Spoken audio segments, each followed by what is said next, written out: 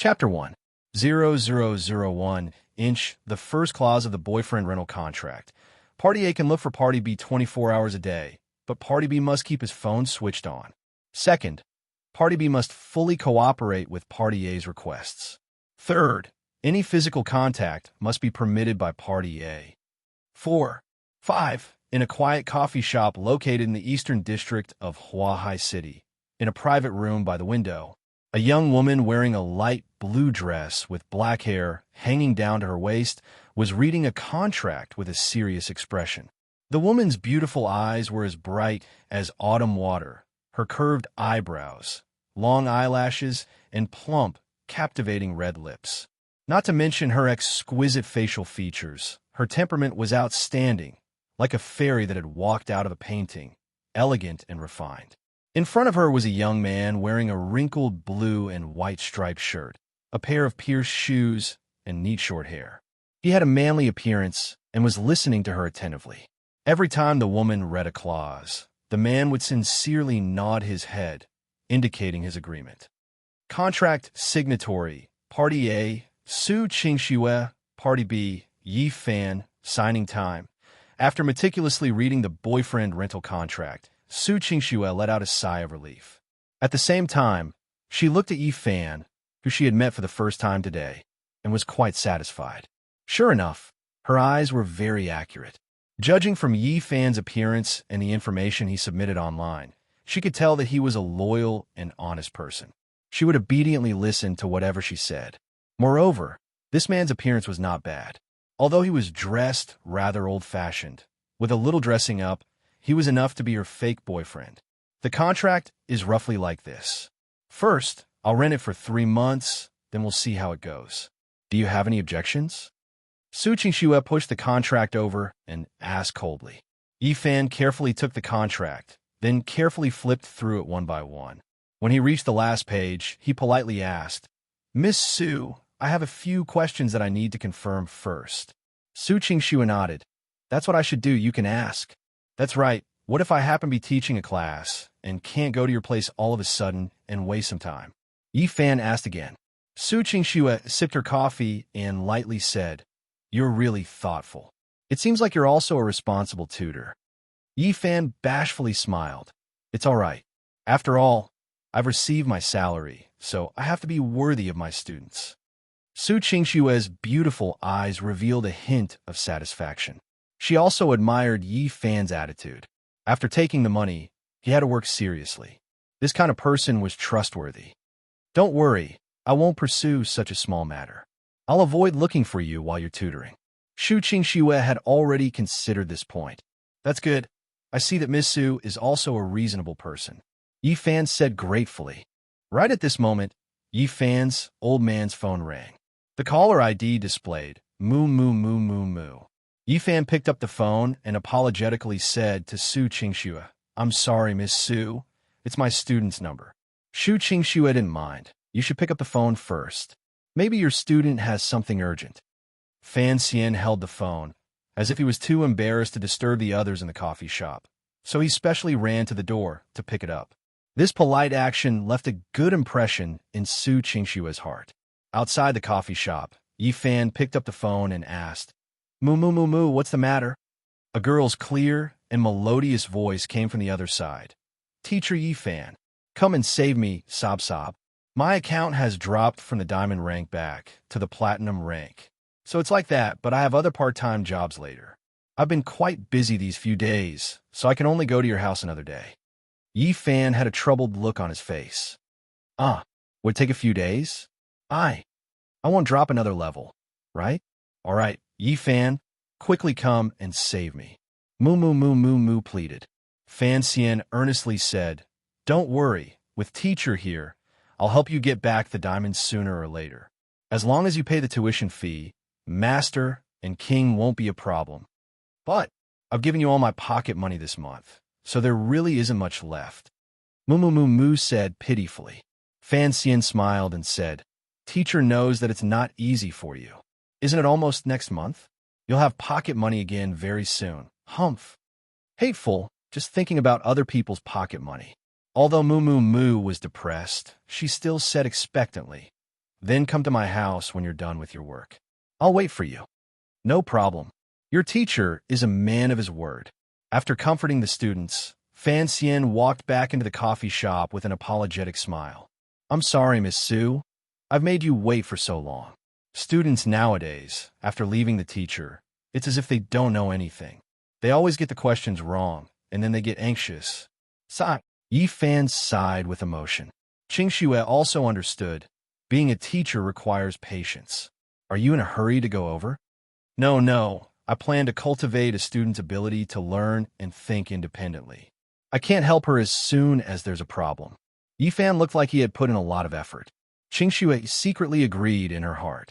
She was a very independent woman to begin with, so she felt that Yi Fan was getting more and more to her liking. To be able to find such a man to be her fake boyfriend, she shouldn't need to worry too much. If you have no other objections, then sign it. Qing Xue said expressionlessly. Fan Xian smiled and nodded, thinking to himself, this little girl looks exactly the same as Big Sister Fairy, but her personality is too cold. Could it be that she really just looks like him? However, since he had successfully applied for this special part-time job on the internet, he might as well observe her for a while. In any case, he would be able to get a decent commission, and having a beautiful woman as his girlfriend was quite pleasing to the eye, even if it was fake. Taking the contract, Yi Fan straightforwardly signed his name. His handwriting was like iron and silver hook, experienced and elegant, and it looked like it was filled with the charm of Chinese characters. When Qing Xue saw this signature, she couldn't help but have a flash of admiration in her beautiful eyes. In this society, there weren't many people who had good handwriting. After signing the contract, Qing Xue handed a thick envelope to Yi Fan and said, "This is the agreed advance payment of 20,000. You can count it." Fan Xian beamed as he took the heavy envelope and put it into his loose beach pants pocket. There's no need to count. The thickness of 20,000 yuan is between 1.8 centimeters and 2 centimeters. In addition, the thickness of this envelope is 2 centimeters, so the thickness is just right. Qing Xue's beautiful eyes revealed a trace of astonishment. She never thought that someone would even calculate the thickness of the money.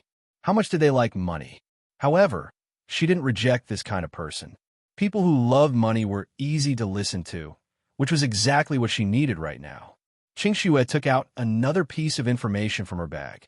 There were more than a dozen pieces of paper, and there was a lot of information written on them. On this piece of information, there is some information about you and me, including how we met and how we were together. Take it back and take a look so that no one could see through it, Qing Xue said. Li Fan Xian didn't expect the woman to be so professional. He smiled and took the information. I'll look at it when I get back. Tomorrow morning, 10 a.m., Yuqiong Building's B2 parking lot. Remember not to be late. After saying this, Qing Xue got up and prepared to leave. Miss Su, don't worry. I have the most sense of time. That's for the best. Yi Fan looked at the cup of caramel macchiato in front of the woman. Before he finished drinking, he asked, Miss Su, you still have half of your coffee.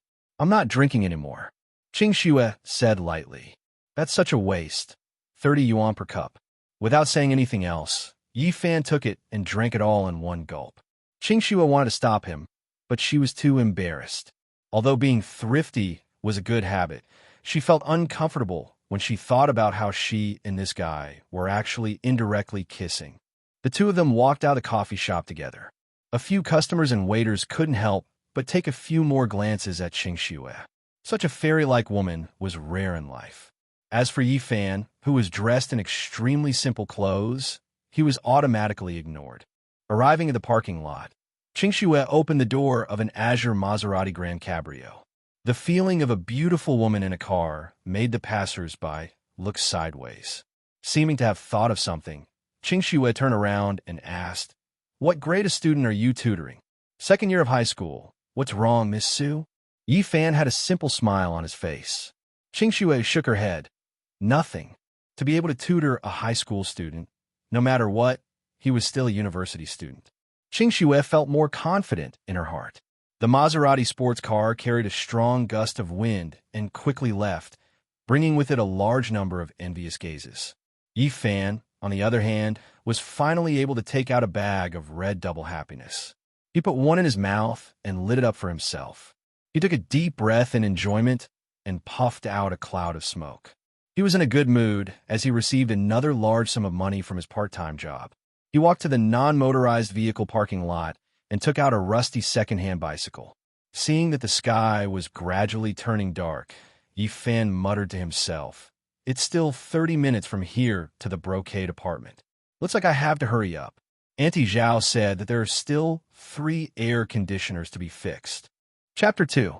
0002. As one of the top 10 companies in Huahai City, the Splendid Group built a 30-story building in the Second Ring Road, where every inch of land was worth its weight in gold.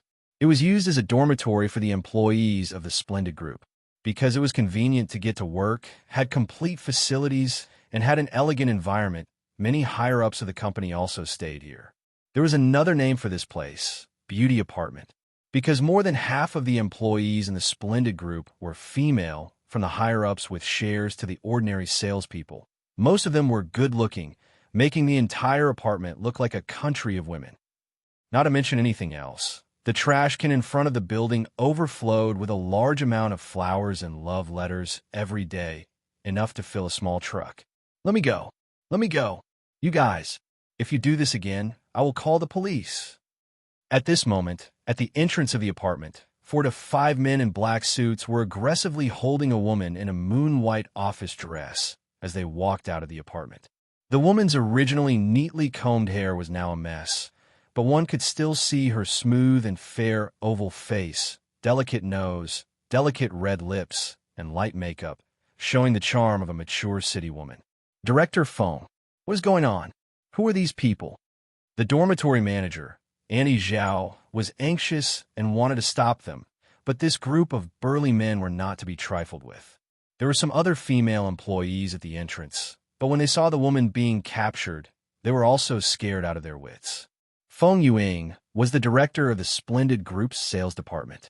She belonged to the upper management of the company and was also one of the few strong women in the business world of Huahai City. Because Feng Yuing had been single for so many years, she lived in this apartment with peace of mind, making it convenient for her to work. "Sister Zhao, quickly call the police. Just say that the White Sharks gang is holding me hostage." Feng Yuing resisted all the way and turned to shout at the dormitory manager.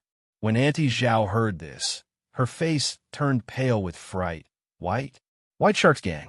The White Sharks gang was the biggest gang in Huahai City, deeply rooted in both the underworld and the underworld.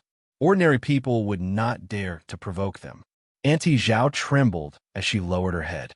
She did not dare to make a phone call, afraid that she would be implicated. The leader of the group was a man in a black suit with gray hair and a full beard. He grinned at Feng Yuing. "Shut up, stinky bitch. You dare to call the police? You think that calling the police will work after cheating our ninth Wang's money? Believe it or not, I'll slit your throat and throw it into the sea."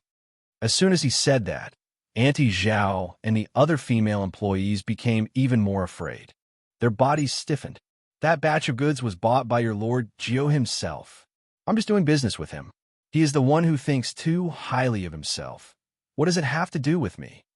Feng Yuing was so angry that her eyes turned red and she was about to cry. The white-haired man glared at her. "Bitch, are you saying that our Lord Jiao has wronged you? If you don't serve us well tonight, don't even think about coming back. Take him away." No matter how much Feng Yuing resisted, she was still a woman after all. Being pushed onto the cart by these burly men, it looked like she couldn't hold on any longer. At first, they were hoping that the dormitory manager, Annie Zhao, would call the police. However, after careful consideration, none of these people dared to provoke the White Sharks gang. Their hopes were dashed. Could it be that the innocence that she had guarded for so many years was going to be destroyed tonight and sullied by this group of scoundrels? Right at this moment, Yi Fan, who was riding his bicycle to the entrance of the apartment, got off and asked, "What's going on?" "Director Feng, why did they arrest you?" Feng Yuing recognized Yi Fan and knew that he was a water and electricity repairman for the apartment. He could repair all kinds of electrical appliances, but he wasn't an official employee of the company. The two of them had known each other for a while, but they weren't very familiar with each other. Logically speaking, they shouldn't involve each other. However, Feng Yuing was too scared. She couldn't care too much and could only plead, "Yi Fan, help me call the police. They want to kidnap me." "What? Kidnapping her in public?" Yi Fan's face was serious. He took out his phone and said, "Director Feng, don't worry. I have the most sense of justice." Seeing that Yi Fan was really going to call the police, Annie Zhao and the other female employees all broke out in cold sweat for him. Sure enough, the men in black from the White Sharks gang all had a murderous look on their faces. The white-haired man said gloomily, "Brat, you dare to interfere in our White Sharks gang's matters? Are you tired of living?" "What White Sharks and Black Sharks? They don't sound as good as Yellow Croaker." Yi Fan clicked his tongue. Yellow Croaker. F***CKU beat him up." The white-haired man signaled with his eyes. Immediately, two men in black surrounded Yi Fan. One of them snatched the phone from Yi Fan's hand, while the other kicked at Yi Fan's back. Yi Fan was too lazy to make a call. It was too late to call the police anyway, so he simply leaned to the side and dodged the man's kick. The man's kick missed, and instead kicked another man in black who was directly opposite him. "Io!" The man in front of him was kicked over. At this time, Yi Fan took a step back and crossed his left leg. Just as he was about to retract his leg, the man behind him tripped and lost his balance. He immediately fell on all fours. All of this happened in less than 3 seconds. Before the surrounding people could see what was going on, the two men in black fell to the ground. The female employees in front of the apartment were dumbfounded. Feng Yuying's eyes lit up with hope. She never thought that this part-time young man would have such a trick up his sleeve. "Shit-eating guy, aren't you ashamed?" The white-haired man spat and rolled up his sleeves, revealing his strong arms, and walked in front of Yi Fan. "Brat, you asked for it. Don't blame me if I give you a concussion with 2 punches," the white-haired man grinned. He used to fight in the black market, so his arm strength was not something an ordinary person could withstand. He raised his hand and threw a punch the size of a sandbag towards Yi Fan's head. Yi Fan didn't panic and dodged. The white-haired man's punch just happened to hit their own black Buick business car. Clang! The white-haired man's fist landed on the car window, shattering it into pieces. The glass shards pierced his hand, and fresh blood flowed out.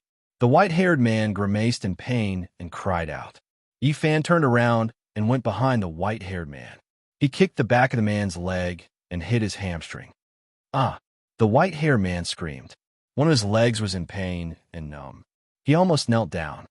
"You F***king bastard." The white-haired man gritted his teeth and staggered around. He used his bloody fist to hit Yi Fan again. However, one of Yi Fan's feet was already in front of the white-haired man. He seemed to lightly kick him in the face. The white-haired man's nose started to bleed, and there was a shoe print on his face. He fell down. "Boss!" The few men in black were dumbfounded. The white-haired man was actually beaten to the point where he couldn't fight back and was in such a sorry state. The group of female employees and dormitory aunties all looked at Yi Fan in amazement, as if this was the first time they had met him. Yi Fan turned around and looked at the two men who were still holding Feng Yuing hostage. He revealed a cold and evil smile. "Hey, aren't you guys going to send him to the hospital? What if he gets a concussion?" The two men shivered and let go of Feng Yuing dejectedly. They ran to lift the white-haired man up. The 4 or 5 people hurriedly returned to the car and quickly drove away in the Buick. Feng Yuing felt relieved. She felt as if she had collapsed. When they left, she found that her whole body was covered in sweat. She sat on the ground and panted. Her heart was still thumping. "Department head Feng, are you all right?" Feng Yuing raised her head and saw Yi Fan's harmless and honest smile. It was as if that cold and evil man was not a person at all. She didn't know why, but Feng Yuing realized that the man in front of her seemed to be wearing a mask. She couldn't see the real him at all. "You? Who are you?" Feng Yuing muttered. Yi Fan blinked and laughed heartily. "I am Xiao Yi, the repairman here. Didn't I go to Department Head Feng's house to fix your electrical appliances twice before?" Feng Yuing looked at him with a complicated gaze. She knew that she couldn't get anything out of him. She sighed. but still said sincerely, "Thank you, Yifan. If it wasn't for you, I would have been in big trouble today." "It's nothing, just a small matter," Yifan said with a smile. He reached out his hand again. "Department headphone, let me help you up. The ground is hot from the sun. It's easy to have diarrhea if you sit for too long." "Where did you hear that from?" Feng Yuing blushed. This young man was really straightforward.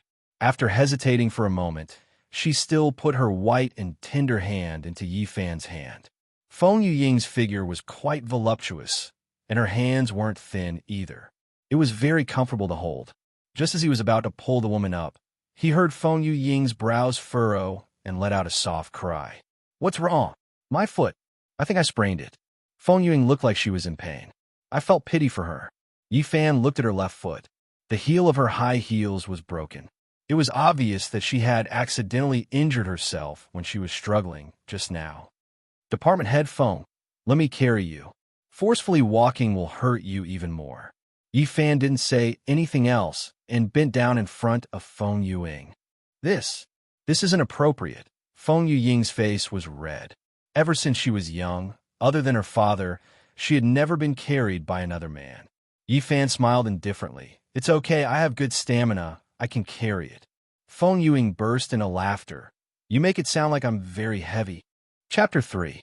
0003 Feng Yuying's delicate face was fiery red. She pursed her red lips and lowered her head, not daring to look at the gazes of the people around her.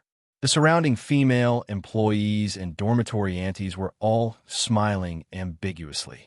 After all, this was the first time they had seen Feng Yuying so shy. Taking the elevator, they arrived at the 26th floor. The higher the floor of the apartment, the higher the level of the people living there, and the more exquisite the rooms were. After going down to Feng Yuying's level, he was already living in a single room. It was more than 100 square meters, so it was quite comfortable to live in. Opening the door and entering the room, there was a faint smell of Dior perfume. Yifan placed Feng Yuying on a gray European-style cloth sofa. Seeing Feng Yuying biting her lips with a pained expression, he asked, "Department head Feng, is it very painful?" "I don't know why, but it's getting more and more painful. There are still several important meetings in the next 2 days. This is troublesome." Feng Yuying's face was full of worry. Yifan thought for a moment and said, "How about I show you?" Feng Yuying was about to thank Yifan and send him off, but when she heard this, she couldn't help but wonder. "You know how to look? I know a bit of healing techniques. Maybe I can help you recover faster." Yifan smiled very sincerely. Feng Yuying remembered that this man seemed to know a bit of martial arts, so he might really know a bit of Chinese medicine. Seeing that Yifan was so sincere, rejecting him might hurt his good intentions. "Then, all right then, sorry to trouble you." Feng Yuying's voice carried a trace of nervousness. A single man and a single woman, causing her red lips to purse tightly. Yifan sat on the carpet generously and took off his broken high heels. Because it was summer, after a busy day, Feng Yuying's feet were inevitably sweaty. However, a beauty was a beauty, so there was no stench even after sweating. After waiting for a while, Feng Yuying realized that Yifan had his head lowered and didn't move. She couldn't help but wonder, "What are you looking at?" Yifan smiled and said, "Nothing, it's just that Department head Feng's feet are so beautiful. I couldn't help but take a look." It would have been better if she didn't say anything, but when she said that, Feng Yuying immediately spat out, "Little hooligan, so you're actually so indecent. I didn't see it before." Yifan was not embarrassed. "A fair lady, a gentleman's good mate. I am a man.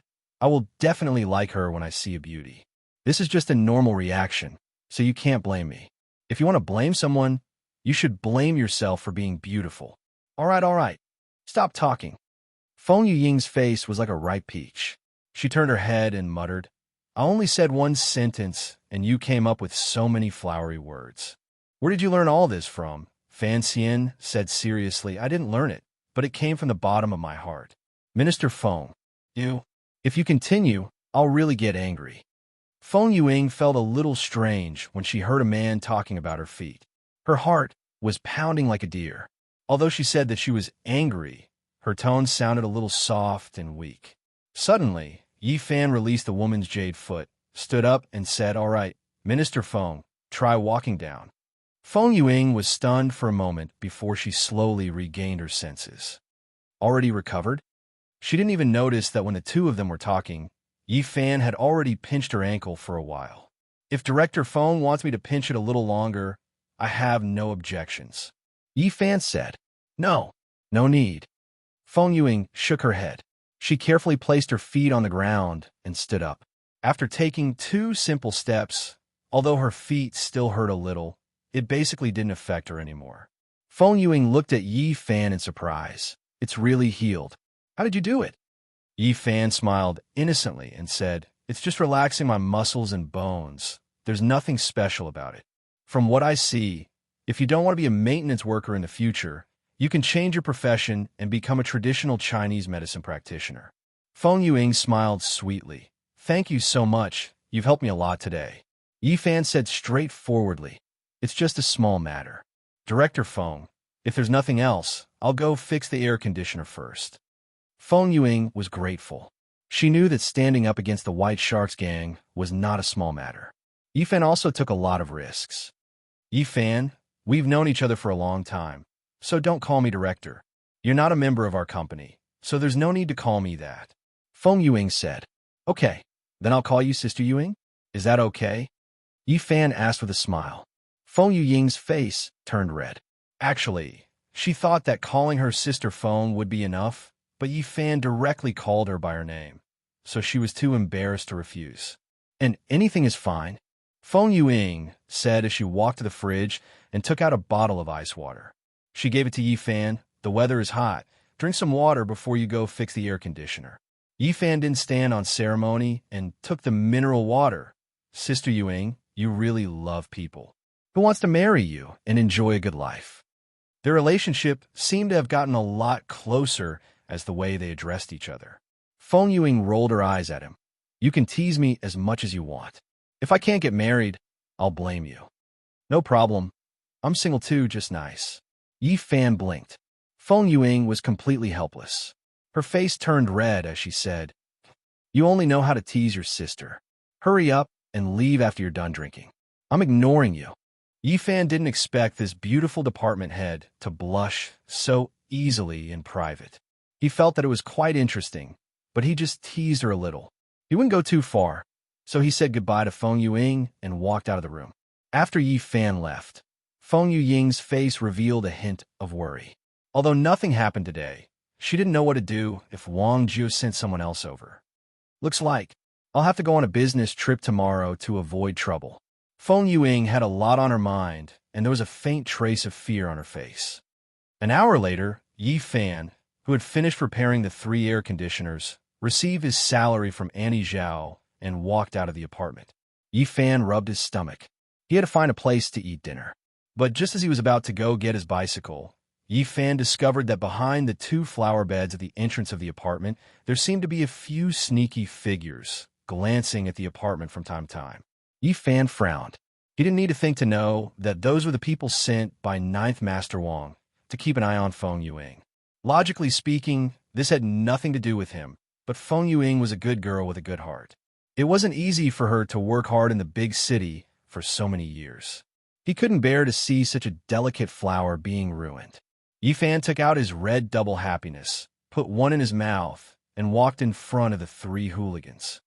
"Bro, do you have fire?" Yi Fan asked with a polite smile. A yellow-haired hooligan glanced at him in disdain. "Who the F***CK is your brother?" "F***CK, you scram. Your quality is too low. You can only blame yourself for getting beaten up." Yi Fan sighed, raised his hand, and threw a punch, hitting the yellow-haired hooligan's face as fast as lightning. "Io!" The yellow-haired hooligan screamed and was directly knocked to the ground. The other 2 hooligans were dumbfounded. This poor and pedantic guy. How could he be even more tyrannical than them? The 2 of them immediately wanted to retaliate, waving their fists at Yi Fan from the left and right. However, Yi Fan didn't even look at them. He took a step forward and just happened to dodge the 2 fists. He turned around and raised his leg, kicking the 2 hooligans' buttocks. The two hooligans didn't even realize that the person had disappeared and directly fell to the ground. Both of them fell to the ground and complained incessantly. At this moment, the yellow-haired man endured the pain and crazily kicked at Yi Fan. However, that leg was blocked by Yi Fan's arm in midair, causing him to feel as if it was about to break. "My leg!" The yellow-haired man cried out in pain and fell to the ground. He hugged his calf, and tears were about to flow out. Yi Fan stepped on the other hooligan who was about to get up, bent down, and took out a lighter from his pocket and lit a cigarette for himself. After taking a puff and exhaling a white smoke ring, Yi Fan coldly looked at the three trembling guys. "It's so hard to borrow a fire. If you had taken it out earlier, wouldn't it have been less troublesome?" The yellow-haired man and the other two could tell that this young man was a martial artist. They, who pretended to be tough, were no match for him and could only admit defeat. "Big brother, we are only following orders. Please spare us, my legs are about to break." The yellow-haired man smiled, but his smile was uglier than crying. Yi Fan didn't have the mood to waste his breath on them. "Don't let me see you guys again." The yellow-haired man and the other two felt as if they had been granted amnesty. They nodded vigorously, got up, and immediately ran away with a limp. After the three of them ran away, Yi Fan happily put the lighter into his pants pocket. He then turned around to look at the brocade apartment and frowned. Although the three hooligans who were monitoring him had been chased away, that Wang Jiu would sooner or later send someone to make a move on Feng Yuing. After hesitating for a moment, Yi Fan took out his phone and made a call. "Sister Ning, I'll go to your place for dinner." "Yes, don't make it too complicated, just make it simple." "No need to pick me up, I'll ride my bike there." Chapter 4.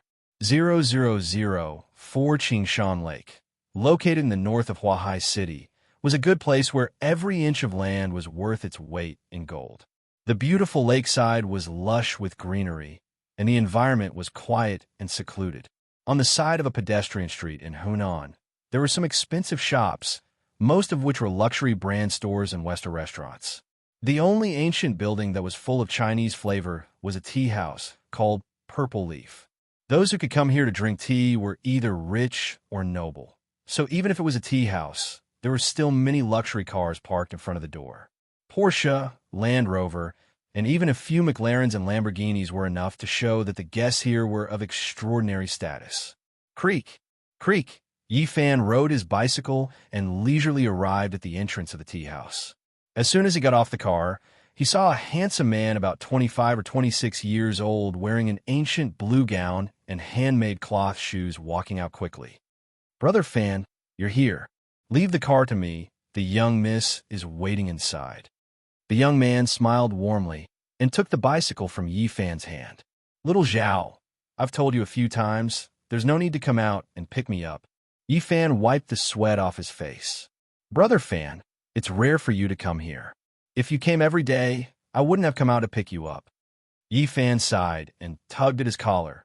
"It's been hot these past few days, so there's a lot of work to do to fix the air conditioner and fridge. In addition, I have to help students make up for their lessons, so I don't have much time to come." Yes, I know that Brother Fan is busy," Little Zhao said, and put Yi Fan's dirty bicycle next to a Lamborghini sports car by the door. Yi Fan didn't know whether to laugh or cry. "Little Zhao, why did you put my broken car here? Isn't this affecting your business?" It's fine. I just saw that Brother Fan's chain is lacking oil. I'll get someone to help you with oil later and do some maintenance." Little Zhao was very meticulous. Yi Fan couldn't do anything to him. Just as he was about to walk into the Purple Leaf tea house, he lowered his head and looked at his dirty clothes and pants. He felt that it wasn't suitable, so he turned his head and planned to go around the back door of the tea house. When Little Zhao saw this, he immediately went forward and pulled him.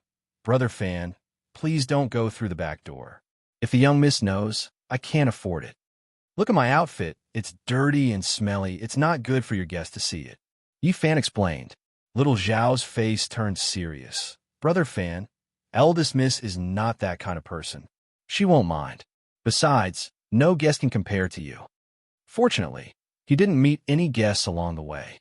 He walked all the way to the innermost part of the restaurant, where there was a private room with a lake view. Little Zhao walked him to the door and didn't dare to enter again. He immediately retreated. Fan Xian pushed open a carved wooden door and walked in. As soon as he entered, 3 cold rays of light shot towards Yi Fan's heart, abdomen, and thighs as fast as lightning. "I'll go." Yi Fan cried out in alarm, but his feet weren't slow. With a right step, he just happened to make 3 cold lights flash past him. Do. 3 inches long, thin as leaves, with purple tassels on them, pierced into the wooden door behind Yi Fan. He originally thought that this was the end, but following that, 3 more purple cold lights shot towards Yi Fan's heart at an oblique angle. Yi Fan speechlessly stretched out his left hand and waved it in the air. His forefingers just happened to catch the 3 throwing knives. Taking a deep breath, Yi Fan turned his head to look at the inside of the private room. Behind a coffee table, there was a graceful and moving figure. "Sister Ning, is there a need to go so far as to pierce through my heart?" Yi Fan smiled bitterly. I just want to see if you really don't have a conscience.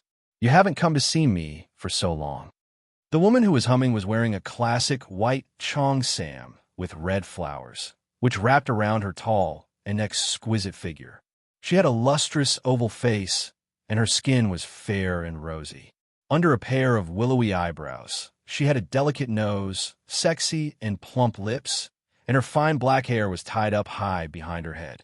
Her elegant and graceful temperament was definitely not something that could be cultivated by an ordinary woman. Yi Fan sighed and pulled out the throwing knives that were stuck in the door one by one. "It hasn't been that long. I just came here last month. You still have the face to say that?" The woman glared at Yi Fan and said flirtatiously, "In the entire Huahai city, all the famous disciples who want to see me, Ning Zimo, every day can already circle around Green Mountain Lake. You little scoundrel, even coming here once a month is too much." Yi Fan smiled. "Sister Ning, distance produces beauty. If we see each other every day, there won't be any novelty. Every time I see you, I feel like an immortal descending to the mortal world. How wonderful." Ning Zimo narrowed her beautiful eyes and snorted. "Immortal descending to the mortal world? Is your sister Ning really that beautiful?" "Of course. You know how honest I am," Yi Fan said seriously, but in his heart, he suddenly remembered Su Qingxue, who he saw in the afternoon. In terms of immortal aura, Su Qingxue seemed to be stronger, but Ning Zimo won in terms of beauty. Ning Zimo pursed her lips and smiled, like a blooming rose, bright and moving. "Forget it. I'll forgive you, little scoundrel." Ning Zimo walked behind a small mahogany table and called out, "You must be hungry. Come and eat. I prepared all your favorite dishes." Yi Fan had already smelled the aroma of the food and was hungry. He walked to the table and sat down. When he saw the dishes on the table, he immediately felt helpless. How could this be what I like? Even if I liked it, I wouldn't be able to eat it. Australian abalone, deer antler stewed chicken, papaya snow clams, A5 and beef. If I eat this meal, my nose will bleed. Ning Zimo personally scooped a bowl of Thai fragrant rice and handed it to Yi Fan. She smiled. "This is big sister's kind intentions. Don't waste it." Yi Fan took the rice and didn't care too much. He wolfed it down with big mouthfuls. He was really hungry after a busy day. After 2 bowls of rice, most of the delicacies on the table were gone. "Sister Ning, why aren't you eating?" Yi Fan realized that Ning Zimo had been sitting opposite him, holding her cheeks and looking at him with a smile. Ning Zimo said, "I've already eaten. Besides, I've been on a diet recently, so I don't eat much." "You're still trying to lose weight? You're already so slim," Yi Fan said as he chewed. "Losing weight is a woman's life career. You men don't understand." Ning Zimo thought of something and asked, "Oh right, do you like women to be thinner or more fleshy?" Yi Fan thought for a moment, then grinned and said, "I like to look thin and feel fleshy." "Little scoundrel, you really have the face to say that. Watch how big sister stabs you to death." Ning Zimo suddenly took out a throwing knife and threw it at Yi Fan across the table that was 1 meter wide. Yi Fan tilted his head and just happened to dodge the throwing knife. He was still eating as he vaguely said, "Sister Ning, that's about enough. Don't use me as a wooden stake to train." Ning Zimo was discouraged. She pouted and asked, "Yi Fan, just tell me the truth. How many years have I trained hard to be able to hit you?" About this. Yifan thought for a moment and said, about 40 to 50 years. Ning Zimo rolled her eyes and said hatefully, just say that I won't have any hope in this lifetime. Yifan chuckled. Cultivation was ultimately a matter of talent and diligence. Words like diligence can make up for stupidity were meant to comfort those idiots. After drinking a large bowl of chicken soup and wiping out all the food on the table, Yifan sighed in satisfaction. Just as he was about to take out his red double happiness and smoke one, he saw that Ning Zimo had already brought a Havana cigar to his mouth. Don't smoke those cheap cigarettes. It's not good for your body. Ning Zimo reprimanded. Yifan picked up the cigar and shook his head. It's fine. Cheap cigarettes are strong. I'm used to smoking them. If I tell you to smoke less, then smoke less. You're only 25. Isn't it good to live a few more years? Ning Zimo complained. Yifan didn't dare to talk back. After all, this woman was doing it for his own good. So he could only change the topic and ask, Sister Ning, in the chicken soup I just drank, there were a lot of chewy things. Are they sea cucumbers? Ning Zimo's beautiful eyes flashed with a strange, mischievous look. You're talking about that. It's half a kangaroo tail that I asked the chef to chop up and put in. I'll give you some nourishment. Yifan opened his mouth and almost dropped the cigar half. Half? How is it? You can't tell, right? If you chop it up, it won't have much taste. Moreover, it's easier to absorb the essence inside. Ning Zimo saw Yifan's expression and smiled even more happily. Yifan suddenly felt that his blood was surging and the top of his head was about to emit steam. Chapter 5. 0005 Ning Zimo walked behind Yifan and pinched the man's shoulder with her bare hands. She lowered her head and exhaled. What do you think my purpose is? Fan Xian swallowed his throat, but remained silent. However, although the woman in front of him was beautiful, he couldn't touch her as he pleased. Once he touched her, it would mean that many things would be different. It wasn't easy for him to have a peaceful and stable life. If he were to be dragged into some circles, everything would be different. Yifan took a deep breath of the cigar and exhaled a mouthful of white smoke. His gaze became deep, and bottomless. Suddenly, the man's temperament underwent a huge change. He was mature and experienced, with a dignified and domineering aura, causing the ambiguous temperature in the room to drop to the freezing point. Sister Ning, don't be like this. Yifan used a slightly hoarse and deep voice as he advised with a faint smile. Ning Zimo's face revealed a trace of sadness, resentment, and bitterness, but she quickly forced a smile. Look at how scared you are. It's not like Sister Ning will eat you. Forget it. I won't play with you anymore.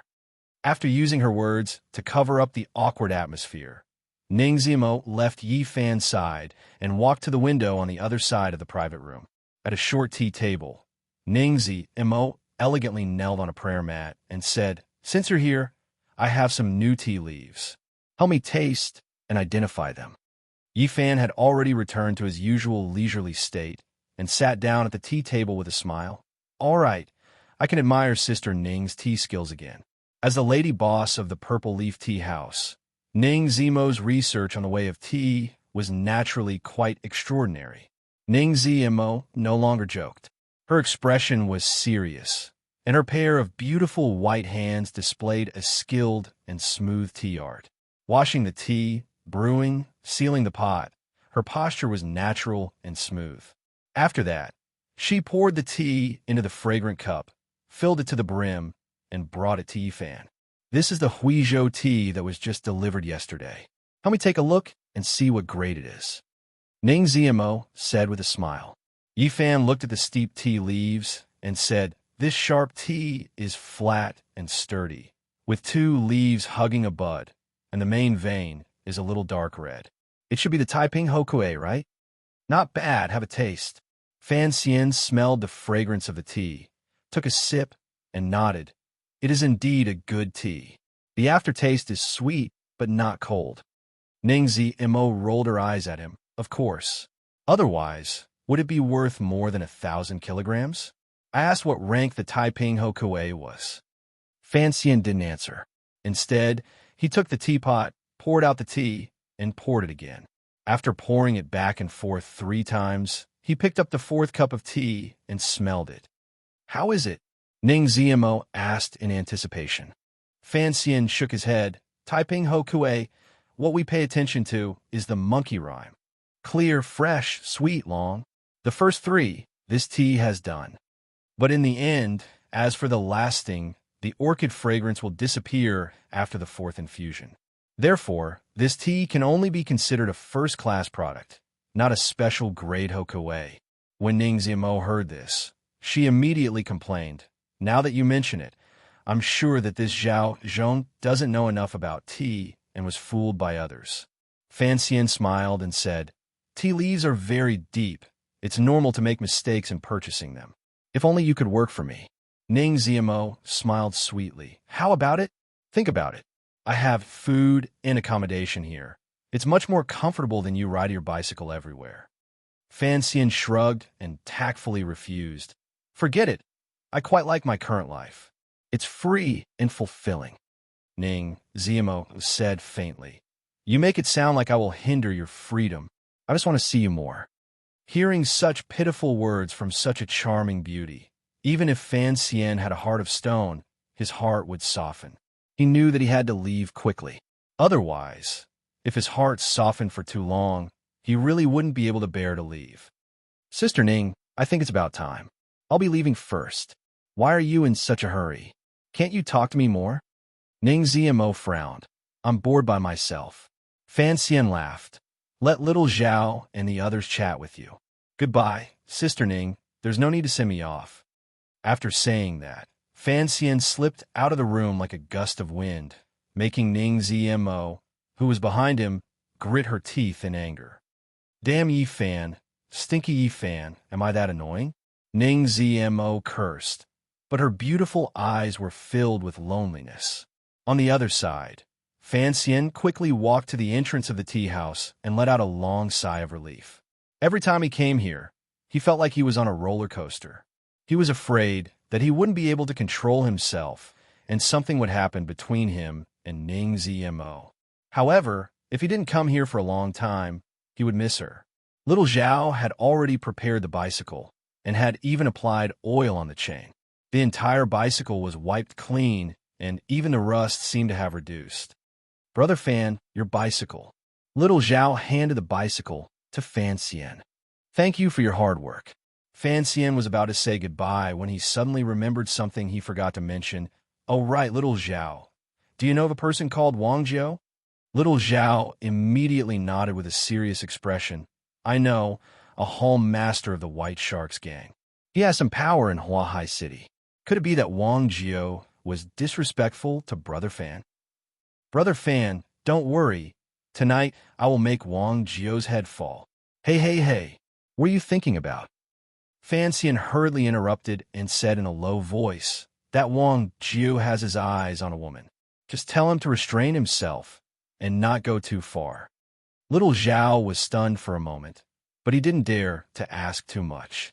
He replied, "I understand." Fan Xian patted his shoulder, then got on the bicycle, lit a cigarette, and slowly set off. Only after Fan Xian had walked far away did Ning Ziemo's figure walk out of the tea house. "Eldest Mississippi." Little Zhao hurriedly lowered his head and greeted. "What did he tell you?" Ning Ziemo directly asked. Little Zhao didn't dare to hide anything and told her about Wang Jiao. He then asked, "Eldest Miss, Wang Jiao provoked Brother Fan. Should we get rid of him?" Ning Ziemo narrowed her eyes and said, "No need. According to what Fan Xian said, just give him a warning. Also, go and find out who the woman Fan Xian wants to protect is. I want to see the picture." "Understand." Little Zhao understood, then thought of something and said, "Eldest Miss, Mayor Fusun just called and wants to invite you to tea tomorrow. Tell him I'm not free." Ning Ziemo coldly said, then turned around and walked back to the tea house. After riding for an hour, Yi Fan finally returned to his low-rent apartment in the old district. It was a simple one-bedroom house. The furniture was only the most basic bed, table, and chairs. There was also a moldy smell in the air. Fan Xian turned on a ceiling fan, and after a simple shower, he took out an old notebook from under the bed. This was also a second-hand product he bought online. In fact, there was nothing new in the house. Usually, Yi Fan was too lazy to go online, so he went home and went to sleep. However, after seeing Su Qingxue today, Yi Fan felt that he had to carefully investigate who this girlfriend was and why she looked almost exactly the same as Big Sister Fairy. With a casual search on the internet, he saw a lot of information about Su Qingxue's identity, the eldest miss of the famous Su family in Huahai City, the CEO of the embroidery group, the intelligent genius entrepreneur, the most beautiful businesswoman of the year. So she is the CEO of the embroidery group. I've never seen her before. Yi Fan muttered, lit a cigarette, and his eyes revealed a thoughtful expression. If all this information was true, then Su Qingxue was definitely not the Big Sister Fairy he had seen before. In that case, meeting such a woman who looked exactly the same, could it be that it was fate arranged by the heavens?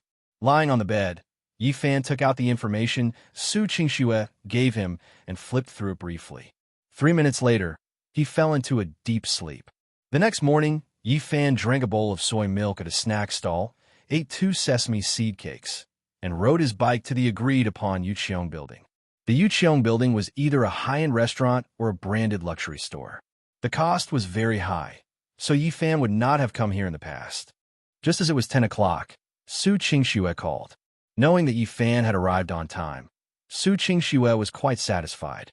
In the underground B2 parking lot, Yi Fan did not see Su Qingxue driving her Maserati. Instead, he drove a black Lexus SUV. As the CEO of the embroidery group, changing a few luxury cars was nothing. Of course, Yi Fan was not surprised. The window was rolled down, and the woman was wearing a light blue lapel corset dress, revealing her delicate white arms. Her beautiful neck was wearing a thin platinum necklace, and she was even more gentle and quiet than yesterday. "Good morning, Miss Su.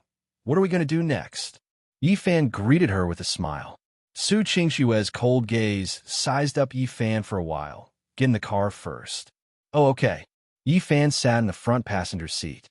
Chapter 6. 0006. After Yi Fan heard this, he was stunned for a moment.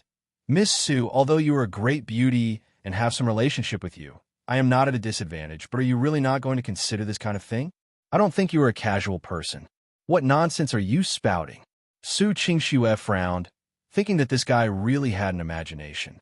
She took a bag from the back seat and threw it to Yi Fan. "I want you to change into this set of clothes. Even if you wear this set of clothes now, you won't be allowed to enter the building." Su Qingxue said. Yi Fan suddenly understood.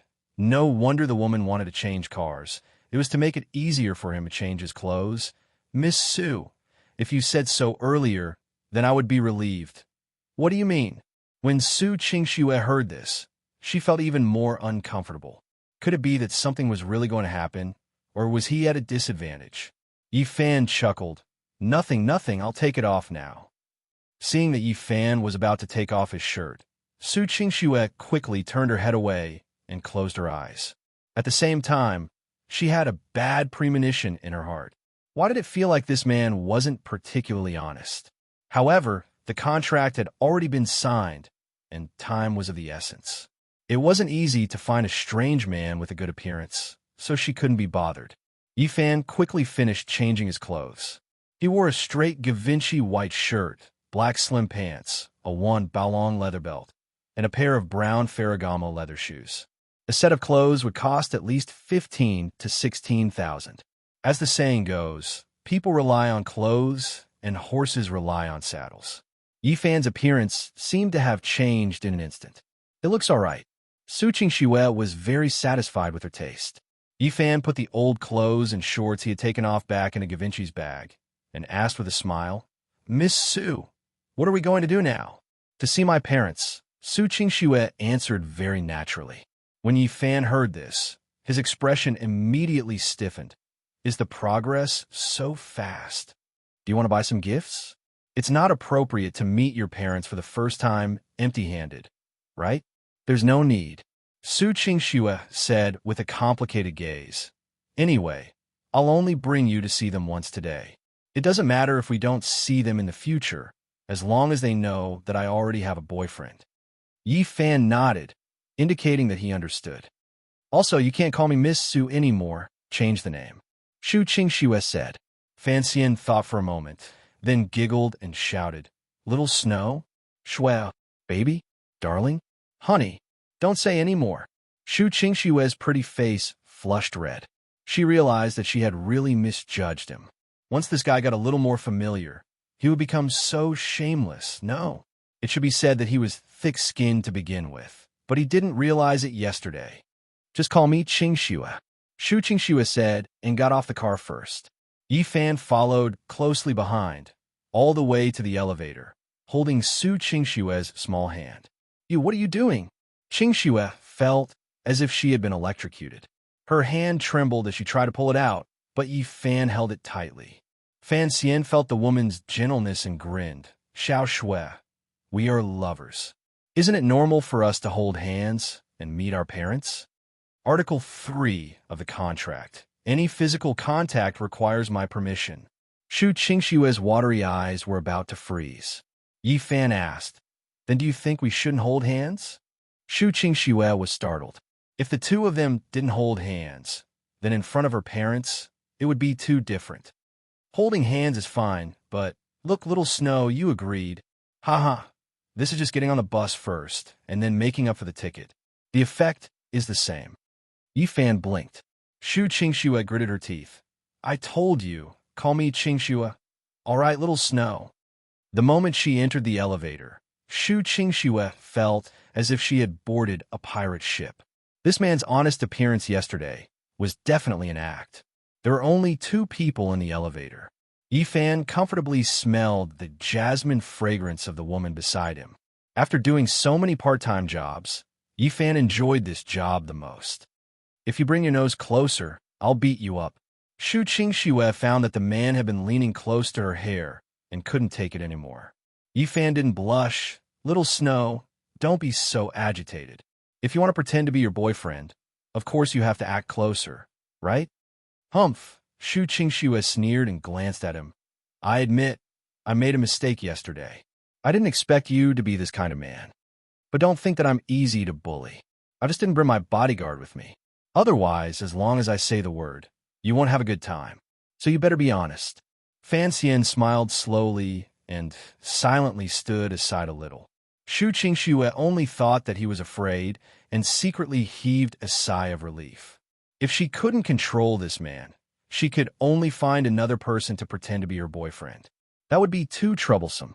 The elevator went all the way to the French restaurant on the top floor of the hotel. The manager of the restaurant was a middle-aged white man dressed in a cultured and refined manner. When he saw Shu Qingxue, he quickly greeted her respectfully and said in fluent Chinese, Hello, Director Su. When he saw Yi Fan holding Shu Qingxue's hand, he revealed a look of astonishment. Huahai City's famous Ice Mountain CEO, a celestial woman, was actually holding hands with a man. This was definitely a big piece of gossip. Have my parents arrived? Shu Qingxue asked indifferently. Mr. Su and his wife are both here. I'll bring you 2 over now. The manager smiled as he led the way. Walking past the magnificently decorated restaurant, Shu Qingxue subconsciously looked at Yi Fan beside her. Normally, when people at the bottom of society entered this kind of place, they would be a bit nervous. This would make people laugh at them. Fortunately, Yi Fan's expression was very leisurely and didn't seem to be abnormal at all.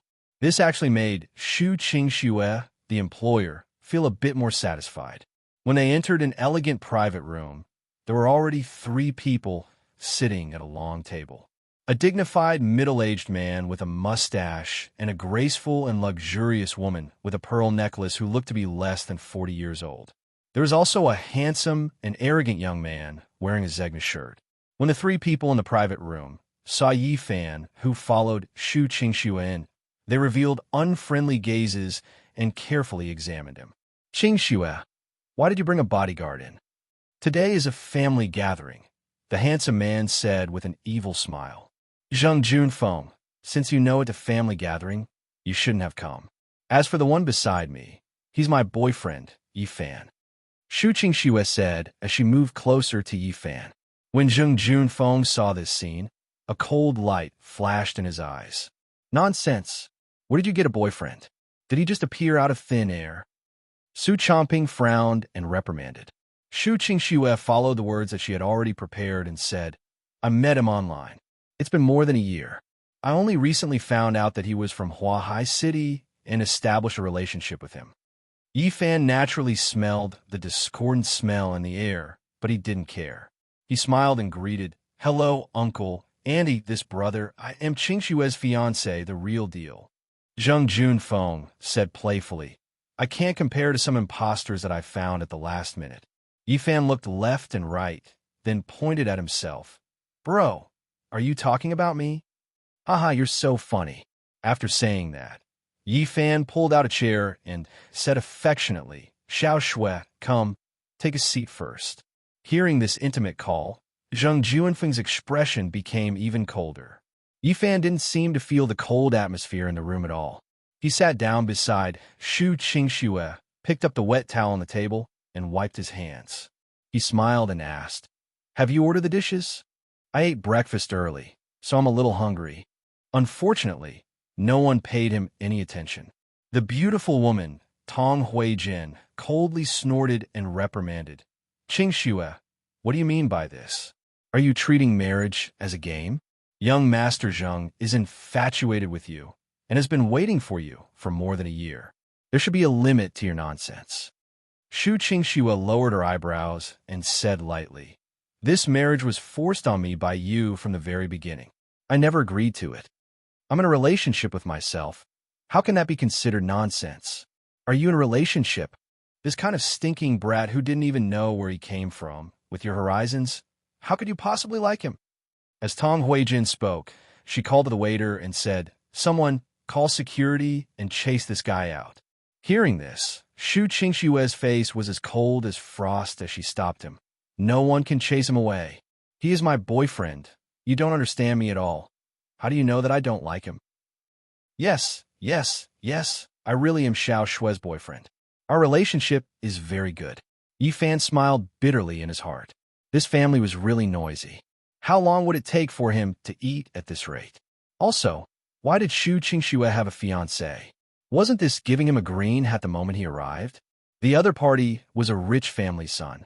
With such a huge hatred, it would be troublesome to clean up. Chapter 7 7 Inch Qingxue, listen to your father. Letting you marry young Master Zheng is for your own good. Don't be willful anymore, Su Chongping said earnestly. Qingxue lightly snorted. Is it for my own good or for someone else's good? Everyone knows. As she spoke, Qingxue glanced at Tong Huijin beside her. Tong Huijin acted as if her tail had been stepped on as she angrily said, Su Qingxue? What do you mean? Don't think that just because you're the CEO of the embroidery company, you can be impolite. Even if I'm not your biological mother, I'm still your mother. I've raised you for more than 10 years.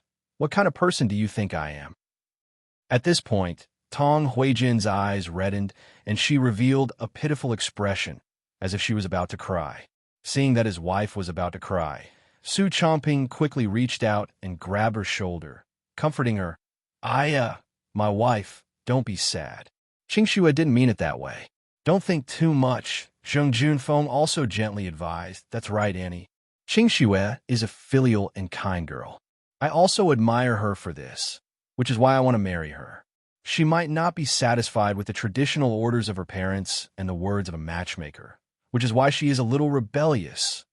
Sigh, it's still young Master Zheng who understands our family's Qingxue. Su Chongping smiled and said to his daughter, Did you hear that? Young Master Zheng is so considerate of you. Why aren't you apologizing to him? Bringing such a stranger here, what a mess. Dad, you don't have to persuade me. I know very well what I'm doing. In any case, I won't marry Zheng Junfeng. Qingxue's face was cold as she looked at Zheng Junfeng and said, Just give up. The embroidery group was handed over to me by my grandfather. I won't let it fall into the hands of any outsider. You can't get me, and you can't get embroidery. Zheng Junfeng smiled innocently. Qingxue, what are you talking about? I've never had the slightest interest in Jin Xiao. I'm already in a mess, just taking care of Zheng's group. I'm not like you, a business genius. In my eyes, in my heart, from the beginning to the end, it was only you. Why don't you understand my sincerity? The corner of Qing Shue's mouth curled up into a cold smile. Yes or no? You know best in your heart. Don't think that I really don't know who is behind the gang that has been harassing our brocade employees recently. When Su Changping heard this, he asked in astonishment, Underworld forces? Harassment? Snow, why didn't I hear about this? What's the situation? Yeah, Qing Shue, did you misunderstand something? Zheng Junfeng was also concerned. Yi Fan, who was sitting at the side, rubbed his nose and thought to himself, no wonder the White Shark Gang would look for the upper echelons of the brocade for no reason. This kind of thing would never happen in the past. It turns out that someone was dealing with the brocade behind the scenes. Zheng Junfeng would never admit it, even if he was beaten to death. She directly said, Anyway, I already have a boyfriend, so the engagement is meaningless. Zheng Junfeng narrowed his eyes. Although there was still a smile on his face, his eyes were cold. Hee, don't worry, Qing Shue. I'm very patient. Even if you really do have a boyfriend, who knows if we'll break up in a few days? Zheng Junfeng smiled evilly and said with a double meaning, How could this kind of trash be your boyfriend? Tong Huijin wiped away her tears and pointed at Yi Fan. Changping, hurry up and call someone over. Kick him out. What kind of cat or dog can come to our Su family's table? If Yi Fan leaves, I'll leave too, Qing Shue retorted. You unfilial daughter. Tong Huijin gnashed her teeth in hatred. Zheng Junfeng, however, extended his hand and said, Auntie, calm down. No matter if it's the Su family or our Zheng family, we don't lack the money for this meal. Just treat it as a charity and treat this Yi Fan to a meal. It's not impossible. Since young Master Zheng said so, then we can only treat it as doing good deeds and letting this brat off easy, Tong Huijin said venomously. When Qing Shue heard this, her eyes were filled with uneasiness. She had a feeling that Zheng Junfeng was up to something. Sure enough, Zheng Junfeng immediately used French and said to the Caucasian waitress standing at the door, Come and help this gentleman order. The service is more professional. Zheng Junfeng blinked and signaled to the waitress. The waitress in this kind of high-class restaurant was naturally someone with a sharp mind. She quickly understood what the young master of the Zheng family meant. The waitress with chestnut hair and blue eyes came forward and asked in French with a smile, Sir, what would you like to order? Qing Shue immediately understood Zheng Junfeng's intentions. He was clearly trying to embarrass Yi Fan and tease him like an idiot, insulting him for entering such a high-class restaurant without knowing his identity. Unfortunately, Qing Shue only knew English, so she could only quickly interrupt. Waiter, speaking of... Just at this moment, a string of fluent French suddenly came out of Yi Fan's mouth. The room instantly quieted down. Even the sound of a pin dropping could be heard. Whether it was Su Changping, Tong Huijin, or Zheng Junfeng, they were all in a state of astonishment. The one who was most surprised was Qing Shue. She opened her beautiful eyes wide and stared blankly at Yi Fan. After a brief moment of surprise, the waitress continued to speak in French. Sir, I'll bring you a menu right away. Sorry for my rudeness. The waitress clearly heard that Yi Fan was using the most standard French from the Paris area. This pronunciation was even better than hers, a Frenchman. How could she dare to show off in front of an expert? Very quickly, the menu was brought over. Yi Fan used skilled French to order some dishes and asked the woman beside him, Xiao Shui, what do you like to eat? I think you should like this Moles Mariers with dessert clavati. As for wine, it's best to pair it with Belgian beer, but I'm afraid we don't have it here. It's also fine to pair it with white wine. Yi Fan spoke logically, sometimes in French, sometimes in Chinese, causing the people around him to be stunned. Oh my God, sir, you really know French cuisine. Do you eat it often?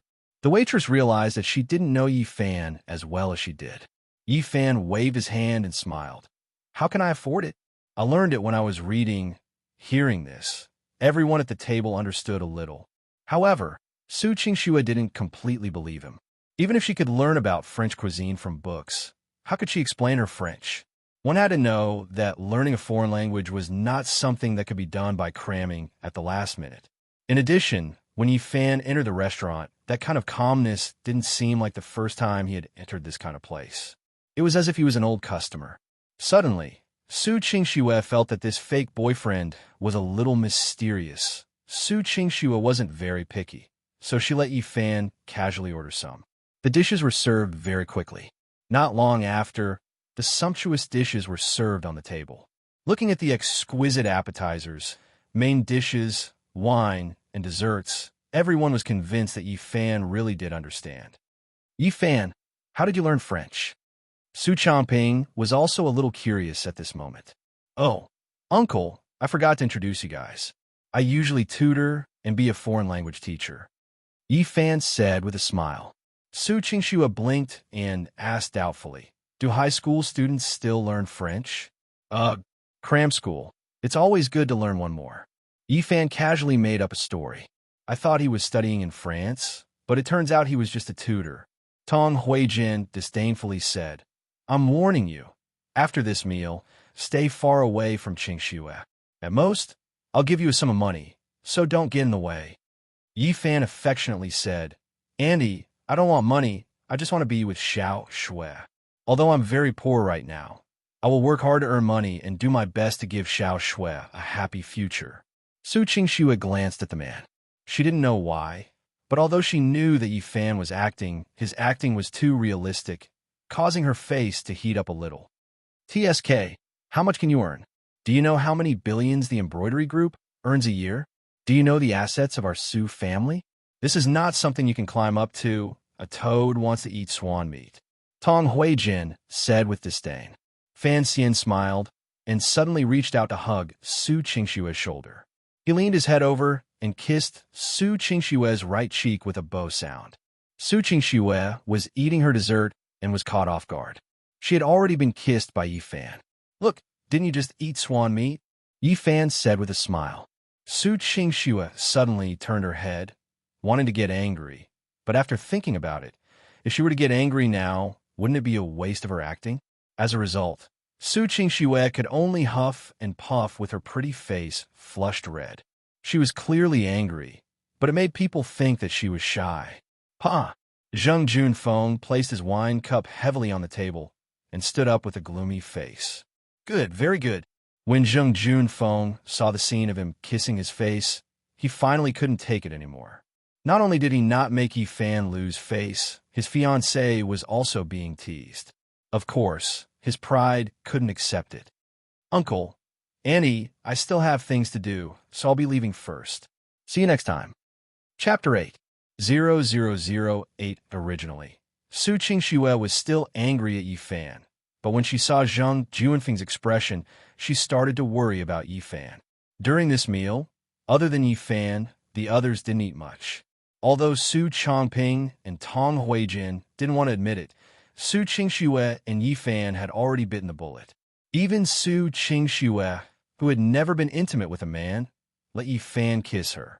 They could only temporarily believe that the two of them were boyfriend and girlfriend. After the meal, they parted on bad terms. Yi Fan held Su Qingxue's small hand and leisurely walked into the elevator, returning to the parking lot. After entering the elevator, Su Qingxue shook off Yi Fan's hand and raised her palm to slap Yi Fan. How could Yi Fan let a woman hit him like this? He directly grabbed her wrist. Hey, Xiao Shui, what do you mean by this? Who told you to kiss me? Su Qingxue's eyes reddened.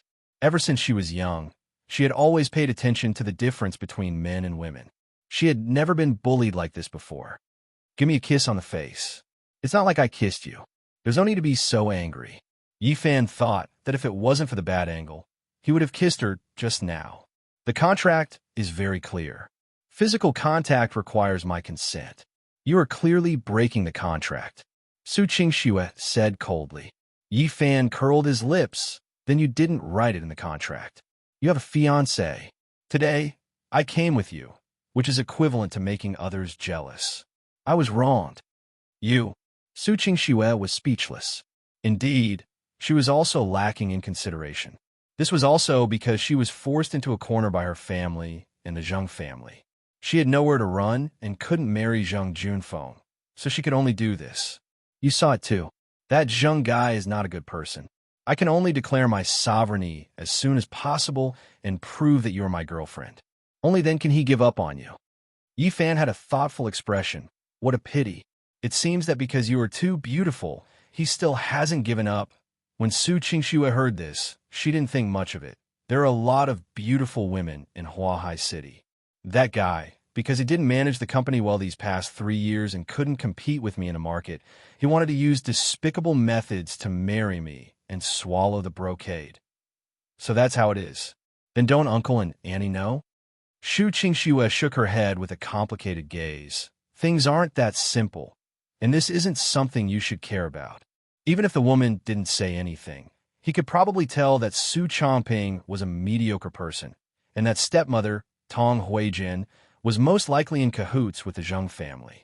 After the two of them walked back to the parking lot, Su Qingxue's phone received a text message. The woman glanced at it and frowned.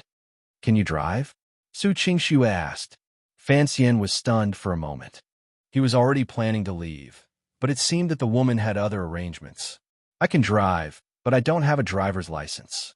Qingxue handed the keys to the Lexus to Yi Fan.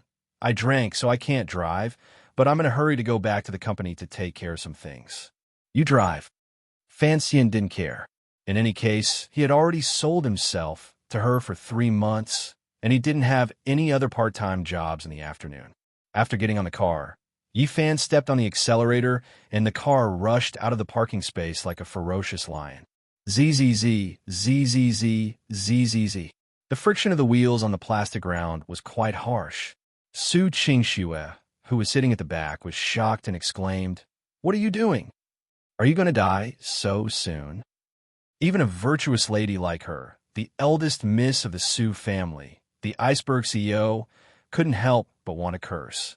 Fan Xian stepped on the brakes and innocently turned his head and said, "Xiao Shui, you were the one who said you were in a hurry. Then there's no need to race in the underground parking lot." Su Qingxue's face was pale. What kind of fake boyfriend did she find? Oh, then I'll slow down. Fan Xian smiled embarrassedly and slowed down the car. Along the way, Su Qingxue was using her phone to read the financial news. Yi Fan wanted to chat with her, but she ignored him. Fan Xian couldn't help but sigh. This woman was really cold. He didn't know what kind of man could fall in love with her. Just at this moment, Fan Xian glanced at the rearview mirror from the corner of his eye. A black Toyota business car caught his attention. Although the other party changed lanes from time to time, Fan Xian could still tell that it was a car that was following them. Interesting. The corner of Fan Xian's mouth curled up into a smile. It seemed that some people couldn't hold it in anymore and were about to make a move so soon. He didn't care about himself, but if these people were targeting Su Qingxue, then this woman would be in danger. The car drove all the way to the Brocade building. The entire building was designed in an avant-garde style and was filled with a modern feeling. It was a full 66 stories tall and was very eye-catching in the city center. It was enough to show the wealth of the Brocade Group. At the foot of the steps of the company's entrance, there were 30 to 40 men who looked unfriendly and were dressed like hooligans. Fan Xian saw the tattoos on their arms and narrowed his eyes.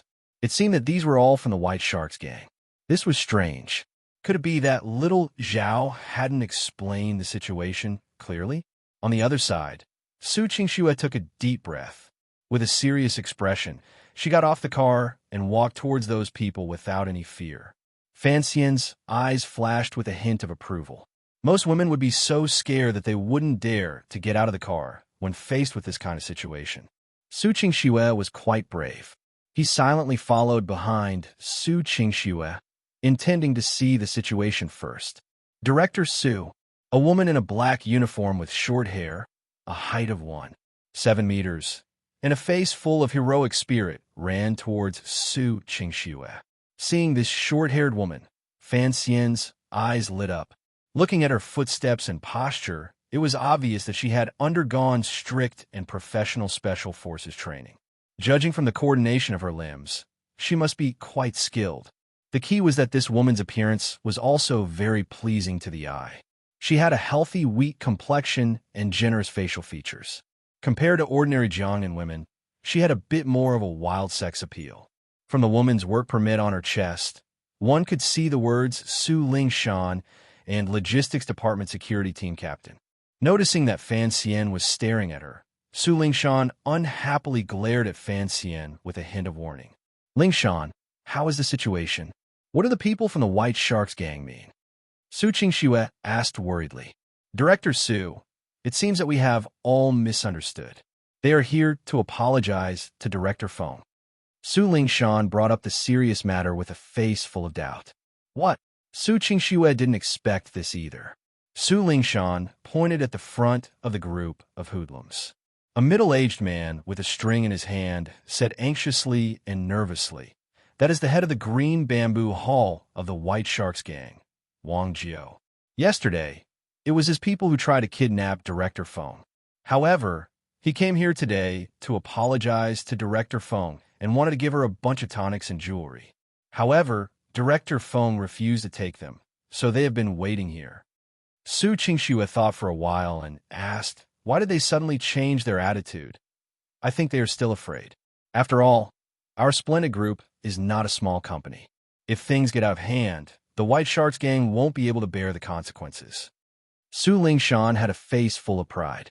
Su Qingxue could only think this way for the time being and said, let Director Feng come down, take the gifts, and accept their apology.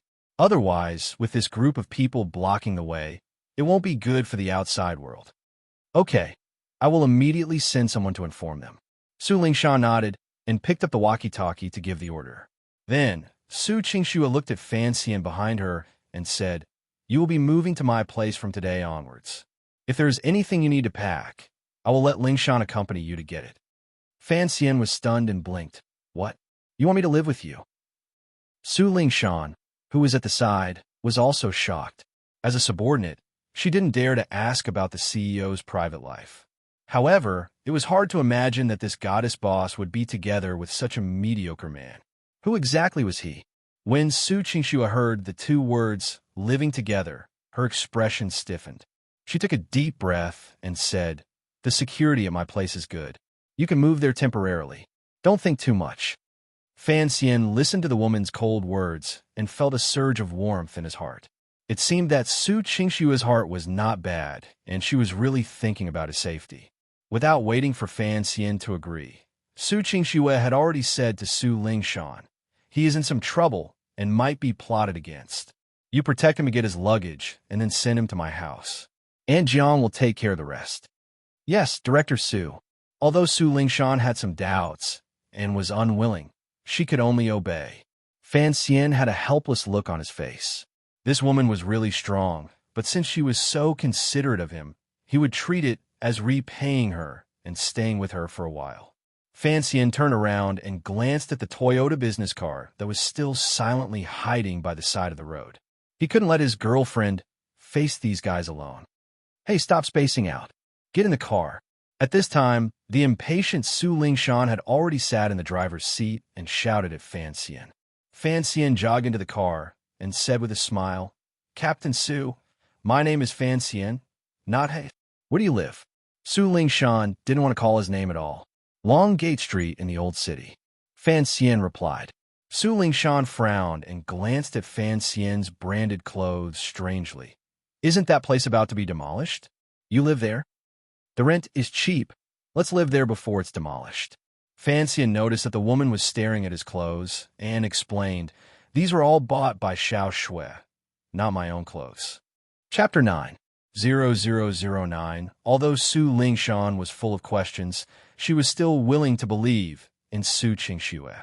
After all, in the eyes of her and many other employees, Su Qingxue was an intelligent woman. Even in terms of feelings, she shouldn't be deceived by a man. Therefore, Su Ling Shan didn't ask any more questions and drove to Yifan's place. Yifan sat in the back seat of the car. Bored, he slanted his eyes and admired Su Ling Shan's figure from behind. This woman's figure was not like that of an ordinary Eastern woman, but rather a Western woman. If the older generation saw it, they would most likely like it. If you keep looking, do you believe that I won't dig your eyeballs out? Su Ling Shan had actually discovered it long ago, because Yifan was simply brazen. When Yifan heard these murderous words, he couldn't help but bitterly smile. Captain Sue, I won't look. There's no need to be so scary, right? Whether I'm trying to scare you or not, you'll know once you try, Su Lingshan said coldly. Yi Fan silently turned his head to look out of the window. He had no interest in arguing with a woman over such a small matter. Su Lingshan only thought that Yi Fan was afraid and snorted in disdain. At the same time, she was especially puzzled. How could Su Qingxue know such a useless man? The car drove to Yi Fan's cheap apartment. It was broad daylight, and the people who lived here had all gone out to work, so the surroundings were empty. However, just as the two of them got out of the car, the black Toyota that had been following them stopped as well. At this moment, Su Lingshan also noticed something strange. When she saw 5 or 6 strong men wearing vests and holding steel rods walk out of the car with unfriendly expressions, the woman knew that something was wrong. Sure enough, Director Su guessed correctly. Someone wants to deal with you, Su Lingshan said with a frown. A bearded man in the lead said fiercely, "Little girl, if you don't want to be beaten up, then scram. We're here to find this stinking brat." Su Lingshan sneered. "If you want to fight, then fight. Why are you spouting so much nonsense? Yi Fan, stand behind me and don't run around." Yi Fan remained silent. He glanced at the second floor, the apartment he lived in, and a playful look flashed across his eyes. "Captain Su, I'll leave this to you. I'll go back to my room." Yi Fan laughed and ran into the corridor. Su Lingshan saw the man run away and couldn't help but gnash her teeth in anger. "Coward! Why are you running? Captain Su, come on, come on." Yi Fan's cheers could be heard from the corridor. The few bearded men laughed out loud and mocked. "You are indeed a pretty boy. You are not as courageous as this little girl." Su Lingshan also despised Yi Fan 1,000 times in her heart. She was more and more sure that Su Qingxue was most likely deceived by this guy. Fortunately, Su Lingshan didn't put these thugs in her eyes. She snorted and clenched her fists. "Stop talking nonsense. If you want to fight, then hurry up and fight." She couldn't wait to get rid of this group of people so that she could deal with the man who ran away. At the same time, Yi Fan went up to the second floor, looked at the lock on his door, and smiled. This kind of crude method of breaking in was not an expert at all. It was just a small fish. However, this fish was still a bit strenuous for Su Lingshan, so Yi Fan planned to personally take care of it. Yi Fan knew that the door was unlocked, so he directly pushed it open and entered. As soon as he entered, there was a military knife that pierced towards Yi Fan's head with a cold light. This was a dark-skinned, sturdy man wearing a dark blue short-sleeved shirt, camouflage shorts, and a cap. His attack speed was very fast and very decisive. The man originally thought that he was going to succeed, but he didn't expect that Yi Fan's figure had already disappeared from his original spot. How is this possible? The man was shocked. When he suddenly turned around, he found that Yi Fan was already leisurely sitting on the only chair in the room with his legs crossed. "Why do you have such an expression? Don't tell me you think that you can stab me at such a slow speed?" Yi Fan said with a smile, took out a cigarette, and lit it for himself. The man carefully took a few steps forward. He really couldn't see how Yi Fan dodged it. "You are Yi Fan?" He was very suspicious because, according to the employer, this Yi Fan was just a worker, so it was impossible for him to know any martial arts. Yi Fan nodded. "You should have a picture of me. Could it be that I'm more handsome than the picture?" The man had a complicated look in his eyes. He felt that the situation was a little out of his control, but since he had accepted the money, he could only bite the bullet and try to assassinate him again. Just as the man was about to charge forward and attack Yi Fan's neck, a playful light flashed in Yi Fan's eyes. "Are all of Zakka's people so reckless?" Yi Fan said in English this time. The man immediately broke out in a cold sweat. He stiffly swallowed his throat and muttered something. You want to ask me, why do I know your leader's name?" Yi Fan exhaled a mouthful of smoke and said lightly, "Your military knife is the 35-centimeter hexagon that the Ferocious Tiger mercenary group usually uses. You also have the Indian tiger tattoo on your hand. In addition to your English accent, you are not a mercenary under Zakka, where you were once." The man finally confirmed that the man in front of him was definitely not an ordinary worker. The information was definitely wrong. "I just retired from the organization this year. You Do you know our leader? This time, the man changed to a respectful title. Zaka. Yi Fan chuckled. The leader of a C-rank mercenary group is not worthy to know me. When the man heard this, he became angry and said with a murderous aura, "What did you say?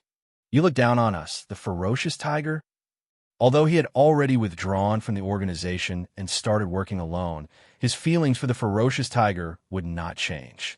Who would have thought that as soon as he put on a fierce expression, Yi Fan's entire temperament would change? Yi Fan's gaze focused. His expression didn't seem to change, but the pressure he emitted was like a purgatory demon that had descended to the human world, wanting to completely devour him. The ferocious tiger mercenary shivered and almost lost control of his bladder. He fell at his knees. "I was wrong. Please spare me." The mercenary shivered, his face even paler than paper. He had been a mercenary for more than 10 years, but he had never met a man with such a terrifying aura. Fortunately, Yi Fan's aura only existed for a moment, and immediately, it was as if nothing had happened. Yi Fan once again put on a lazy smile on his face. "Go back and tell your employer that if you want to compete, then come in an open and above-board manner. If you want to play dirty, then he is courting death." The mercenary felt as if he had been granted amnesty. His entire body trembled as he stood up and nodded vigorously.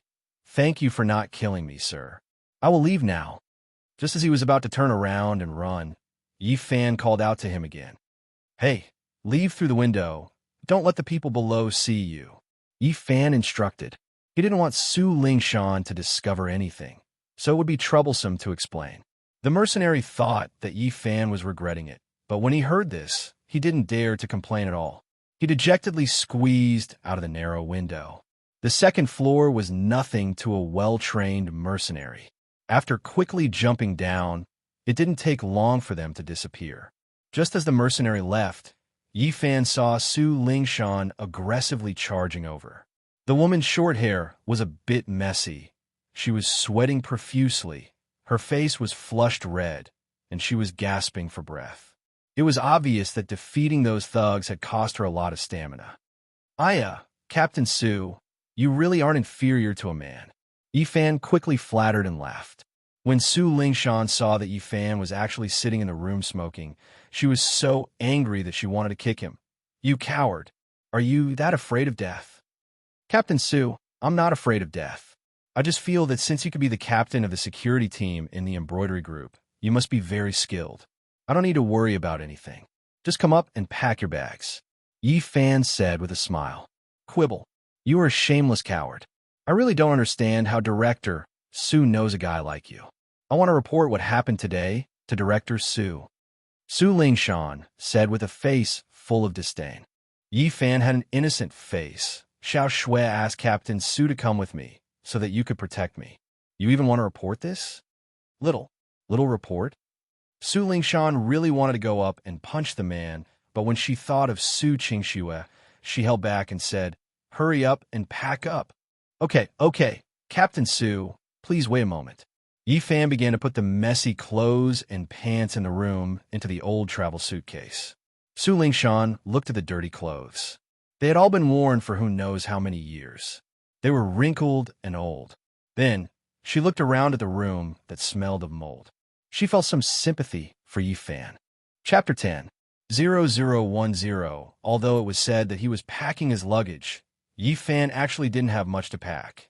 Other than a canvas bag with maintenance tools and some clothes, the room was emptied before he could even fill up a suitcase. Finally, Yi Fan seemed to have suddenly remembered something and found an old black jewelry box under the bed. When Su Lingshan saw it, she muttered, "Finally, there's something valuable." Yi Fan looked at the jewelry box with a complicated gaze, then turned around and grinned. "Yeah, it's quite valuable." Su Lingshan rolled her eyes at him. "What are you laughing at? Pack up and leave quickly." Okay. Yi Fan hurriedly agreed. Not long after, Su Lingshan drove Yi Fan all the way to the rich residential area in Huahai City. Egret County was less than 10 kilometers away from the city center, but most of them were mansions. The distance between each building ranged from tens of meters to hundreds of meters. There were large amounts of greenery, parks, and various outdoor sports venues, causing the housing prices here to reach more than 30,000 yuan per square meter. Su Qingxue lived in mansion number 6. This house number also showed that even in such a rich area, Su Qingxue's wealth was not to be underestimated. When the car stopped at the entrance, someone immediately opened the door. The person who walked out was a kind woman in her early 50s dressed in plain clothes. She had a ruddy face and a mole at the corner of her eyebrows. "Captain Su, come in and have a seat. Have a cup of water." The woman warmly greeted Su Lingshan. Su Lingshan very politely greeted the woman. "Hello, Annie Jiang. I won't be drinking water. I still have to go back to work." "So anxious?" Annie Jiang felt a little regretful. Then she saw Yi Fan get off the car and said with a smile, "You must be Mr. Yi. Miss told me that you will be staying here from today onwards. I have already prepared everything for you." The moment Yi Fan saw Annie Jiang, he couldn't help but narrow his eyes. "This old nanny is really not simple," Yi Fan muttered in his heart. Su Lingshan saw that Yi Fan was not replying and unhappily said, "Hey, Annie Jiang is talking to you. Why aren't you saying anything? You better respect Annie Jiang. She watched Chief Su grow up and is an elder of the Su family. Don't think that just because she's a nanny, she can't be rude." Yi Fan grinned and said with a silly smile, "I didn't expect Aunt Jiang to be so young. That's why I was stunned." Aunt Jiang thoughtfully sized Yi Fan up a few times, then lowered her head and laughed. "Mr. Yi really knows how to joke. I'm almost 60 years old. I'm still young." Su Lingshan snorted, "Aunt Jiang, if this guy dares to be disrespectful to you, then call me. I'll take care of him." No, I believe in Mrs. Judgment." Aunt Jiang waved her hands. Su Lingshan was still worried. She said a few more words to Aunt Jiang before driving away. Only Yi Fan and Auntie Jiang were left in front of the door. The two of them looked at each other for a while before Auntie Jiang respectfully said, "Mr. Yi, please come in. I'll bring you to familiarize yourself with it first. Auntie Jiang, call me Yi Fan or Xiao Yi. It's weird to call me Mr." Yi Fan also had a natural look on his face. "Then, I'll call you Yi Fan. You miss boyfriend, it's not right to call you Xiao Yi," Aunt Jiang said with a smile. Anything is fine." Yi Fan was not particular about it. After entering the mansion, Yi Fan admired the decorations inside. The simple and modern lines and the cold colors of gray and blue were very suitable for Su Qingxue's temperament. All the electronic devices were the latest and most fashionable. The floor was clean, and there were some expensive Western paintings hanging on the walls. Although it looked very beautiful, this kind of house always lacked the taste of home. The only thing that was a little smoky was the spacious kitchen. There were 3 freezers and 3 refrigerators. Who knew how many ingredients were needed to store? "Auntie Jiang, are you and Xiao Shui the only ones living here?" Yi Fan asked. Auntie Jiang sighed. "Yes, Master and Madam don't live here. When Miss came out from the main house, I followed her out. All these years, I've been living here very lonely. It must be very boring for only 2 people to live in such a big house." Yi Fan shook his head. "There's nothing I can do. Miss likes peace and quiet. Usually, when she comes home, other than eating and sleeping, she works in the study. She rarely socializes. I'm used to it." At this point, Auntie Jiang seemed to have thought of something and asked, "All right, Yi Fan, how many people are in your family? Do your parents know that you're living here?" Yi Fan lowered his head and chuckled. "My parents passed away when I was very young. Anyway, I've been alone for so many years, so I can live anywhere I want." Auntie Jiang was slightly stunned and blamed herself. Sigh. "Poor child. I really shouldn't have asked this. Auntie Jiang, don't mind it too much. I'm already used to it. Haven't I been living well all these years by myself?" Yi Fan grinned. The old woman sighed and didn't talk much about it. She led Yi Fan to the 2nd floor and prepared a room for him. "Yi Fan, you'll stay in this room from now on. The room next to you is Mrs. Study and bedroom. I think you guys will be closer if you live closer." Auntie Jiang said with an expectant expression, "This is Miss' first time in love. It must be fate that she met you. I really hope that you guys can have a good ending so that I can live up to the spirit of the great master in heaven." "What? This is Xiao Shui's first time looking for a partner? Yi Fan was a little surprised. Although a woman's temperament was cold and it was hard to get close to her, such a beautiful woman should have a man chasing after her with a hot face. Could it be that all the men before had failed? Auntie Jiang smiled bitterly and sighed. No one would believe me if I told them, but I watched Miss grow up. Ever since she was in middle school, there were all kinds of rich men chasing after her, but she didn't have the heart to talk about feelings at all. I was worried that Miss would drag on until she was 30 or 40 years old and refuse to get married. Fortunately, you appeared, which made me feel relieved. Yi Fan, you have to work harder. I'm waiting for you guys to get married and call you son-in-law. Marriage? Son-in-law. Yi Fan didn't know whether to laugh or cry. This Annie Jiang was really thinking too far ahead. He probably wouldn't be able to wait for this day. After all, he had only signed a 3-month contract. It seemed that Su Qingxue didn't tell Annie Jiang that they were a contractual couple. Seeing Auntie Jiang reveal her true feelings, he was a little embarrassed. However, from Annie Jiang's words, Yi Fan also heard some information. That was, the reason why Annie Jiang was in this house was most likely related to Su Qingxue's deceased grandfather. After entering the room, Yi Fan simply arranged his luggage. Just as he went downstairs, he saw Annie Jiang change her clothes and carry a cloth bag. She looked like she was about to go out. Annie Jiang, where are you going? Yi Fan asked. Oh, the freezer at home is full of seafood. I'm going out to order some fresh dishes so that I can give you a welcome dinner tonight. You can watch TV at home or go swimming outside. Annie Jiang said. Yi Fan couldn't help but wonder, Annie Jiang, are you driving out? I'm already so old. How can I drive? I'll go out and take the 3-stop bus. Annie Jiang laughed. Yi Fan thought that he didn't have a part-time job today and blurted out, then I'll go with you. There should be other cars at home. I'll drive you there. Yi Fan remembered that Su Qingxue at least had a Maserati. When Annie Jiang heard this, she was pleasantly surprised. Great. As long as you don't mind accompanying an old woman like me to the supermarket. Why would I mind? I was still hoping that Annie Jiang would buy me good food and cook a big meal for me, Yi Fan said with a smile. Auntie Jiang beamed and looked at Yi Fan with a gentler gaze. She waved her hand and said, Come, let's take the elevator to the garage. Yi Fan was stunned for a moment. Oh my God, this Su Qingxue is really a rich woman. She even needs an elevator to go down to the garage? After walking into the elevator, Yi Fan realized that there were actually B1 and B2 floors underground. This mansion actually had a total of 5 floors. Yi Fan, what kind of car do you like? Go and pick one yourself. Basically, Miss only drives cars on the B1 floor. Every year, other than finding someone to maintain the B2 cars, she doesn't drive them, Annie Jiang introduced. Yi Fan walked into B1 and found that there were a total of 10 cars parked here. The cheapest one was a BMW Z4. Then there were Mercedes-Benz ML400, BMW X6, and the more expensive ones were Porsche 911. The Maserati that Su Qingxue drove before was also parked. In general, they were all high-end cars that could be seen on the road. However, when he walked to the B2 floor, Yi Fan didn't know whether to laugh or cry.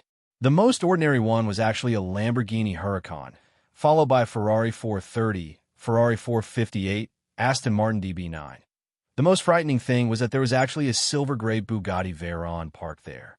This was a car that cost around 30 million yuan in the country. Annie Jiang, why did Xiao Shui buy so many cars? Yi Fan felt sorry for these cars. It was too wasteful to put them all in the underground garage to eat dust. Annie Jiang was also very helpless. Miss didn't buy them. They were all gifts from rich merchants and nobles who were chasing after Mississippi. However, Miss always followed the market price and transferred the money over, leaving the car behind. Doesn't she find this money a waste? Yi Fan asked. Who says so? But the money is all earned by Mississippi. She doesn't feel bad when she spends it, so we can't do anything about it. Annie Jiang said with a smile. Yi Fan nodded. Indeed. According to the market value of the embroidery group, Su Qingxue's annual salary and dividends were estimated to be hundreds of millions. These cars that were worth tens of millions were nothing in her eyes. Yi Fan considered the practicality and didn't choose those supercars in the end. He chose a relatively ordinary Mercedes-Benz ML 400 and drove Annie Jiang to the nearby Metro supermarket. Chapter 11.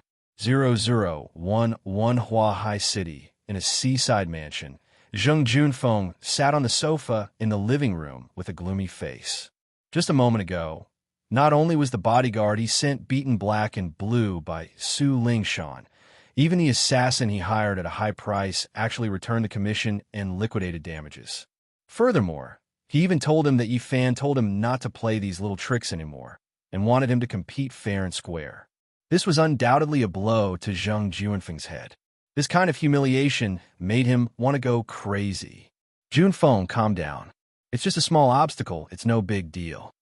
A middle-aged man in a suit with an imposing appearance and a cold and arrogant expression walked down from the second floor. This person was the current head of the Zheng family, Zheng Hongji. Zheng Junfeng took a deep breath, turned around, and said, "Father, are we just going to let it go like this? Let such a smelly bug step on his nose. I just received news that the brat surnamed Yi has moved to Su Qingshue's house." When Yi Fan was mentioned, Zheng Junfeng's eyes could eat people. Don't keep calling him a stinking brat. This Yi Fan, I think he has some ability. Zheng Hongji said, I've already checked. A poor ghost who lives in a lower-end apartment and does all the hard work. He has no money and no background. What's the big deal? Zheng Junfeng said disdainfully.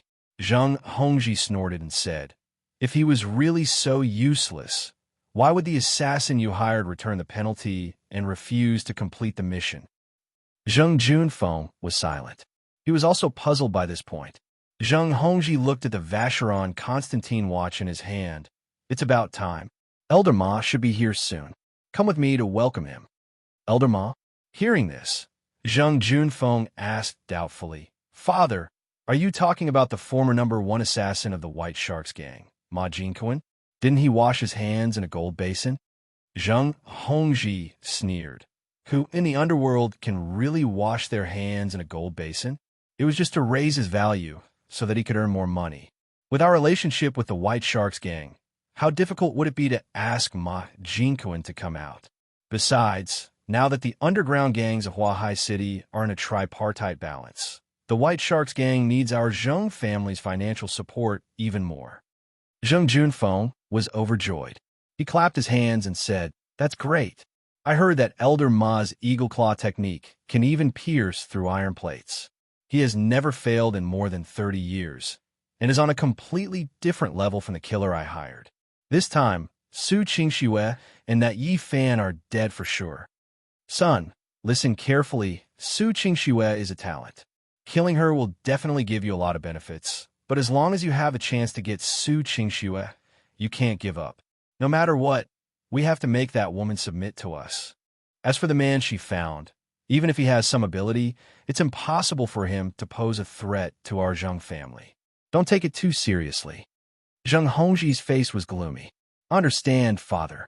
I will think of a way to continue pressuring the embroidery group and the Su family. In the end, I'll definitely make that woman crawl onto my bed, crying and screaming. Then, I'll make her hover between life and death. Let's see if she can still pretend to be a high and mighty goddess in front of me. Zheng Junfeng said with a vicious smile. And Jiang, I'm back. At 6 p.m, Su Qingxue pushed open the door and returned home. Her cold face carried a hint of tiredness. She habitually kicked off her high heels, took off her jacket, and fell onto the wide leather sofa like a collapsing building. After stretching lazily, Su Qingxue turned to the side, intending to grab the remote control of the TV. Su Qingxue cried out in alarm, because she suddenly saw a somewhat dirty face grinning at her. Xiao Shui, you're back?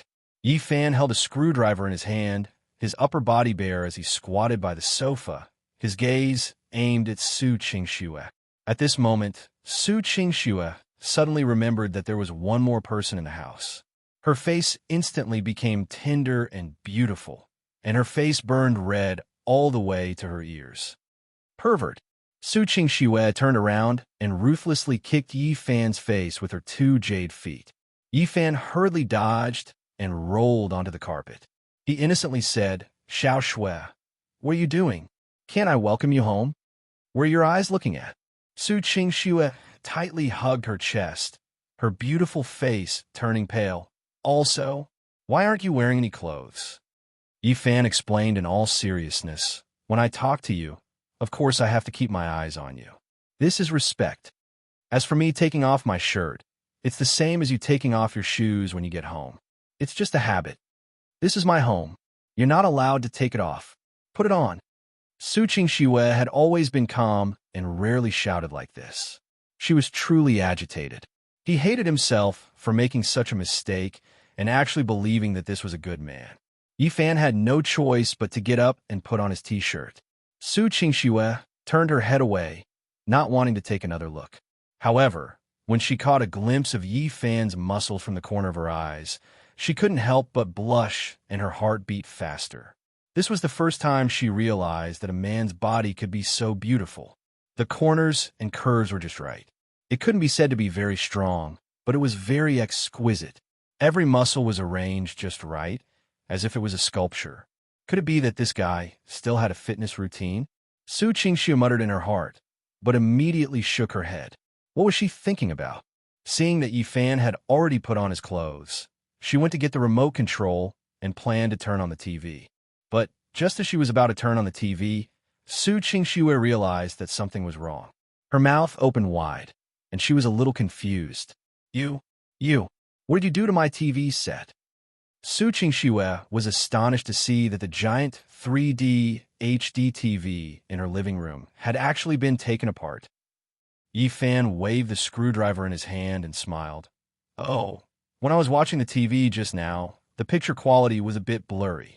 I'm going to fix it. It's almost done. Wait a moment. Su Qingxue felt that she would lose control of her emotions. She took a deep breath to calm herself down and said, Do you know how much this TV costs? 10,000? Yifan thought for a moment. Add one. Su Qingxue said, 11,000? Su Qingxue gritted her teeth. It's 110,000. Idiot. Yifan sucked in a breath of cold air and clicked his tongue. I say, this TV looks quite advanced. It's so expensive. Just a little blur, and you already took it apart. Can you still put it back? Do you understand the principle behind this? Su Qingxue continued to question. Yifan slowly smiled and said, Let's see how it goes. It won't take much time. Watch. Su Qingxue felt that her brain was about to explode. Aunt Jiang, who was in the kitchen, heard the shouts outside and slipped out to take a look. Miss, why are you arguing with Yifan? Why are you arguing the moment you get home? Aunt Jiang asked in puzzlement. Aunt Jiang, how can you let him do this? He took apart the TV set at home. Su Qingxue complained. Hey, I thought it was something else. Aunt Jiang smiled and said, Miss, just let Yifan try. If it doesn't work, then let the manufacturer's maintenance workers come. After saying that, Aunt Jiang smiled and said, Yifan, hurry up, it's almost time to eat. Yifan nodded and said cheerfully, Okay, it'll be done in 5 minutes at most. Su Qingxue looked at the old and young, the peaceful scene, and was a little confused. Didn't Aunt Jiang just get to know Yifan? How could they be so intimate? Seeing Yifan holding the screwdriver and turning it around on the TV, Su Qingxue wanted to throw the remote over. Don't do it. Are you going to pay for it if it's broken? No, you have to believe in your man. Yifan was very confident. You're shameless. Su Qingxue felt helpless, but when she looked at Aunt Jiang in the kitchen, the old woman had a happy expression on her face, as if she was enjoying listening to their noise. Aunt Jiang, say something. This guy is here to cause trouble. Aunt Jiang covered her mouth and giggled. An old woman, can't care about the two of you. I'll go cook some more dishes. You guys do what you need to do. We're not little. Seeing Aunt Jiang run into the kitchen, Su Qingxue blushed, but she couldn't say that they were pretending to be boyfriend and girlfriend.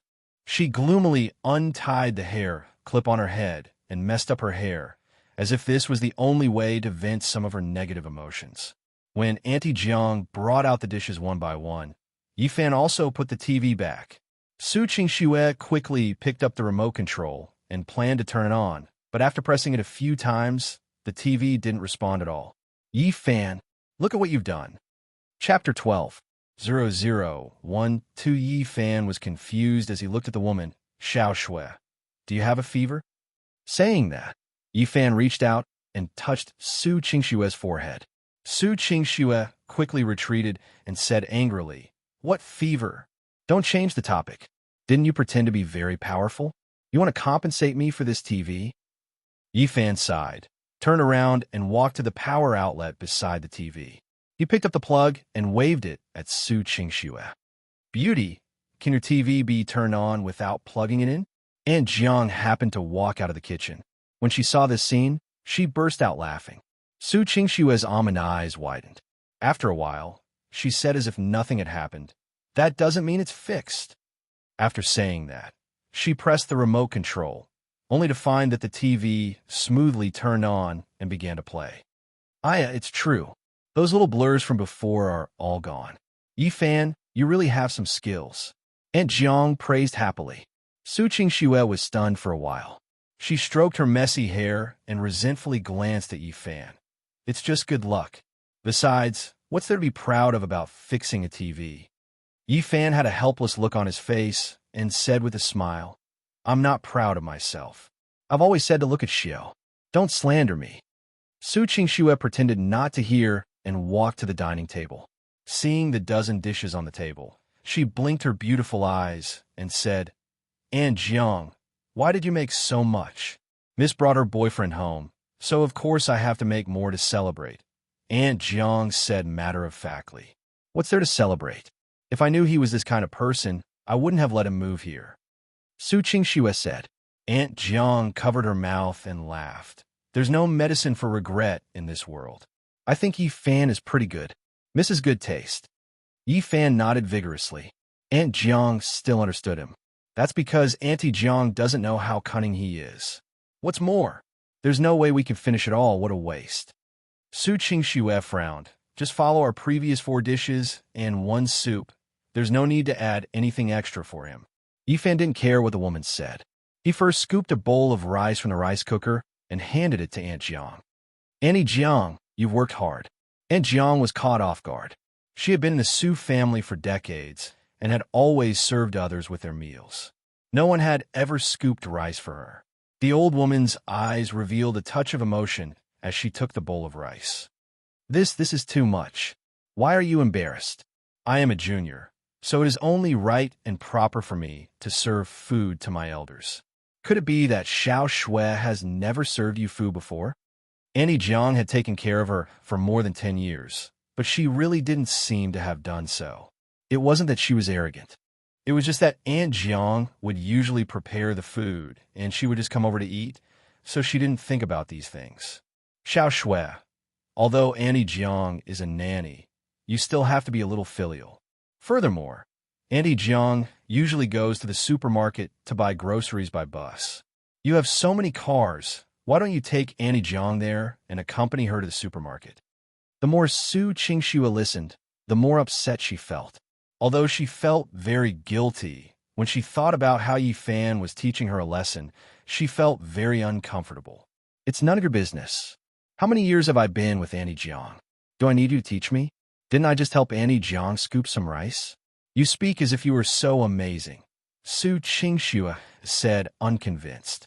Auntie Jiang quickly advised, Miss, don't be angry. Yi Fan just casually said that. I watched Miss grow up. I know that Miss is a good heart. Su Qingxue said apologetically, Auntie Jiang, if you want to buy groceries in the future, you can wait for me to come back. I didn't notice this before. I'll wait for you to come back from work before going to buy groceries. How would I have time to do it? It's fine, my old bones are still strong.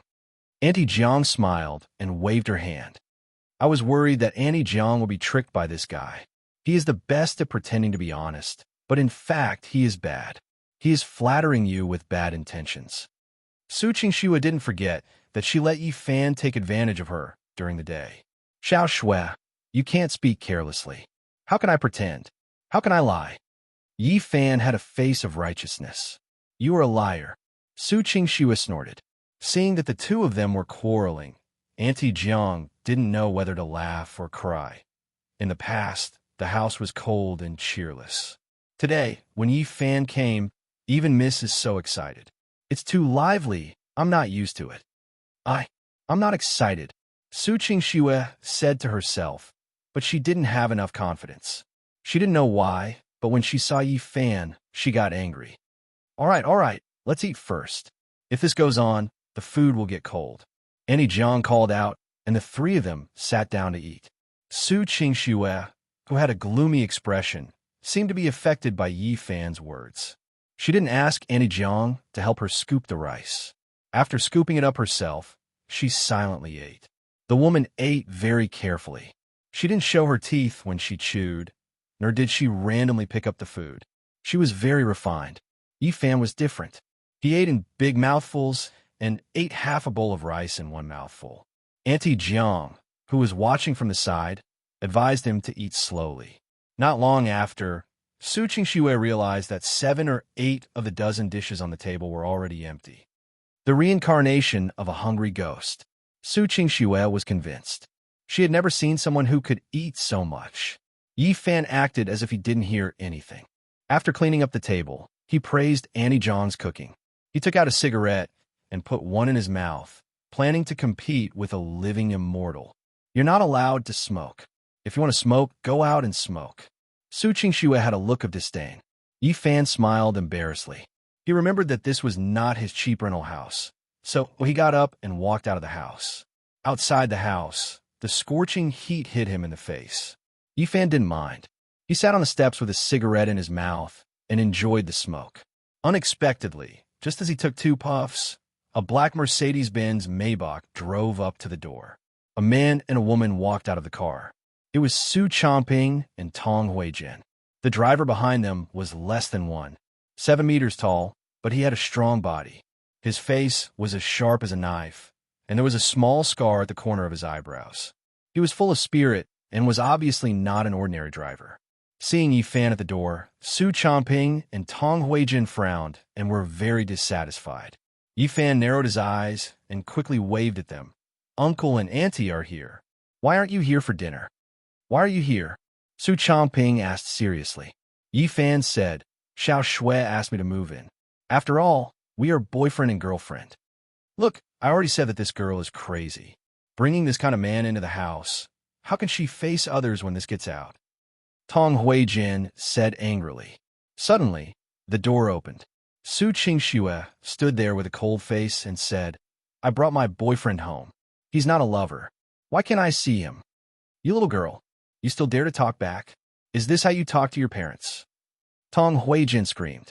Su Qingxue's face was frosty. She didn't move an inch and coldly stared at Tong Huijin. Seeing the tense atmosphere at the door, Annie Jiang didn't bother to clean up the dishes and went to the door to welcome them. Is it Master and Madam? Please come in, it's hot outside. That's right, wife, let's talk inside. Su Chongping's face was also ugly. Let's go in and have a good talk with Qingxue. Tong Huijin coldly glanced at Yi Fan and said in a strange tone, We have to talk, but this is an internal matter of our Su family. An outsider like him can't be present. He's my boyfriend, the man I'm going to marry. He's not an outsider. Su Qingxue retorted. Married. Yi Fan almost choked on his cigarette. This woman really dared to say anything. Tong Huijin glared at her with her phoenix eyes. Stupid girl, you really can say anything? I'm just stating the facts. Su Qingxue said indifferently. Tong Huijin was so angry that she trembled. Her eyes reddened, and she looked like she was about to cry. Did you see that? She looks down on me. Her adoptive mother. She doesn't take me seriously as her mother.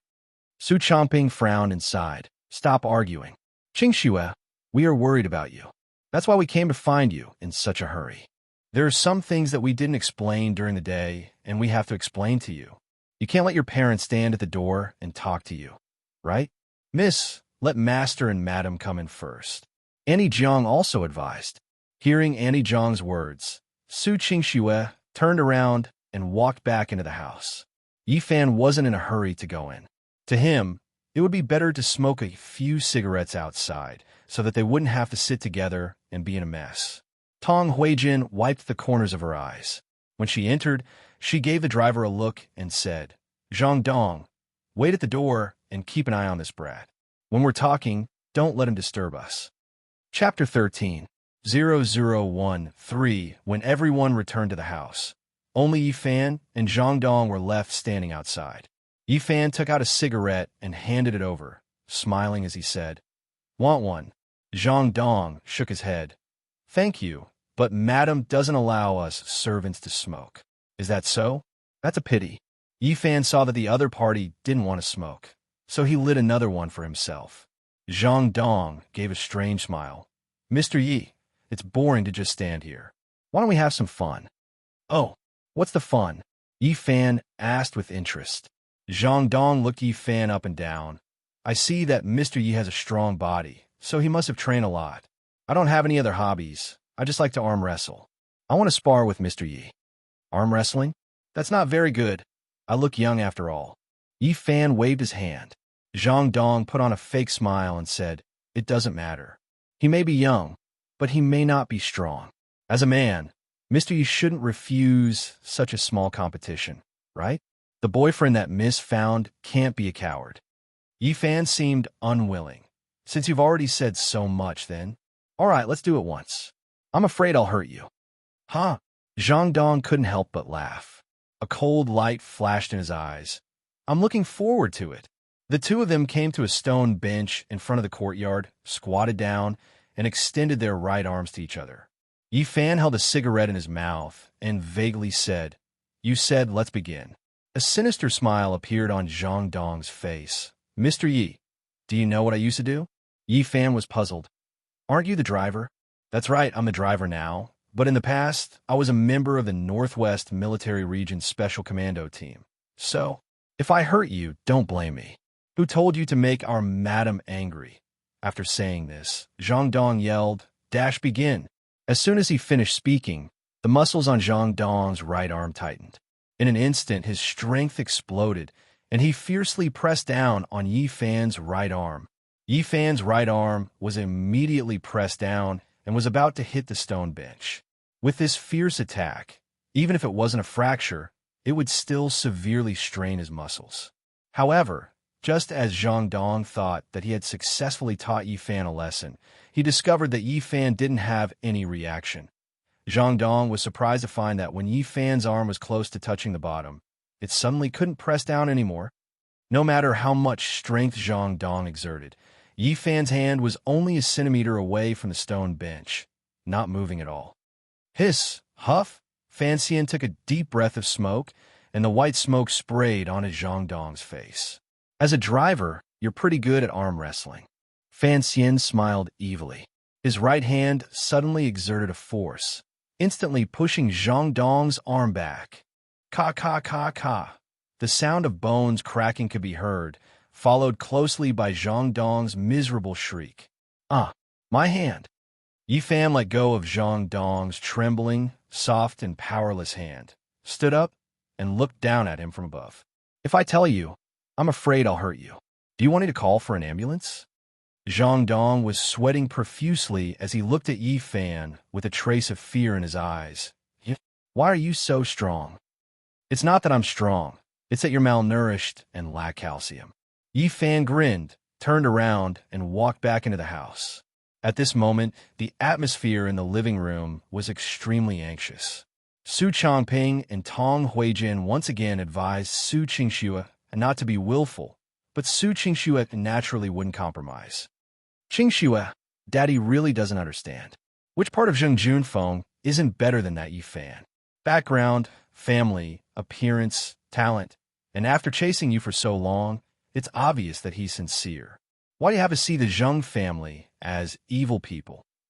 Su Changping was very confused. "Do you still need to ask? She's the one who purposely goes against us.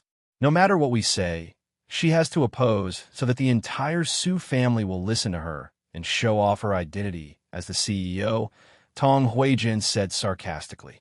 "You guys are afraid of the Zheng family, but I'm not. When Grandpa left, he told me to take care of the embroidery group, not to give away everything.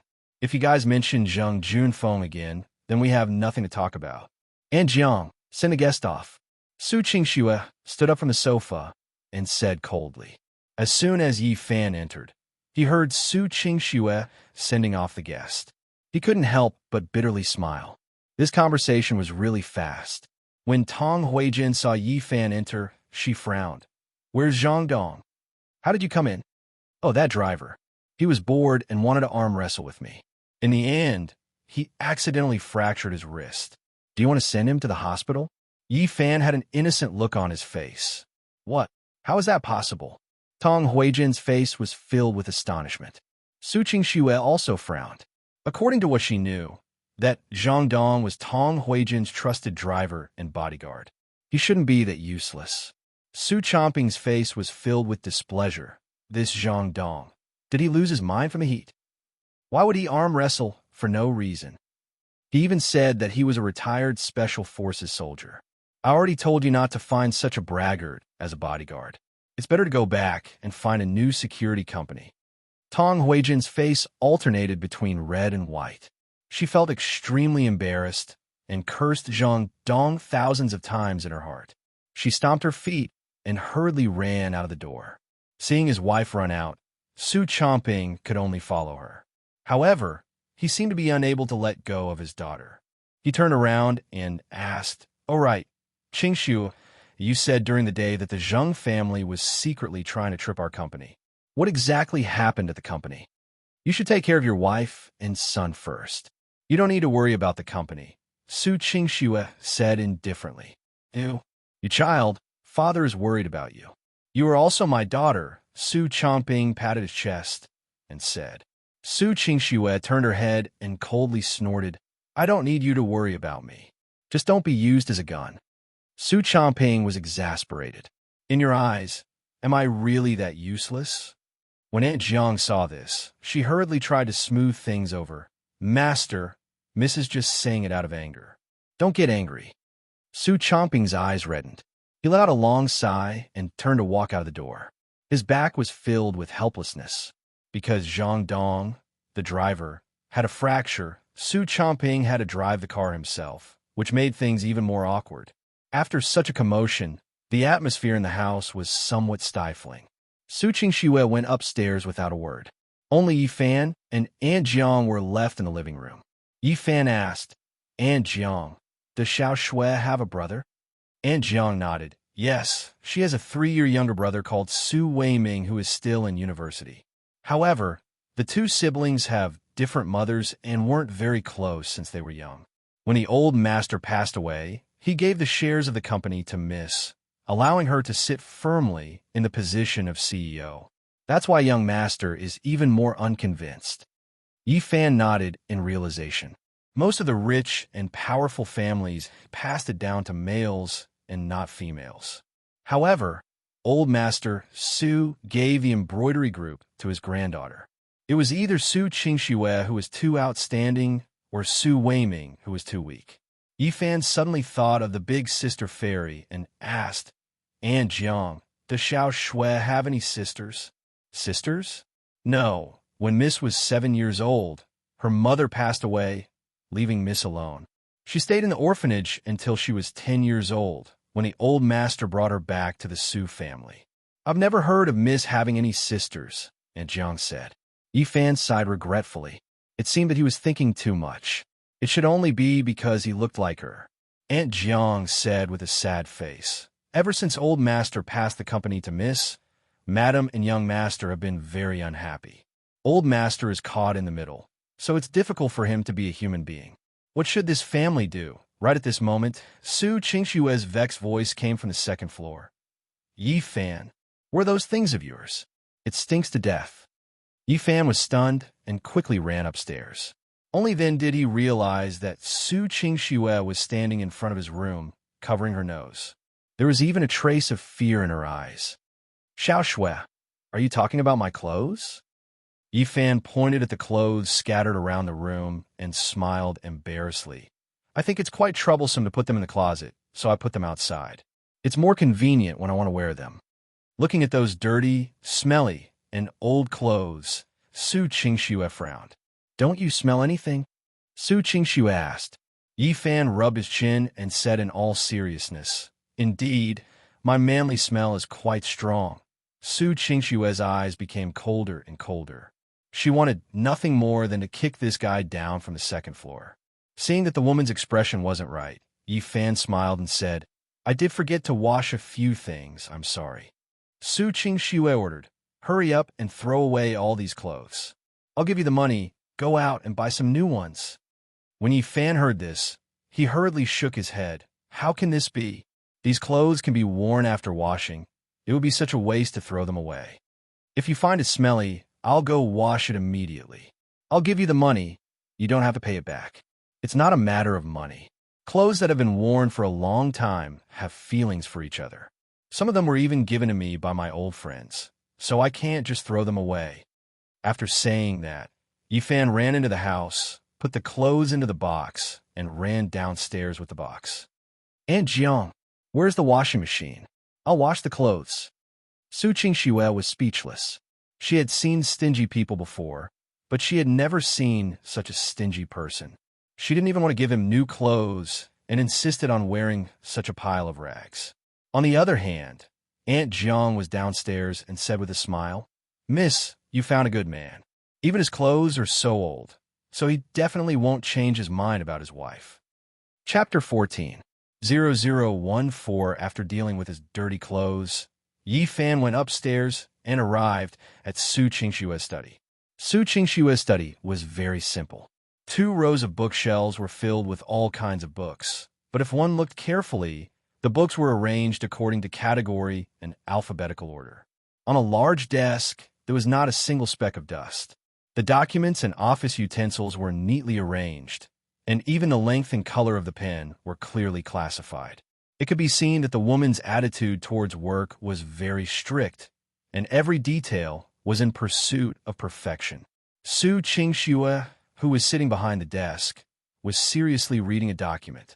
The woman's expression was serious, and her temperament was intellectual and elegant. When Yi Fan entered, Su Qingxue didn't say anything. She obviously planned to finish reading the information first. Yi Fan wasn't in a hurry. He leisurely picked up a book from the bookshelf and looked at it. However, these books were all about management and economics, so Yi Fan found them boring. After more than 10 minutes, Su Qingxue raised her head and saw that Yi Fan was reading. She asked, Do you like these books? Being a businessman is not suitable for me. Yi Fan shook his head. Oh right, Xiao Shui. Why are you looking for me? Su Qingxue was expressionless, but her beautiful eyes carried a trace of coldness that was like a cold pond. Yi Fan, there are a few things that I hope you can figure out. What is it? Yi Fan felt that the woman in front of him was emitting an unapproachable aura. The two of them were clearly only 2 to 3 meters apart, but it was as if they were on opposite ends of the earth. First, we are only in a contractual relationship. I am your employer, and you're my contract worker. When there is no one else, you can call me by my name, or you can call me Boss or Director Su, but you can't call me Xiao Shui, because we're not that close. Second, the reason you are in my house today is because I am considering your safety and also need to act for others to see. It is not because I want to develop a further relationship with you. Men and women are different. You can't just take off your clothes like you did today. Third, the contract will end in 3 months at the latest, and it might even be terminated early. Don't think that just because you flatter Aunt Jiang and please the old man, I will be soft-hearted. Your performance in my house today has already crossed the boundary of a contract boyfriend. I hope you can behave yourself. After Fan Xian heard this, he was slightly stunned. It was undeniable that he was a little disappointed in his heart. So, do you think I'm flattering Aunt Jiang? Yi Fan laughed at himself, shook his head, and said, Don't worry, I don't have that many tricks up my sleeve. You and I don't belong to the same world. It's very difficult for us to come to a conclusion. I know this better than anyone else. Su Qingxue frowned slightly. When she heard the words, not the same world, she deeply felt it. It's good that you know. I hope you can know your limits. Don't leave when the time comes and make Aunt Jiang very sad. Su Qingxue said. Yi Fan nodded. He put his hands in his pockets and hesitated for a moment before saying, Little. Qingxue, there's something I think you need to consider. What is it? Su Qingxue asked lightly. Fan Xian said sincerely, I can see that your father really cares about you. It's just that he's kept in the dark about a lot of things, which is why he made the wrong judgment. After all, he's your biological father. You should tell him about the company's matters and some of the things that the Zheng family did behind his back. You shouldn't. Shut up. Su Qingxue suddenly interrupted Yi Fan's words coldly. The woman suddenly stood up and stared at him coldly. Do you know what happened in the past? Do you know how I grew up in this family? Who do you think you are? Why do you care about my family's matters? This is my personal matter. There's no need for an outsider like you to interfere. After saying that, Su Qingxue pointed outside the door and shouted, Get out of my house. I don't want to see you. Coincidentally, Aunt Jiang came up with a plate of fruits and walked to the door of the study. When she saw Su Qingxue loudly reprimanding her, Aunt Jiang was also stunned as she stood at the door. What's going on? Did you quarrel? Aunt Jiang asked worriedly. Su Qingxue seemed to have been touched and was unable to restrain her anger. Aunt Jiang, don't worry about it. Tell this guy to bring his luggage and get the hell out of here. Yifan also didn't expect that talking about their father and daughter would make Su Qingxue so angry.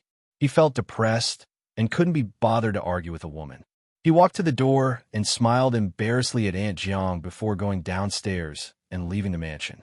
He couldn't take his luggage with him because his clothes were all in the washing machine. However, Yifan didn't care. He couldn't beg a woman to let him stay there.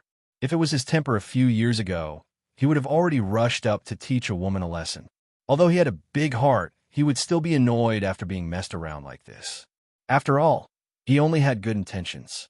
Yifan simply walked out of the residential area and took the subway to the bar street where the nightlife was lively. He hadn't been to the bar for a long time. Firstly, he wanted to save some money, and secondly, he was busy with all kinds of part-time jobs. His days were quite happy. But today, he wanted to drink to his heart's content.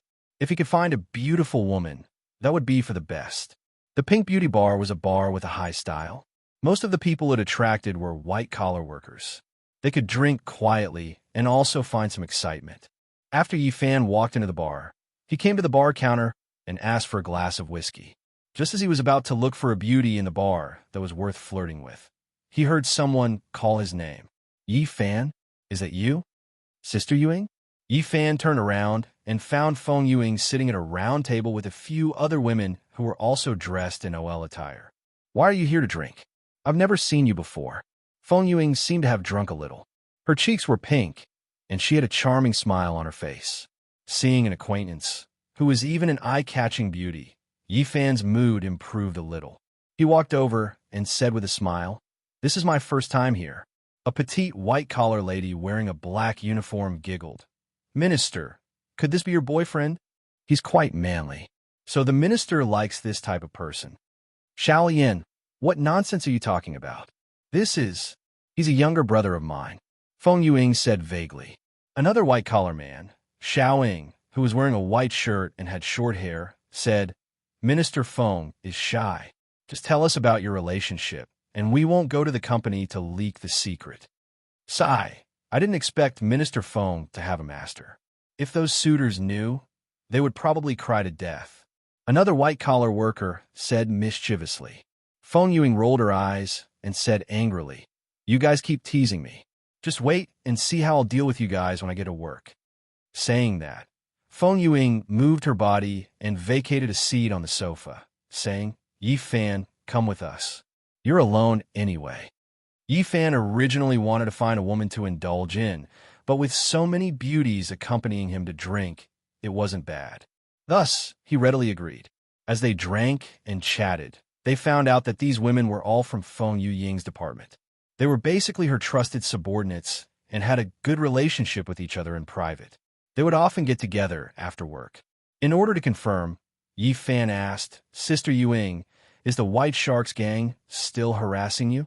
Feng Yuing revealed a brilliant smile. You might not believe me, but did you know that today, the hall master of the White Sharks gang actually came to the company to apologize to me? I don't even know what happened, but no matter what, it's over. That's good. Yifan nodded. Xiao Yin rushed to say, Minister Feng, believe me, it must be some tall, rich, and handsome guy who secretly likes you, who helped you subdue those people. Idiot, do you think this is an idle drama? How could there be such a good thing? Xiaoying shook her head. Feng Yuing also had a trace of doubt in her eyes, but no matter how she thought about it, she didn't seem to know such a person, so she could only give up. Feng Yuing clinked her cup with Yi Fan. Come, no matter what, sister respects you. It's all thanks to you that I was able to be safe yesterday.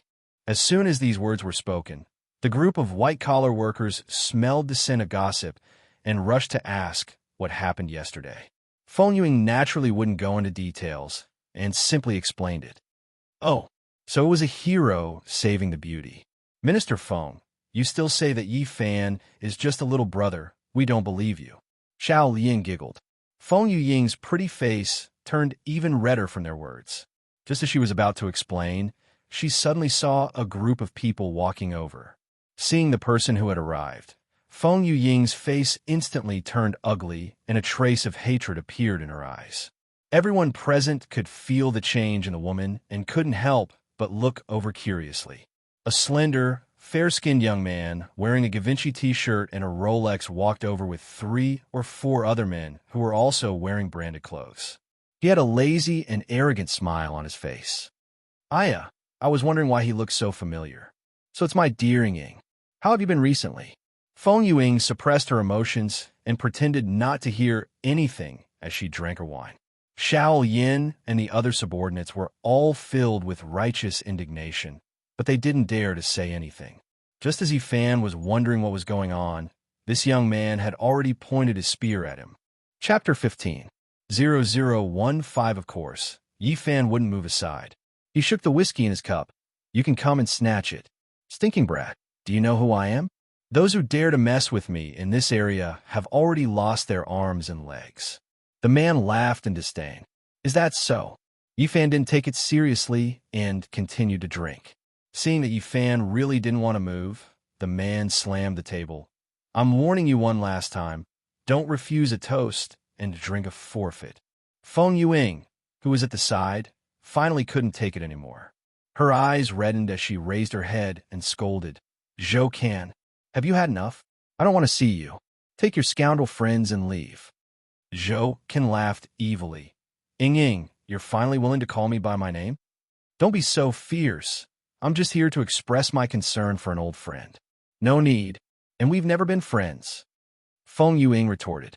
Zhou Can said frivolously, so heartless? I originally wanted to give you some money to spend, but I heard that your vegetative brother's medical fees are quite expensive. Hearing this, Feng Yuying's pretty face turned pale. She looked at Zhou Can in disbelief and said with a trembling voice, You still have the face to mention my brother. You beast bastard. You will die a horrible death. Feng Yuing lost control of her emotions and directly splashed the wine in the cup onto Zhou Can's face and body. Stinking woman, are you crazy? Zhou Can was covered in wine. He immediately flew into a rage and slapped Feng Yuing. Feng Yuing cried out in alarm. She thought that she was going to be hit, but she didn't expect that her hand would be blocked in midair. Yi Fan's left hand firmly held onto Zhou Can's right wrist. Hitting a woman is not a skill. Yi Fan's voice became somewhat low and deep. Let go. Stinking brat, you're courting death. Zhou Can's liver flared up as he punched towards Yi Fan's face with his other hand. But before he could hit him, Yi Fan's right hand had already pushed him in the chest, pushing Zhou Can to the ground. Zhou Can didn't know what was going on. A huge force caused him to flip over. His entire body felt as if it was falling apart, and the pain was unbearable. Boss, how are you? A group of subordinates helped Zhou Can up. Feng Yuing and the other female white-collar workers all had panicked looks on their faces. Many customers in the bar also looked over. Yi Fan, hurry up and leave. You can't afford to offend this person. Feng Yuing worriedly pushed Yi Fan, telling the man to hurry up and run. However, Fan Xian was calm and composed as he asked, If I leave, what will you do? Me? Feng Yuing was stunned, and a strange warmth surfaced in her heart. Was this man trying to protect her? At this moment, Zhou Can stood up and said with a sinister expression, You still want to leave? No way. How dare you hit me? I'm going to call my dad right now and ask him to send someone to kill you. When Feng Yuing heard this, she hurriedly stood up and said, Zhou Can, I was the one who splashed the wine on you. If you have a problem, come at me. It has nothing to do with anyone else. Zhou Ken chuckled.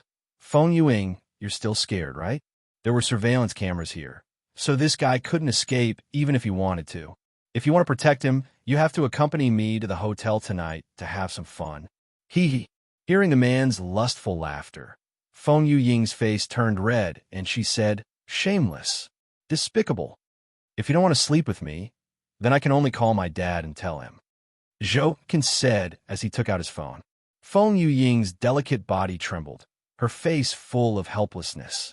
She was very clear that if Yifan was really targeted by the Zhou family, even if he didn't die, he would still lose a layer of skin and be tortured. And Yifan only made a move to protect her. So how could she just watch as Yifan was hurt?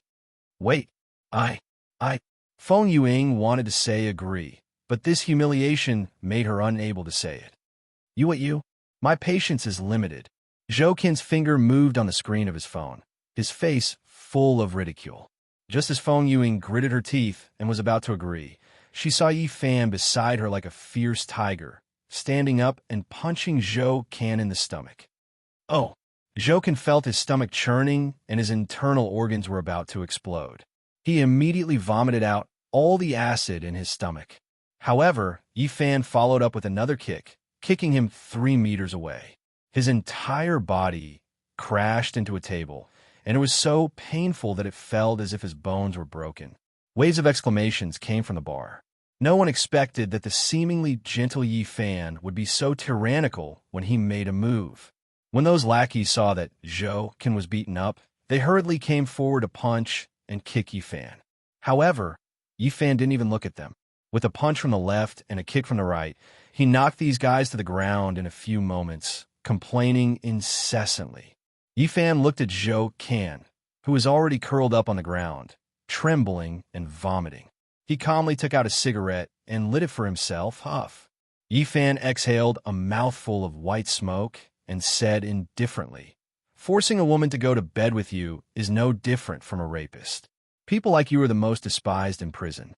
Zhou Ken vomited all over the floor.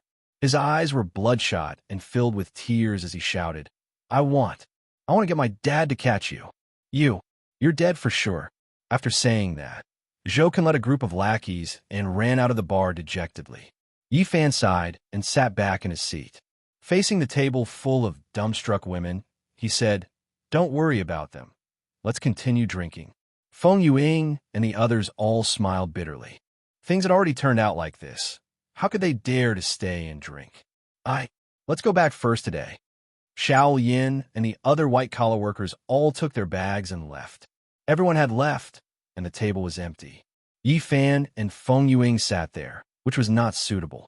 Thus, the two of them also paid the bill and walked out of the bar, heading towards the subway station. A warm wind blew through the hazy streets in the night. The two of them walked side by side, looking like a couple. Feng Yuing sighed with a face full of worry. Yifan, you are too reckless. What's wrong? Yifan asked. That Zhou Ken, his father, is Zhou Haiyang, the hall master of the Purple Bamboo Forest, one of the 3 big gangs in Huahai City. Although the Purple Bamboo Forest is very low-key, its strength is on par with the White Shark Gang. We can't beat him. Is that so? I just don't want you to be bullied. Yifan smiled, not taking it seriously at all.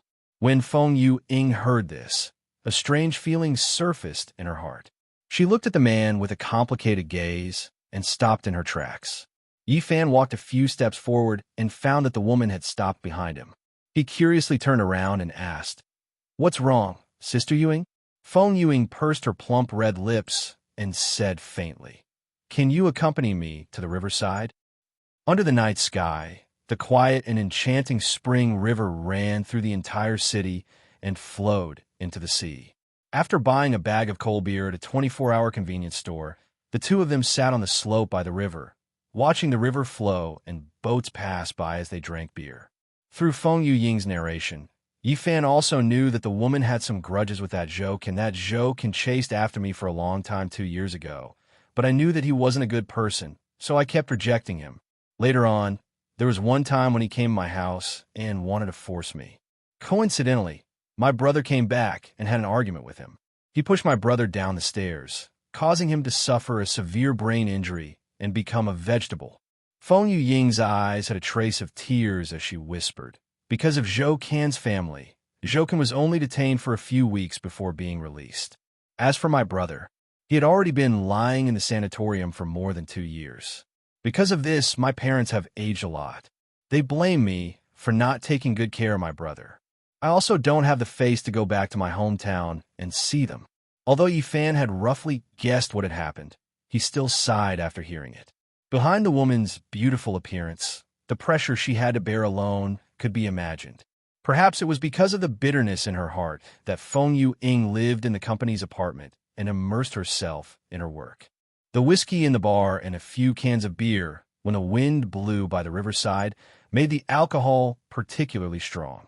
Feng Yuying's delicate face was exceptionally rosy, and her pair of almond-shaped eyes shone with light, charming, and seductive. Yifan, why are you so good to me? Feng Yuying hugged her knees, leaned her head on them, and looked at the man beside her in a daze.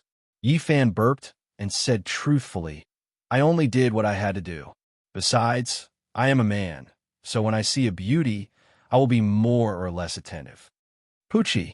Feng Yuying smiled sweetly and glared at him. You are really frank, but I still have to thank you. Yifan took out another can of beer, opened it, and handed it over. Another one? Feng Yuying pouted. I want to go to the toilet. I drank too much. Then I'll drink. Yifan wanted to take it back. No, I still want to drink. Feng Yuying snatched the beer and gulped down 2 more mouthfuls. Yifan couldn't help but sigh. A woman's mind was indeed hard to guess. Seeing that the beer was gone, he took out a cigarette and started smoking. When the last can of beer was finished, the alcohol was fermenting more and more. Feng Yuying was obviously a little dizzy as well. She leaned her head on Yifan's shoulder and mumbled something in her mouth. Yifan turned his head and smelled the delicate fragrance of the woman's hair. Sister Yuying, should I send you back to the apartment? After a dozen seconds, Feng Yuying slowly raised her head and looked at Yifan with hazy eyes. Chapter 16. 0016. Of course, Yifan dared. Where would Yifan not dare to go? Besides, the place Feng Yuying was talking about was just a commercial house she bought herself. In the Crescent Moon Bay district, Feng Yuying bought a house with a mortgage. It was 150 square meters, and in the 3rd ring of Huahai City, it was considered a pretty good location. However, Feng Yuying usually stayed in her apartment and rarely returned to her home. To Feng Yuying, the desolation here reminded her of her younger brother in the sanatorium. She took the elevator up to the 20th floor, and when she reached the door, Feng Yuying took out her keys, but her hand was slightly trembling as she opened the door. Perhaps it was the cold air in the subway that made Feng Yuying sober up a little. The woman realized that this invitation was so ambiguous. What was she thinking to actually bring a man here? One must know that the two of them had only been close for 2 days, but since she was already here, she couldn't just drive Yifan away. They were all adults, and inviting Yifan to her private house in the middle of the night was already very obvious. If she drove Yifan away, wouldn't she be fooling around with him for no reason? Thinking of the scene where Yifan stood up for her, Feng Yuying made up her mind. Sister Yuying, what's wrong with you? Did you take the wrong key? Yifan saw the woman's nervousness and felt that it was quite interesting. Feng Yuying took a deep breath, opened the door, and said softly like a mosquito, Come in. Walking into the house, the decorations were very warm. The sofa, tables, and chairs were warm, and there were some landscape paintings hanging on the beige walls. However, because no one lived here usually, the air lacked the smell of home. After throwing away her bag and taking off her coat, Feng Yuying was only left with a thin white shirt under the light. It was especially moving. The alcohol made the woman's fragrance especially strong. Feng Yuying turned around, her beautiful eyes blinked, and her long eyelashes trembled, indescribably charming. Yifan, are you single? She felt that there was a need to ask clearly. Yifan almost wanted to laugh. It seemed that Feng Yuying was really awake. She actually considered these questions. I do have a girlfriend, but it's fake. Does that count? Yifan said. Feng Yuying only thought that he was joking, and rolled her eyes at him. Yes is yes. What does it matter if it's real or fake? Fan Xian shrugged his shoulders. Really? Then no. After Feng Yuing heard this, she heaved a sigh of relief. She walked in front of Yifan, raised her head, closed her eyes, and looked a little nervous. Yifan didn't know whether to laugh or cry when he saw the woman's innocent appearance, but she was clearly very nervous. Sister Yuing, what are you doing? Yifan asked playfully. Feng Yuing opened her eyes and blushed. She said with some annoyance, You bully me. You clearly know it. Know what? Feng Yuing bit her red lips and said angrily, Forget it if you don't know. With that, the woman turned to leave. Ugh! Before Feng Yuing could even cry out in alarm, she discovered that she had already been kissed by Yifan. A pair of bright eyes blinked as she looked at the man up close. Her delicate body trembled slightly. Wait a minute. When Feng Yuing was touched by Yifan's hand, she suddenly quivered. Yifan stopped moving and asked with a heavy breath, What's wrong? Feng Yuying's face was tender and beautiful as she stammered, I want to go to the toilet first. Yifan smiled. You can't hold it in anymore. Feng Yuing wished she could crawl under the sofa. This was too embarrassing. Yifan didn't waste his breath and got up from the woman. Go. Feng Yuing quickly got up and ran into the bathroom as if she was fleeing, closing the door behind her. When she ran into the bathroom, Feng Yuing leaned against the door and slowly fell down. Her heart was beating like a deer as she subconsciously touched her two red lips. It seemed that there was still the scent of a man left behind. This Yifan looked honest, but his skills were so powerful. Feng Yuing muttered in her heart, becoming more and more curious as to where this man came from. However, as her mind became calmer and calmer, Feng Yuing also began to feel apprehensive. After she went out, how should she continue? To put it bluntly, she was still a traditional and conservative woman. If she hadn't been provoked tonight, and Yifan had helped her twice, giving her a great sense of security, she wouldn't have invited Yifan to her house in a hot-headed manner. Of course, it wasn't that she hated Yifan, it was just that she felt that the relationship between the two had not reached that point yet. 5 minutes later, Feng Yuing hesitated and walked back to the living room. Just as her heart was beating like a drum, she saw that Yifan had already taken off his clothes and was lying on the sofa, snoring. Feng Yuing was startled for a moment. Then she heaved a sigh of relief.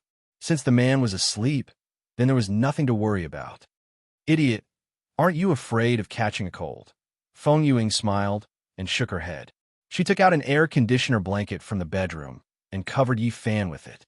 She was very careful, afraid that she would wake the man up. After a day of torment, she was also sleepy. Tomorrow was the weekend, so she didn't have to go to work. Feng Yuing planned to take a bath tomorrow morning, so she laid on the big bed in the bedroom and fell asleep not long after. What the woman didn't know was that after she fell asleep, Yifan, who was in the living room, helplessly opened his eyes. Yifan was naturally pretending to be asleep because he discovered that Feng Yuing seemed to still be a virgin.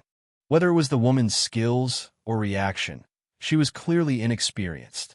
Fortunately, Feng Yuing went to the washroom.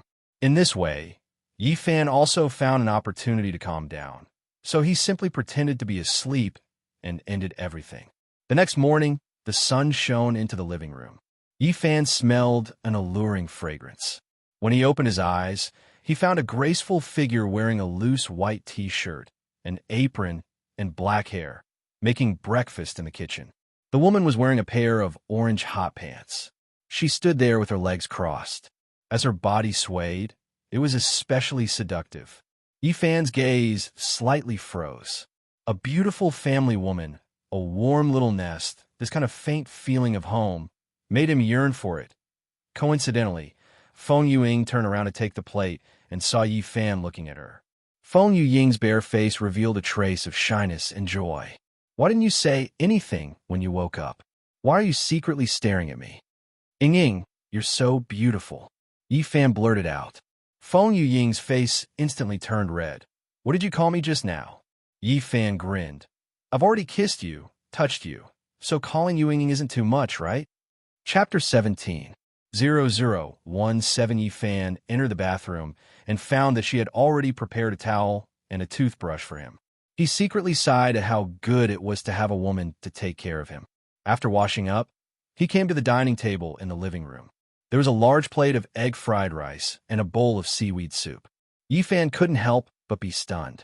Feng Yuing thought that the man found the breakfast too simple, so she smiled embarrassedly and said, "I don't live here often, so there aren't many ingredients. Next time, I'll buy some ingredients and make some delicious food for you to try. I really know how to cook." Yi Fan hurriedly shook his head. "I didn't mean that, it's just, I haven't eaten breakfast alone in a long time. It feels weird." Feng Yuing was silent for a while, feeling very uncomfortable in her heart. Then she smiled gently. "You can come find me. I'll cook for you." When Yi Fan heard this, he couldn't help but smile playfully. Ying, are you saying that you want to live with me?" That's not what I meant." Feng Yuing blushed and scolded herself in her heart for being so stupid. Why did she suddenly say such words? Just as the two of them sat down and were about to eat breakfast, they heard the doorbell ring. Feng Yuing was puzzled. Why would someone come so early in the morning? She walked to the door and looked through the peephole, but her pretty face turned pale. "Open the door. King, open the door. We know Yi Fan is inside." A loud voice shouted from outside. Feng Yuying's face was filled with anxiety, but there was nothing she could do. She turned around and asked, "What should we do?" "It's the hooligans from the purple bamboo forest who came looking for you." Zhou must have said something to his father. Yi Fan ate 2 mouthfuls of food, then unhurriedly took out his phone and sent a text message. After sending the text message, Yi Fan stood up and said, "Don't worry, open the door. It won't be a big deal to go there. You don't know, they are very ruthless, and they have something to do with the Defense Department. If you're taken away by them, you will definitely suffer a lot." Feng Yuing was so anxious that her eyes were filled with tears. She blamed herself and said, "It's all my fault. I shouldn't have been so impulsive yesterday." Yi Fan walked to the woman's side. "Idiot, you didn't do anything wrong. Why are you blaming yourself?" After Yi Fan finished speaking, he didn't care about Feng Yuing, who was staring at him blankly, and directly opened the door. At the door stood 4 tall and burly men in black shirts. The leader had dyed purple hair and wore earrings. "Do you think we can't find you just because you're hiding in a woman's nest? You've got guts, you even dare to hit our young master." Fan Xian shrugged his shoulders. Hitting him doesn't require much courage. Hee, stinking brat, you're quite stubborn. Since you have the guts, why don't you go out and play with us brothers?" The purple-haired man slanted his mouth and said. Fan Xian already had a plan. He didn't want to cause any bloody scenes in front of Feng Yuing, so he nodded. "No problem. Where are we going?" "Haha, you really don't know what's good for you. Since you want to die so much, then come with us." After saying that, the 2 hoodlums came up and pushed Yi Fan to the elevator. The purple-haired man turned around and threatened Feng Yuing. "Smelly *TCH, if you dare to call the police, you know the consequences." Feng Yuing stood helplessly at the door. She suddenly realized that she was really too useless. 2 streams of tears fell silently. When Yi Fan was pushed into the elevator, Feng Yuing clenched her teeth. She knew that calling the police was probably useless, and that she would also be in danger. However, she couldn't just watch Yi Fan be taken away, so she took out her phone and called the police. Half an hour later, Yi Fan was brought to a nightclub by a van. Because it was morning, the shop was empty. There was no one at all. Yi Fan entered the dance hall on the 1st floor and found that there were already more than 20 elite thugs surrounding the place. A fat middle-aged man was standing together with Zhou Can. When Zhou Can saw Yi Fan, he immediately revealed an excited and sinister smile. "Dad, this is the guy who hit me last night. He called me a rapist." "Rapist?" Zhou Haiyang's skin was dark. He wore a jade thumb ring on his hand and had a cigar in his mouth. Although he was short, he had a fierce aura. "Do you know me?" Zhou Haiyang asked as he puffed out his smoke. Yi Fan shook his head. "No." "Which gang are you from, or which family?" Zhou Haiyang asked again. "No sect, no sect, no family." Yi Fan thought of the words in the martial arts novel. Zhou Haiyang smiled. Then do you have any enmity with our purple bamboo forest? Or with our Zhou family? Yi Fan said, I just met your son yesterday. Where did the enmity come from? Zhou Haiyang's face immediately darkened. So you're saying that you're king courting death? Zhou Qian, who was standing at the side, couldn't wait any longer and shouted, What are you guys still standing there for? Press him to the ground and beat him up. Keep his eggs. I'm going to kick his eggs until they explode. Yes, young master. A group of thugs aggressively stepped forward, eager to be the first to please their boss. But at this moment, a throwing knife flew towards the center of the dance hall like lightning, bringing with it a sharp sound of breaking through the air. A roller lamp was cut down by the throwing knife, falling from the sky and smashing into pieces. Clang, clang. An explosion rang out, shocking the group of thugs to the point that they were dumbstruck, not knowing what had happened. Zhou Haiyang, who recognized the owner of the throwing knife, instantly changed his expression and turned his head to look in the direction of the door. President? What? The president is here? The group of subordinates were also shocked as they respectfully went over to greet him. Ning Zimo simply stood on the steps at the entrance, as if the entire spacious hall had become centered around her. She was the queen here, and no one could resist. However, it was clear that the queen was in a hurry when she set out today, so she was dressed very casually. She wore a loose, gray, sleeveless dress with black, open-toed cold slippers. Her beautiful hair was casually draped over her shoulders, but her graceful temperament made her appear astonishingly cold and elegant even in her simple clothes. Behind Ning Zimo, only Zhao Zhong followed. Zhao Zhong's expression was incomparably grim. President, why did you suddenly come over? Why didn't you inform us in advance? Zhou Haiyang grinned, feeling a little uneasy in his heart. Ning Zimo coldly glanced at the father and son, then walked directly to the middle of the dance floor in front of Yi Fan. A deep sense of self-blame and shame flashed through the woman's eyes. Her voice lacked confidence as she lowered her head and said, I'm sorry. I didn't expect this to happen. The group of Purple Bamboo Forest gang members present were all completely dumbfounded, not understanding what was going on. The dignified president of the Purple Bamboo Forest, the underground queen of Huahai, with a deep background and a mysterious noble bloodline, actually lowered her head and admitted her mistake to a poor brat from who knows where. However, the following scene made everyone even more flabbergasted. Yi Fan extended a finger and gently lifted Ning Zimo's chin, as if he was an emperor who was doting on his concubine. Sister Ning, why are you apologizing to me? I was the one who beat up your hall, Master Zhou's son, and they didn't do anything to me. Ning Zimo nervously asked, Are you really not angry with me? Yi Fan smiled and shook his head. Do you think that if I were really angry, I would still send you a message? Hearing this, Ning Zimo heaved a sigh of relief. However, she immediately turned her head and stared at the Zhou father and son duo with an ice-cold gaze. It was these guys who had caused her image to be damaged in Yi Fan's heart. How many times have I said it? If the people of the Purple Bamboo Forest dare to commit crimes behind my back, I will severely punish them. Ning Zimo's words were filled with dignity. Zhou Haiyang looked at his trembling son and stiffly smiled as he stepped forward and said, President, I really didn't know. You know this, Brother Yi. If I had known earlier that you were family, there wouldn't have been such a misunderstanding. Huh? Who's your brother? Yi Fan indifferently replied. Zhou Haiyang could only smile and ask, President, I really didn't know that you knew this Mr. Yi. Why don't you introduce him? Ning Zimo expressionlessly said, You are not worthy to know. In fact, even Ning Zimo herself didn't know Yi Fan's background. She only knew very well that this man was definitely not someone that could be placed in a small place like Huahai. Chapter 18, 0018 Yi Fan casually said, There's no need to go through too much trouble. Just don't let me see this father and son pair in the future. When Ning Zimo heard this, she immediately frowned and nodded as she muttered, So it's like that. Zhou Haiyang had an awkward expression as he sullenly said, President, Mr. Yi, if I offended you, please forgive me. I'll treat you to a good meal and treat it as an apology. How about it?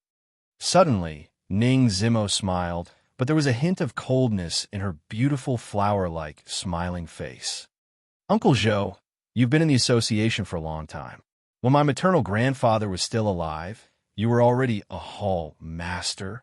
Originally, with your qualifications, even if you betrayed me, I would still have given you a way out. Hearing this, Zhou Haiyang's hair stood on end as he turned pale with fright and said, President, what do you mean? You want to kill me? The other Zhou family members also panicked. They couldn't believe that just because Zhou Haiyang and his son provoked Yi Fan, they were going to kill Zhou Haiyang, a senior member of the association. Ning Zimo sighed. There's no other way. I don't dare to let Yi Fan do it himself. That would be even more disrespectful to you. I will let little Zhao make his move faster. There won't be any pain. Zhou Haiyang staggered back. His head was covered in sweat, and his face was ashen as he said, No, impossible. Why? I have worked hard for the purple bamboo forest. Why do you want to kill me just because of this stinking brat who came out of nowhere? Ning Zimo, are you crazy? I am your elder. Dad, I'm scared. I don't want to die. Woo-woo. Zhou Ken ran over in fright, hugged Zhou Haiyang, and started crying.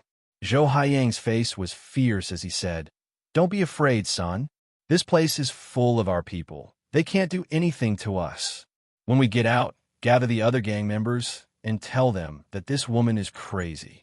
Let's see what she can do. Saying that, Zhou Haiyang shouted, Someone come quickly, block them all, and protect our retreat. The group of Zhou family's thugs hesitated for a moment, but a few of them ran out, wanting to cover their master's retreat. But at this moment, there were only two rustling sounds as two throwing knives pierced the foreheads of the two thugs. The two thugs immediately fell to the ground and died with their eyes wide open. In Ning Zimo's hand, there were a few willow leaf flying daggers that she had taken out of nowhere. She said coldly, This is the purple bamboo forest. Just who is the one you are loyal to? This domineering attack completely shocked everyone. The group of thugs all knelt on the ground and shouted, President, spare us. You guys, Zhou Haiyang's face was ashen. He couldn't believe that his subordinates had all submitted to Ning Zimo. Suddenly, a faint voice came from behind Zhou Haiyang. Hall Master Zhou, please excuse me. A blood-colored hand pierced through Zhou Haiyang's chest. Unknowingly, little Zhao had already arrived behind Zhou Haiyang. On his right hand, he wore 5 metal finger sheaths. They were incomparably sharp. As he pierced through Zhou Haiyang's body, he also crushed his heart. Dad! Zhou Ken screamed and fainted from fright. When Xiao Zhao was about to kill Zhou Ken as well, Yi Fan interrupted him. Xiao Zhao, don't kill this guy. Kick his balls to pieces, then strip him naked and throw him on the streets, Yi Fan said. When Xiao Zhao heard that, he shook off the flesh on his hand and nodded with a smile. No problem. Fanji, you have the final say. The group of thugs at the side all looked at Zhou Ken with sorrowful eyes. They even said that they wanted to break Yi Fan's balls, but in the end, their own balls were going to explode. At this moment, the dead Zhou Haiyang's phone rang. Ning Zimo picked up his phone and turned on the hands-free mode. Hello, is this Hall Master Zhou?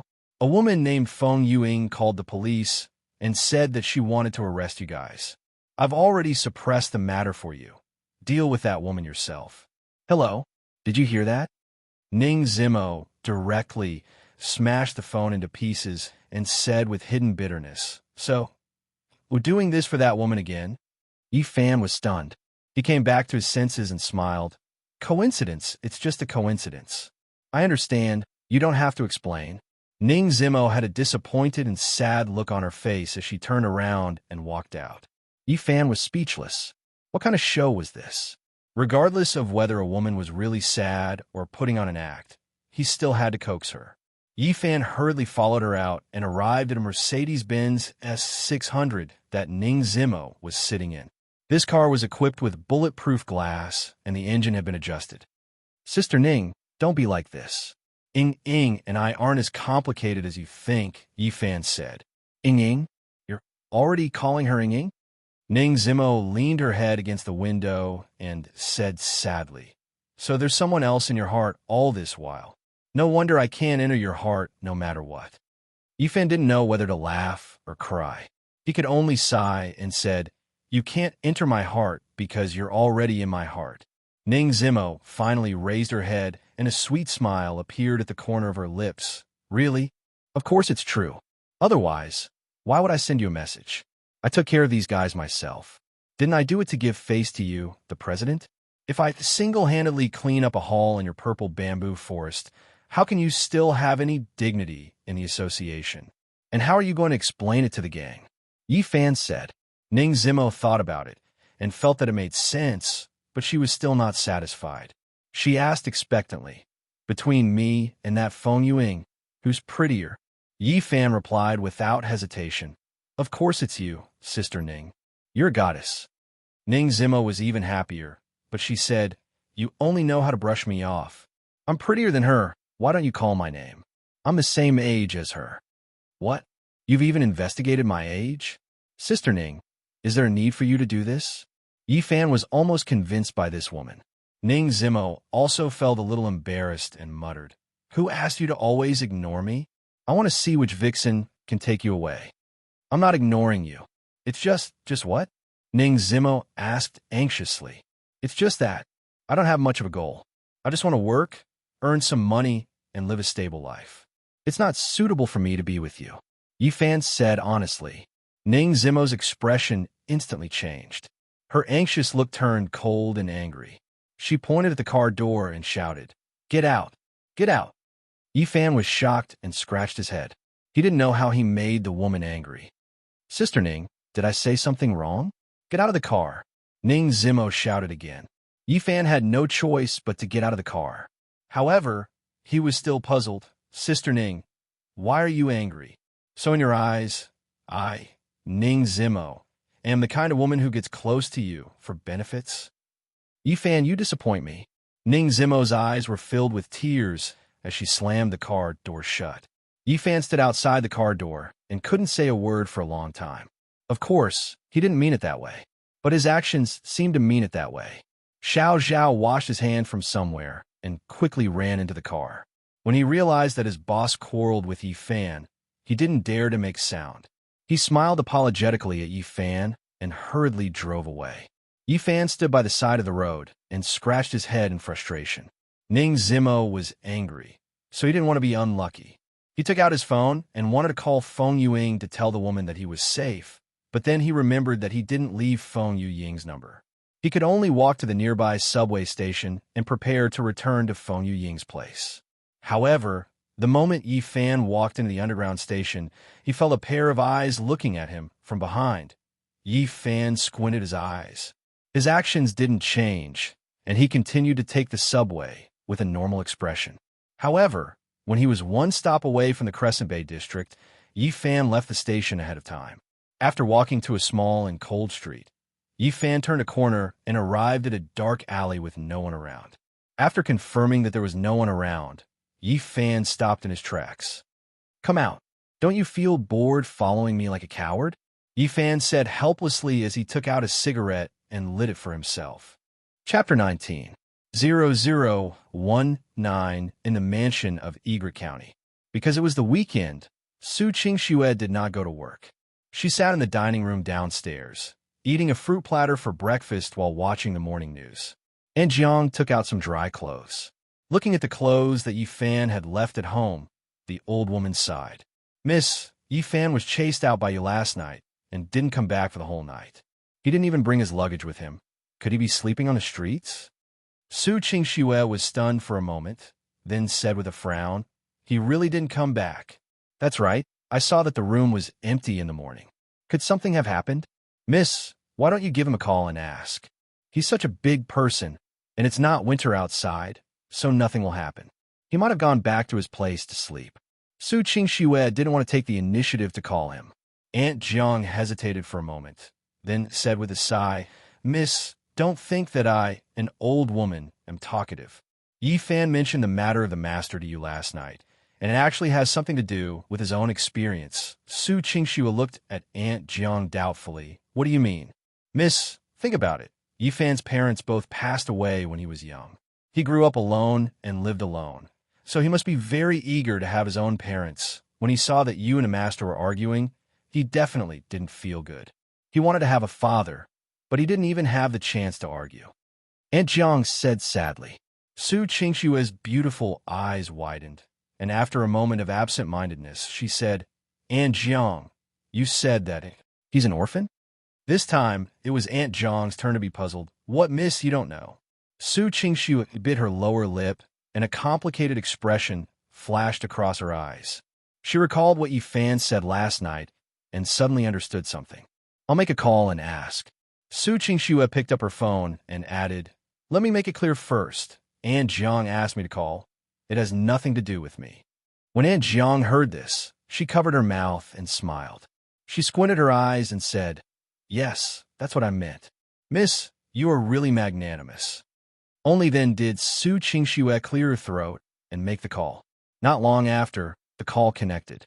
Su Qingxue tried her best to make her tone gentle as she asked, Where are you? Outside. Yifan's reply was very cold. Of course I know you're outside. Su Qingxue snappily said, Where are you now? Yifan asked, What's the matter? She originally wanted to care about where the man slept last night, but Yifan's cold tone made her give up on this idea. Nothing much. I'm just asking. If there's nothing else, I'll hang up first. Without waiting for Su Qingxue to say anything, Yifan had already hung up the phone. The woman's pretty face slowly turned cold. She slammed her phone on the table, picked up her fork, and stabbed it into a piece of honeydew melon as if she had a grudge against that piece of melon. Aunt Jiang, don't worry about him. Let him be. The old lady had a helpless look on her face. If she had known this would happen, she wouldn't have made the call. In the alley, Yifan put his phone back into his pants pocket, took a drag of his cigarette, and swept his gaze across the dark-skinned, thin man in front of him. The man was dressed in ordinary street clothes with a braid and a cap. From his facial features, one could tell that he was not from China. How did Mr. Yi find me? The man spoke in English. There was a hint of doubt in his eyes. He believed that his tracking skills were top-notch, but he had been seen through after such a short period of time. Yifan puffed out a mouthful of smoke and said expressionlessly, It's you guys, right? You changed your stalkers 3 times in total. Including you, 1 woman and 2 men. Your accent is from the Samar region of Country F. If I'm not mistaken, the tattoo on the back of your hand and the eagle head ring on your finger, you're the bounty hunters of the B-rank organization Monkey Eating Eagle. The braided man opened his mouth and was stunned for a moment. Then he smiled with a tense expression and said, It seems that Mr. Yi is indeed not ordinary. No wonder he became friends with Dr. Ganesha. Hearing the name Ganesha, Yifan basically guessed the other party's intentions. He said in a deep voice, I don't care what you monkey-eating eagle want to do. You shouldn't have come to me. Mendo smiled and said, Our organization is searching the world for Dr. Ganesha. In the laboratory of the elephant head god, there is a piece of information about the address of Huahai City. That's the apartment you live in. To be able to make the elephant head god specially record the address, it must be someone he cares about.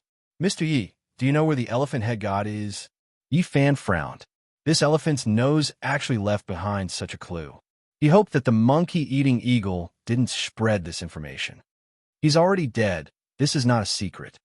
Yifan said. Mendo was stunned.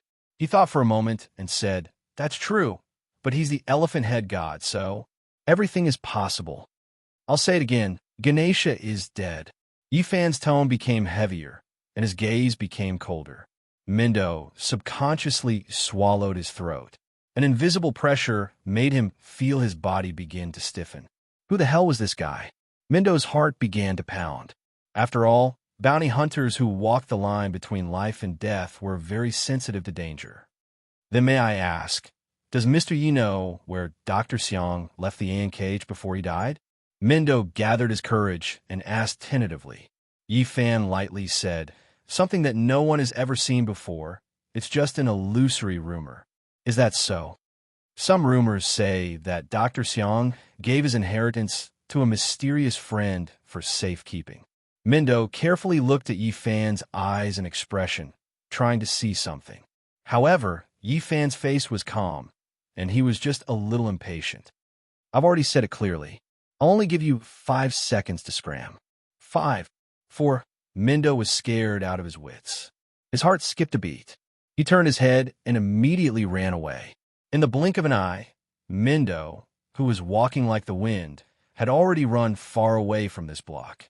Yi Fan finished smoking a cigarette and stepped on the cigarette butt. His eyes flashed with a hint of vicissitudes and helplessness as he muttered to himself, "Elephant nose, you said you're already dead, yet you still left me such a mess." Yi Fan shook his head and sighed. Although he had thought that he would be found sooner or later, he didn't expect it to be so fast. It was all because someone else had left an address there. Originally, he wanted to be a peaceful little fart, earn some money, and live a comfortable life. But now, it seemed that this wish was going to fail. Keeping a low profile can't solve the problem. Could it be that I'm a firefly in the night? Yi Fan thought self-deprecatingly. He wasn't afraid of getting involved in some disputes, but he was afraid that some unscrupulous fugitives would target the people around him. Thus, he couldn't help but feel a little worried. Thinking about all sorts of things, Yi Fan continued to walk towards Feng Yuying's house. 2 blocks away, in a small white car, Mindo and the other 2 monkey-eating eagle bounty hunters were discussing with frowns on their faces. "What did you say? He already discovered us?"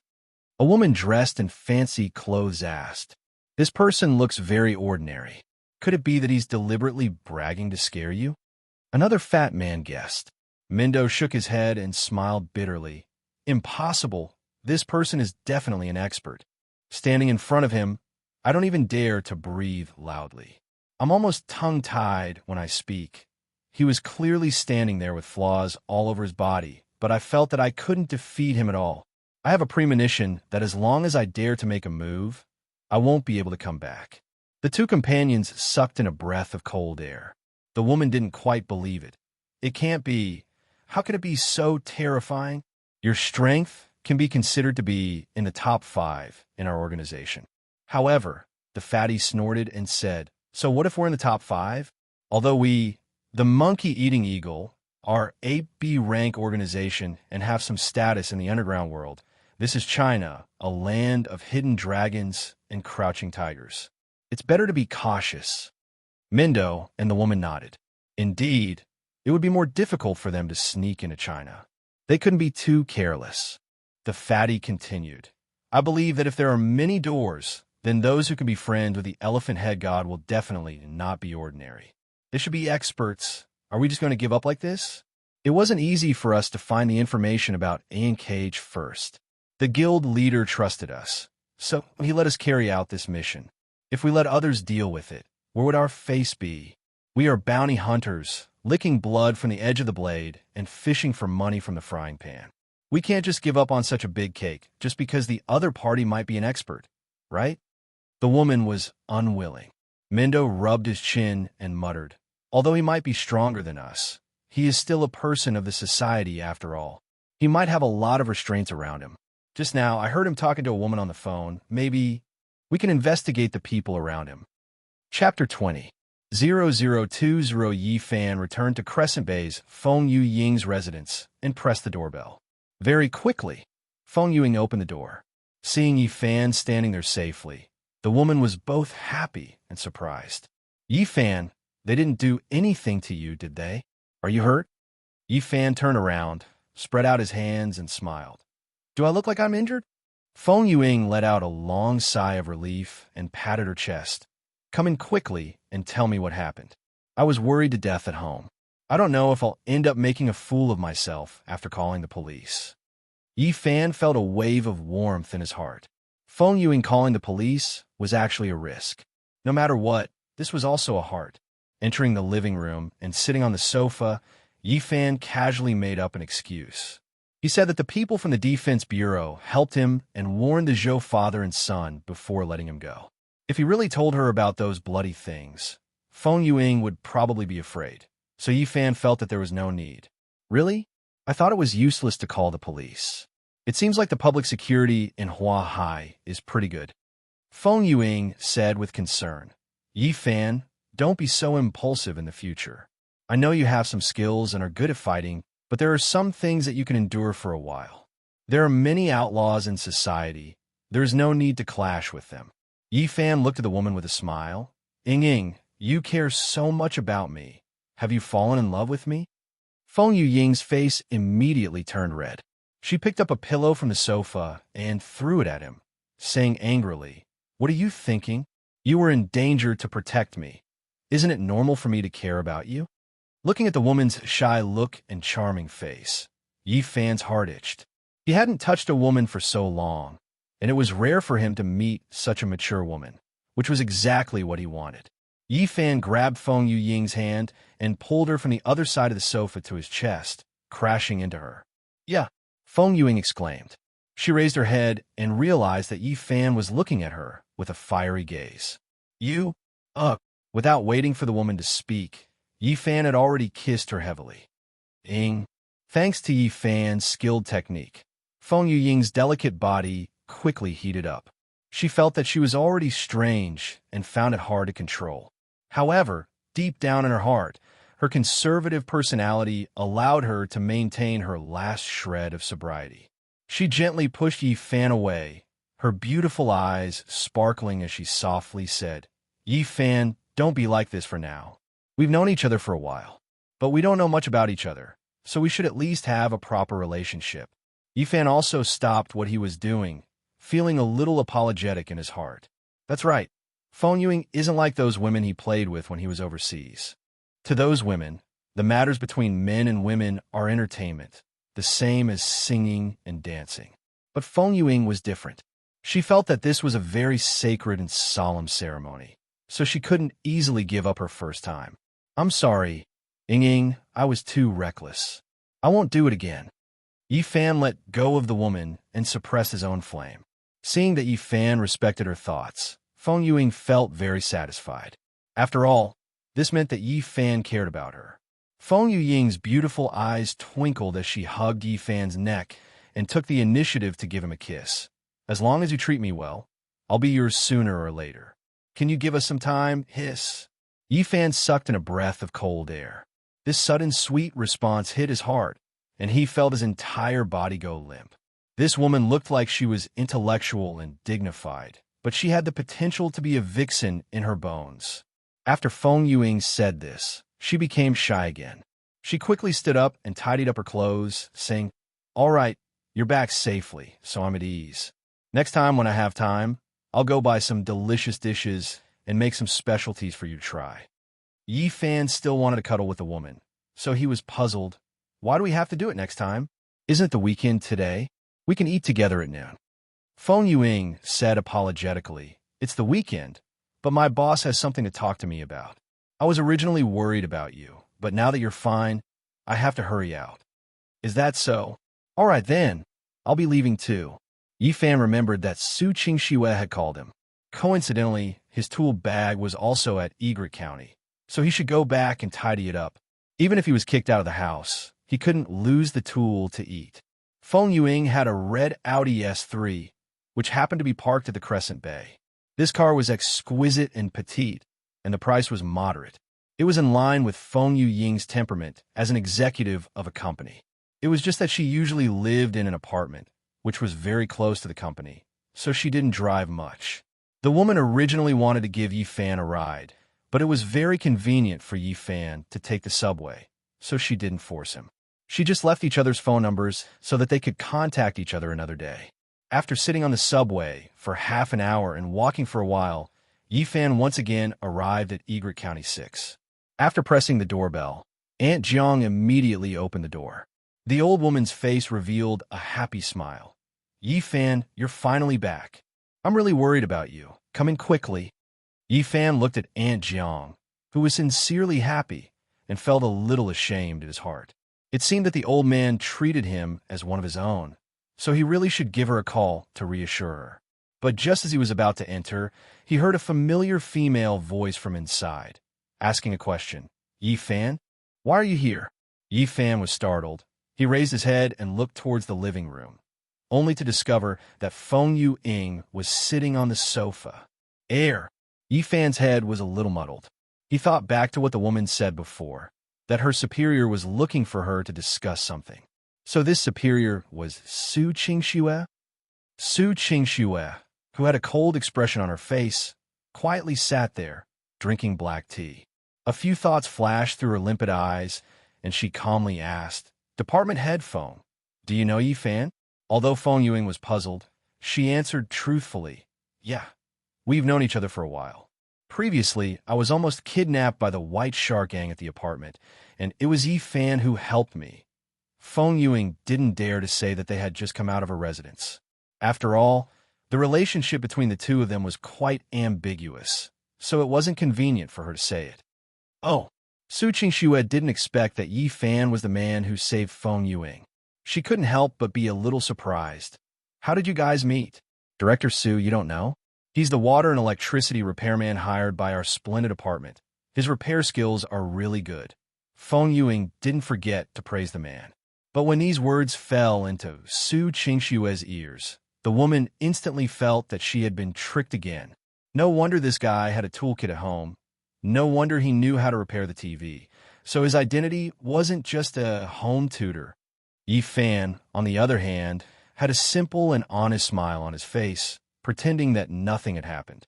Feng Yuing turned around and asked curiously, "Director Su, are you asking Yi Fan to repair some electrical appliances?" Actually, Yi Fan was thinking about how to explain, but he didn't know how to open his mouth. Actually, she didn't want too many people to know about this because she only signed a contract with Yi Fan for 3 months. After this special period, they had nothing to do with each other anymore. So, this level of relationship between a man and a woman only needed to be known by the necessary people. Many of the subordinates in the company actually didn't need to know about it. To put it bluntly, it would be embarrassing to find a man to pretend to be her boyfriend. It might even become a joke and a stain on her reputation. Su Qingxue maintained her composure, thought for a while, and said, "Department head Feng, let's go to my study room first. There is some information that you need to take a look at." Feng Yuing was a strong woman in the workplace after all, so her job was still her priority. She nodded and said, "All right, let's go upstairs then." After the two women went upstairs, Yi Fan heaved a sigh of relief. He ran to the kitchen and asked Annie Jiang for 2 cups of ice water. He gulped it down and felt a little better. Chapter 21. 0021. Fortunately, Aunt Jiang quickly smiled and asked, "Yi Fan, you're finally back. Mrs. concerned about you and called you. Why didn't you say anything before hanging up?" Hearing that, the sale blinked. "What? Qingxue cares about me?" "Auntie Jiang, don't tease me. She just chased me out last night." "It's true, Miss didn't know about your background. So after I told her, she naturally understood your good intentions." Aunt Jiang couldn't wait for the two of them to reconcile. Only then did Fan Xian understand. He thought to himself, "This girl has a sharp mouth and a tofu heart. If that's the case, I don't have to move out anymore." After more than an hour, Feng Yuing came downstairs and said goodbye to Annie Jiang, who was in the kitchen. Yi Fan was watching TV.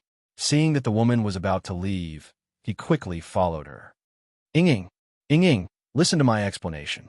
Yi Fan stopped Feng Yuing and didn't let her go to the garage. Feng Yuing had a cold look on her face as she sighed. "What do you have to say? It's not what you think. Qingxue and I are just..." Yi Fan wanted to tell the truth, but after thinking about it, he realized that it wasn't right.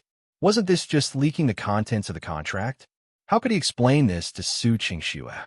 Feng Yuing remained silent, but a mischievous smile slowly surfaced on her face. Fan Xian felt that something was wrong and asked in bewilderment, Ying, do you already know?" Feng Yuing rolled her eyes at Yi Fan. "You want to surprise me, right? What's there to hide? The whole company knows that you're working on Monday. How long do you plan to hide it?" Yi Fan had a dumbfounded expression on his face. What exactly happened? Right at this moment, Su Qingxue came down from upstairs and coldly shouted, "Yi Fan, come to my study." Feng Yuing patted Yi Fan's shoulder. "Go quickly, Assistant Yi. The boss is calling you." Special assistant? Yi Fan was about to cry in his heart. What the hell was this? Feng Yuing looked at the lady's watch in her hand and said anxiously, "I have to hurry to the high-speed rail station. So, Sue asked me to go on a business trip immediately. That's all for now. See you at the company. Bye-bye.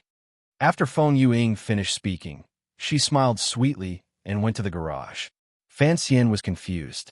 He silently walked upstairs and entered the study. Closing the door of the study, Yi Fan scratched his head. Qingxue, what did you say to Sister Yuing? Su Qingxue sat behind the desk and was printing some materials. She lightly replied, I told her that you and I met in the orphanage. We only met recently.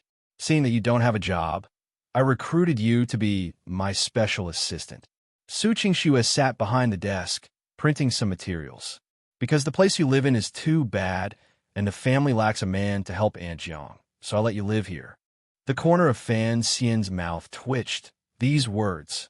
She believed it? Feng Yuing was my senior back in university. There's no doubt about her work ability and loyalty. Other than being more shrewd at work, her life is rather simple. As long as what I say isn't too outrageous, she'll believe it. Su Qingxue obviously understood Feng Yuying's personality very well. Yi Fan felt upset in his heart. Aren't you using her trust in you to deceive her? So what if I lied to her? Do you want the whole company to know that we are a fake couple? Do you want this relationship to be real? Besides, what does it have to do with you if I lie to her? What can she lose? Su Qingxue asked in return. Yi Fan Xian was speechless. Just now, he felt that this woman was cold on the outside and warm on the inside. But now, he felt that she was cold and heartless. Rather than caring about others, sign this contract yourself. Su Qingxue handed a document to Yi Fan. Yi Fan took a look. It was actually a temporary contract. Do you really want me to be a special assistant? I've already said it to my senior, so I naturally have to keep my promise. Besides, you might be in danger wherever you go right now. So coming to our company is the safest. Also, you lied to me that you were a tutor, but now you're a plumber. God knows what kind of part-time job you'll do. When I called you just now, you were so unwilling to answer it. You might as well stay in the company obediently, so that if there's a problem, I won't have to look for you all over the world. Su Qingxue's cold eyes were still filled with strong dissatisfaction. Yi Fan embarrassedly rubbed the back of his head and smiled. Qingxue, I really had something to do this morning. It's not convenient to pick it up. Su Qingxue slammed the table and pointed at the contract. I don't want to hear your explanation, and I don't care what you're doing. Sign the contract immediately, right now. Being intimidated by the woman's icy aura, Yi Fan quickly picked up the pen, but after thinking about it, he shook his head and said, No, I don't even know what I can do in the company. If I don't go in, I'll be exposed. Monthly salary of 50,000, I'll sign it. Yi Fan's pen moved like lightning. He quickly signed every piece of paper and handed the contract to Su Qingxue with a smile. 1 month, 50,000. 3 months, 150,000. The key was that he would be free after 3 months, so it would be a waste if he didn't earn this money. Su Qingxue's eyes revealed a trace of disappointment. This man's conditions were actually not bad. His mind was nimble, and he even knew French. If he were to be nurtured, he might be a talent. Director Su, from today onwards, I will be your special assistant, a part-time boyfriend in private. Yi Fan even saluted happily. The corner of Su Qingxue's mouth curled up into a strange smile. I forgot to tell you, my assistant salary is 100,000 a month. Ah, aren't you trying to trick me? Yi Fan immediately felt his heart bleeding. Su Qingxue snorted lightly, put away the contract, and looked at him with a bit of contempt. To deal with a man like you who doesn't speak a single word of truth, this is called a tooth for a tooth. In the future, be more honest. The penalty for breach of contract is 1 million. Yi Fan felt that his eyes were filled with darkness. He had really underestimated this woman's methods. The next day, Yi Fan originally wanted to go to a small district to repair the air conditioner, but he was directly stopped by Su Qingxue.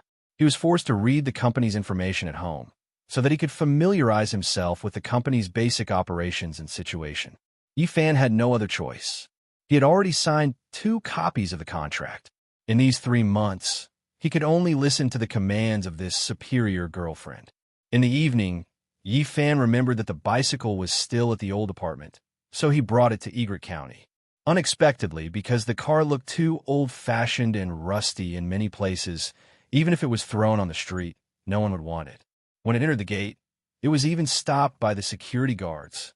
Fortunately, Aunt Jiang went over and saw that it really was an acquaintance of the residents, so she let her bring the car home. After knowing about this, Su Qingxue was filled with anger. She didn't know what this man's brain was made of. Was there a need to be so stingy with something that was sold as scrap metal? Yifan didn't care so much. After riding for more than a year, he had even personally bought it from the old goods market. He already had feelings for it, so how could he just throw it away like that? Monday morning, Yifan officially went to work for the first time. He put on the shirt and trousers that Su Qingxue gave him, put on a tie, and stepped on leather shoes. He really did look like that. Su Qingxue didn't know where she got her driver's license from, but she directly let Yifan be the driver. Yifan couldn't help but sigh with emotion. Money can make the devil push the millstone. Now that the driver's license was so difficult to get, Su Qingxue was actually able to casually get one for him.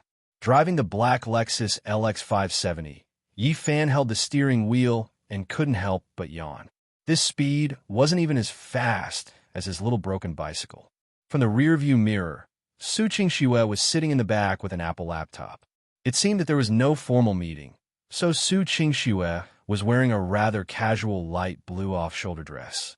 Her black hair that draped over her shoulders made her skin look especially white and rosy.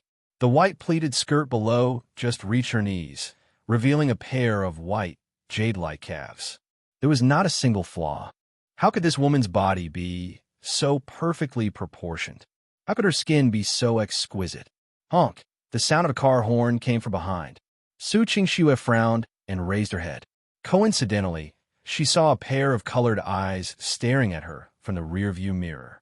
Yifan, what are you looking at? The green light. Yifan hurriedly started the car. His old face turned red. The 2-minute red light actually passed in the blink of an eye. He was too fascinated by it. Chapter 22. 0022 I didn't see anything. I woke up early and was taking a nap. Yifan pretended that nothing had happened. Su Qingxue felt a burst of disdain, clenched her teeth, and read. A liar full of lies, a stingy iron cock, greedy and lustful, at least you're a man. Can't you be a bit more promising? Yifan was said to be useless, so of course he wouldn't agree. He argued. Who said that?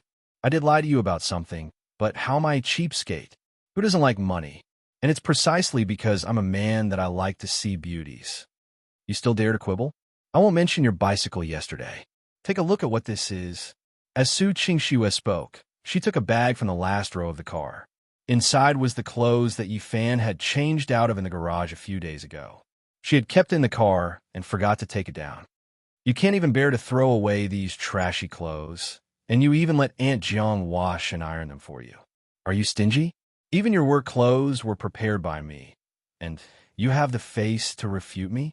Su Qingxue threw the bag back into the back seat, afraid that the old clothes would emit a strange smell. The more she thought about it, the angrier she got. Yifan muttered in his heart, such a beautiful girl, her words really don't give me any face. I don't mind wearing those old clothes to work. Isn't it you who requested to wear these new clothes? But he didn't dare to say anything. After all, there was no reason to talk to a woman. Arriving at the embroidery building, Yifan drove the car into the underground garage and parked it at the CEO's special parking spot. Before getting off the car, Su Qingxue warned, remember the 2 requirements in the company. Got it, I'll call you CEO Su. I can't reveal our relationship. Yifan made an okay gesture. After confirming, the 2 got out of the car. After a few steps, they arrived at a VIP elevator used by the upper echelons of the company. A white-collar woman had been waiting there for a long time. She looked to be around 25 or 26 years old, wearing a black OL uniform, a white shirt, and silver round glasses. She looked delicate and pretty, but her expression was very steady. The white-collar woman was carrying a briefcase. When she saw Su Qingxue walking over, she immediately lowered her head respectfully. Good morning, Director Su. Su Qingxue nodded her head and glanced at Yifan. She is Chunya, my #1 assistant. You should learn from her. Yifan hurriedly smiled and extended his hand towards Chunya. Hello. My name is Yifan. Please take care of me. Chunya hesitated for a moment, but still shook hands with Yifan. However, she didn't look at him directly, obviously not taking him seriously. Yifan thought to himself, no wonder he could become Su Qingshue's #1 assistant. He was really cold. Chunya quickly turned on a tablet computer in her hand, opened a document, and reported, Director Su, today is 7, 9, 13, 18, 26, 34. Hearing Chunya report a dozen or so numbers, Yifan was confused, not knowing what she was talking about. Su Qingxue remained silent. She walked to the elevator, opened the door, and walked in. The moment she walked into the elevator, Su Qingshue's expression and temperament clearly became even more serious and cold. A strong sense of oppression from a superior arose involuntarily. Yifan couldn't help but swallow his saliva. When this woman entered the working state, why did it seem like she had changed into a different person? She was completely different from a Su Qingxue who was lying on the sofa, eating fruits and watching TV. Next, Su Qingxue pressed a series of numbers on the buttons in the elevator, 7, 9, 13. Yifan discovered that these numbers were all reported by Chunya, and they were actually all floors. The key was that Su Qingxue had only listened to it once, and she had already memorized all the numbers. Director Su, isn't your office on the top floor of the 66th floor? Why did you stop on so many floors? Yifan had already read the information about the embroidery group, so he knew what each floor was for. Chunya, who was at the side, answered him on behalf of Su Qingxue. This is CEO Su's routine morning meeting. Solving some problems on the way to the office can save a lot of time for the company's employees to run up and down and speed up the office efficiency. Just as Chunya finished her explanation, the elevator reached the 7th floor. After Chunya pressed the button on the elevator door remained open. At the entrance of the elevator, there was already a manager of the investment department in a suit. He was already prepared and handed a document to Su Qingxue. Director Su, the latest raw materials developed by the DL Chemical Company can replace the old synthetic rubber technology in many fields, greatly reducing the production cost of rubber products on the market by 45%. We unanimously agreed that we should increase the DL company's stock to 3%, the manager quickly reported. Su Qingxue used a few seconds to flip through the report, but directly threw it out of the elevator and coldly said, Sell all the DL company's shares in our hands. The manager was stunned, thinking that he had heard wrongly. Director Su, why? Sell it when it's about to rise? Their raw materials will be unsaleable, so their stocks will soon fall. They should take advantage of this opportunity to sell them. Seeing that the manager still had a puzzled look on his face, Su Qingxue frowned and said, Didn't you guys see the recent personnel changes in DL? The logistics department sent more and more people to manage the warehouse. What do you think is the reason? The manager suddenly realized, because their production line has overproduced, it caused the warehouse pressure to increase. Director Su is wise. Why didn't I think of it? Without waiting for the manager to flatter her, Su Qingxue had already signaled Chunya with her eyes. Chunya understood and immediately closed the elevator. Continuing to the 9th floor, the elevator opened. This time, it was a middle-aged female supervisor who handed over a document. Director Su, the Taihong Group, is unwilling to transfer that piece of land in the west of the city. They said that they have to add an additional 20 million. What do you think? Su Qingxue didn't say anything further. She took a red pen and wrote a few words on the document. Add another 50 million. When the female supervisor saw this, she immediately thought that Su Qingxue had seen wrongly. Director Su, they only need to add 20 million. Do as I say, wait for the other party to agree, then come to me for the final approval. Su Qingxue said. The female supervisor opened her mouth with a blank expression, but she could only nod her head. The elevator closed again, and Yifan, who was standing behind the woman, was dumbfounded. Director Su, did you hear wrongly? He only wanted to add 20 million. Why did you give him 50 million more? Is this 30 million for nothing? Su Qingxue simply ignored him, because the elevator had already reached the 13th floor. Another document was handed over, and Su Qingxue signed it with a few words. Just like that, level after level, Su Qingxue stopped at each level for no more than 2 minutes. Every decision was incomparably decisive, and these executives, even if they didn't quite understand, obediently nodded their heads to carry it out. It was as if they firmly believed that as long as they followed Su Qingxue's instructions, they would definitely not make a mistake. For this young woman in her 20s, the upper echelons of the company, who were in their 30s to 50s, showed absolute trust. Yi Fan, who was standing at the back, couldn't help but be puzzled. Was this girl really that powerful? As one of the top 10 companies in Huahai, the embroidery group was a well-known company in China. It had a wide range of businesses. Other than venture capital, luxury goods, fashion, real estate, high-end hotels, and other main businesses, there were also education, e-commerce, wine, auto parts, advertising, engineering design, and other industries. In other words, as the CEO, Su Qingxue had to have a certain level of research in all industries in order to be able to plan the overall situation. After dealing with more than 10 jobs in a row, it took about half an hour for the three of them to finally arrive at the 66th floor. They entered a huge CEO's office. 3 of the windows were made of reinforced glass, and there were even bulletproof glass reinforced. From here, they could overlook the scenery of Huahai City, as if the entire city was under their feet. As for the other decorations, other than some simple green potted plants, there was nothing special. The simple and neat cold colors perfectly combined with Su Qingxue's temperament. Su Qingxue sat on the CEO's seat, while Chunya, who was beside her, took out some of the information that she needed to read in the morning and handed some of the organized documents to her superior. Yifan stood at the side, feeling a little bored. He could only sit on the sofa and use his old phone to play gluttonous snake. Su Qingxue looked up at him and said, "Chunya, show him the information about the Tai Hong group."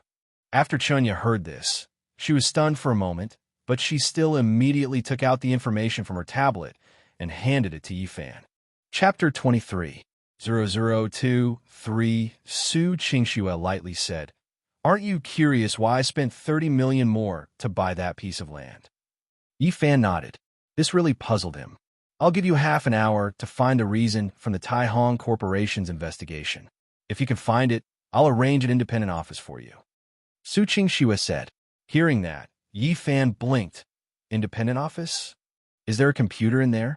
With a computer, he could play games, and when he played games, he could earn money. Of course, Su Qingxue said with certainty. Yifan grinned happily, took the tablet computer, and quickly flipped through it. Su Qingxue didn't care about him anymore. In her opinion, being able to find a far-fetched reason in 20 minutes was already not bad. Even Chunya, who had followed her for 3 years, would probably only be able to figure out the reason after entering the office. However, he didn't expect that in less than 5 minutes, Yifan would let out an "oh" sound. Su Qingxue raised her head in surprise. "What's wrong?" Chunya frowned as she looked over. "Don't disturb, though, Su's work."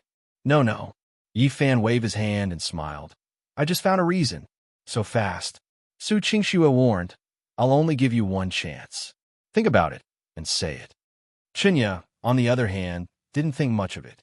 In such a short amount of time, she couldn't even finish reading the information. How could she find out the key reason? Yifan stood up, returned the tablet computer to Chunya, and said slowly, "Tai Hong Corporation seems to be very stable, but their capital chain is actually already in danger. If that land can't be sold quickly and get that money, they will probably go bankrupt." As soon as these words came out, Su Qingxue couldn't help but narrow her eyes, and a sharp glint flashed across her eyes. In such a short period of time, this man was actually able to see the hidden information about the capital chain from the information. Just this reading speed alone was extremely shocking, not to mention his ability to understand. Chunya was also astonished. She couldn't imagine that this guy had really finished reading the information. Yifan continued to speak smoothly. "Director Su, I have to say that this move of yours is very clever. If you add another 20 million, they will definitely sell it immediately. However, if you add another 50 million, they will be suspicious. Why did you buy it with such a blood capital? Could it be that there's really some huge benefit to this land? In that case, they must be hesitating, wondering if they had overlooked something or missed out on some important information. Other companies would not buy such an outrageous price. In this way, they would delay the crucial selling time. When they really intended to sell the land to you at an additional price of $50 million, as long as you rejected them, they would be at their wits' end. In the end, they could only accept the original price. They couldn't even earn the extra $20 million because they didn't have time to find another buyer. When Yi Fan said this string of deductions, Su Qingshue's bright eyes revealed a hint of satisfaction. She was right. Although this man was a little perverted and stingy, his mind was still very flexible. He should be a fast learner. With proper training, he might really be able to do something. Chunya, who was at the side, was already dumbfounded. She seemed to have underestimated the new assistant that the boss had found. That's right. How could Su Qingxue really find an idiot to be her assistant? Chunya naturally gave the credit to the boss. Yi Fan, on the other hand, clicked his tongue and sighed. Director Su, if this move of yours really succeeds, the people from the Tai Hong Corporation will hate you to death. This is too damaging. To them, it's a blood loss. There's nothing too deceitful in war, and the business world is like a battlefield. Since they were greedy first, then they can't blame me for being ruthless. Moreover, if they were smart enough, they should have immediately found me and agreed to sell this land. They have a guilty conscience in their hearts and are insatiably greedy, so they fell into my trap. Su Qingxue said with a calm face. Yi Fan shrugged. He had to admit this. Director Su, you are indeed very smart. Most people would not be able to think of a way to do the opposite. I think you're not bad either. At least you can decipher it in 5 minutes. Su Qingxue gave a rare compliment. Hearing the praise, Yi Fan laughed happily, but he still had to be polite. Of course not. It's just so. Ha! Don't be too arrogant. Our Director Su is a member of the Par Society. Don't think that just because you're a little smart, you're amazing. Chunya said proudly. She held her head high and puffed out her chest, as if it was her own glory. When Yi Fan heard this, he was a little surprised.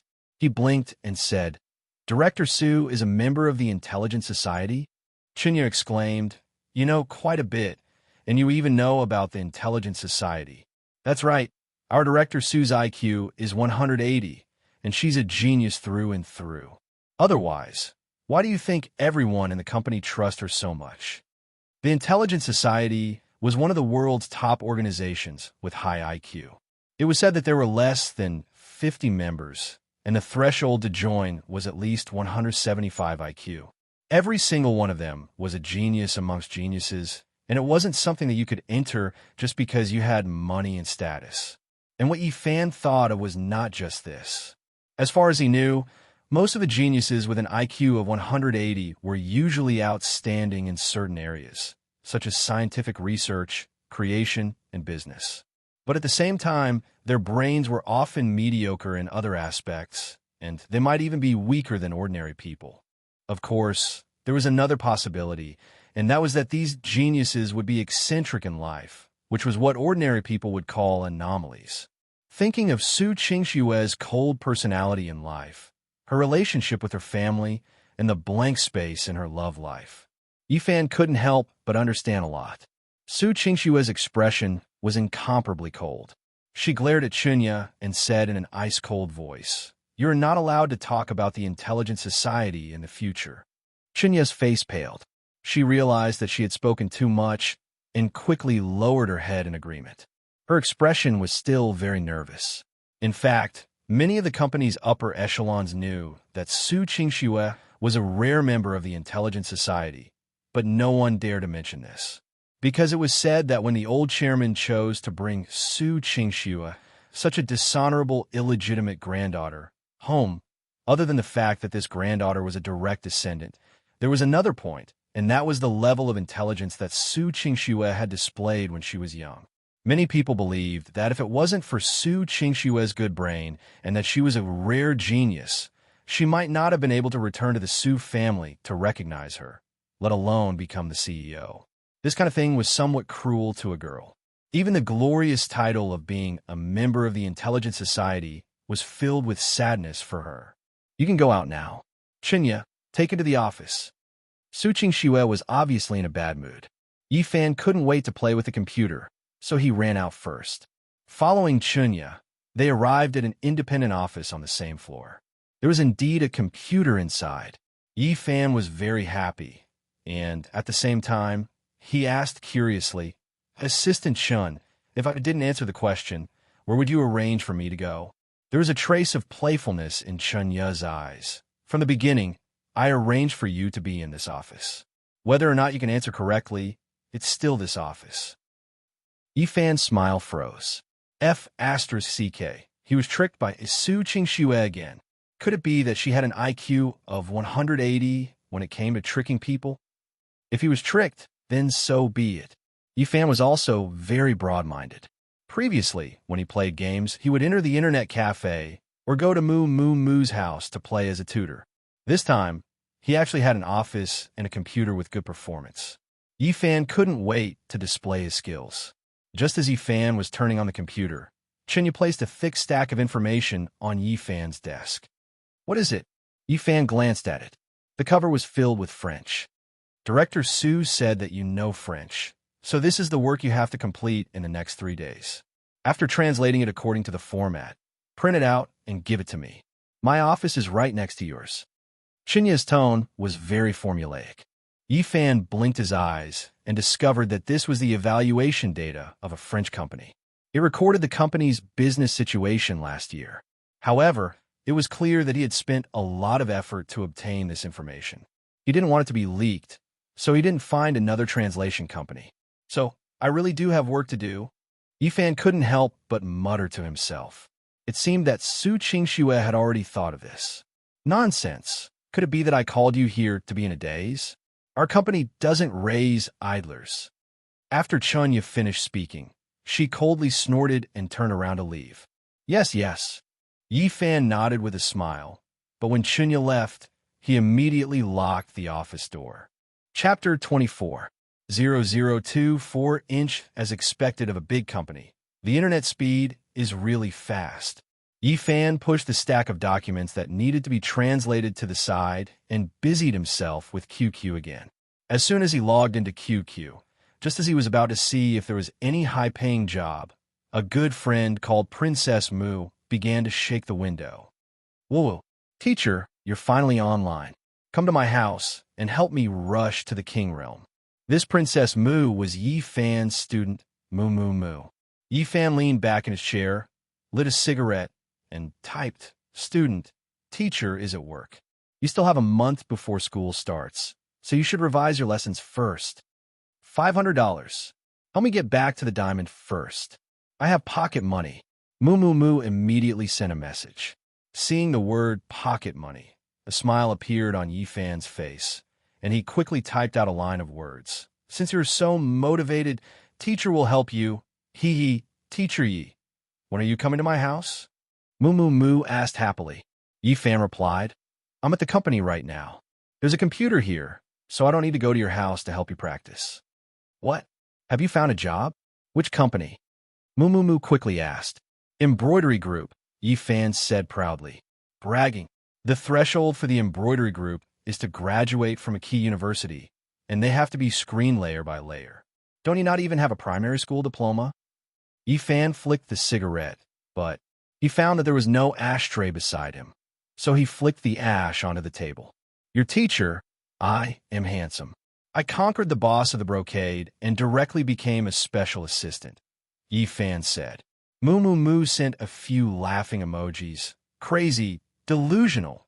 Did you see that Su Qingxue's photo is beautiful, so you rub it too much and started hallucinating? Let me tell you a cruel reality. Many people in Hua call her a female devil behind her back. She is a famous iceberg woman and scrupulous in order to achieve her goal.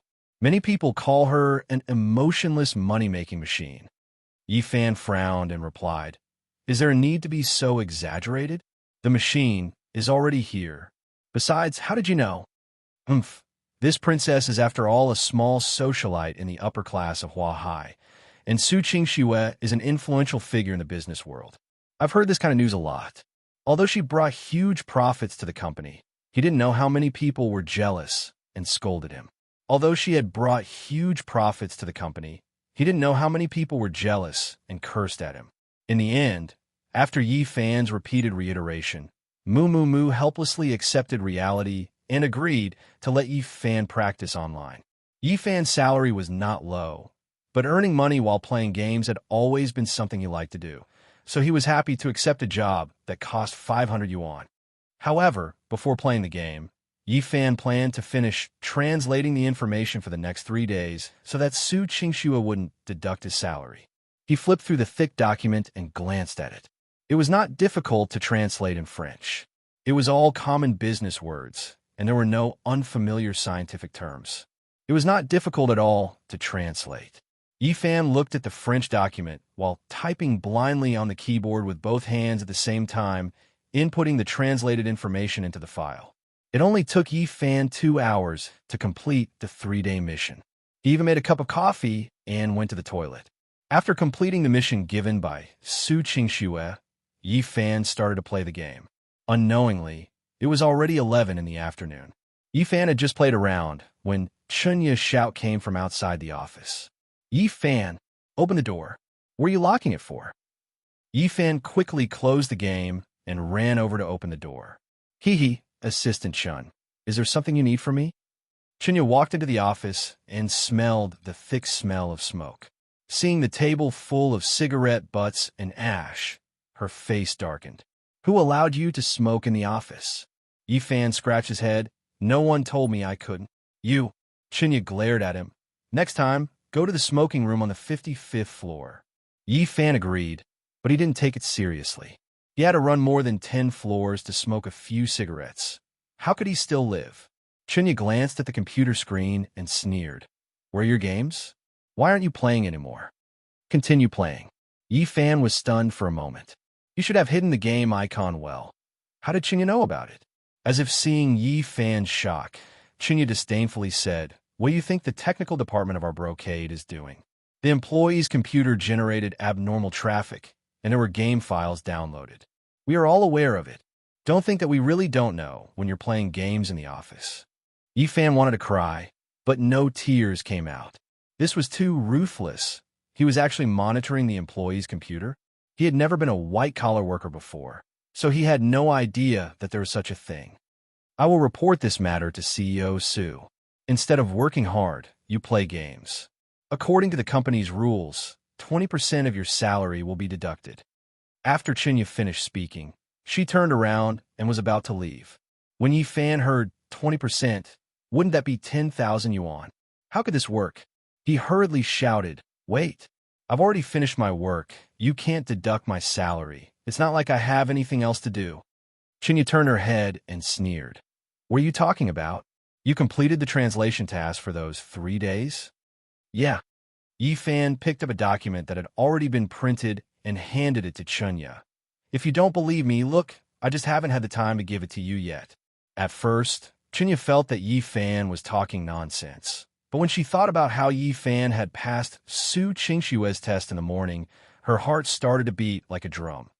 This was according to the requirements of a professional translator. He had been given 3 days of work.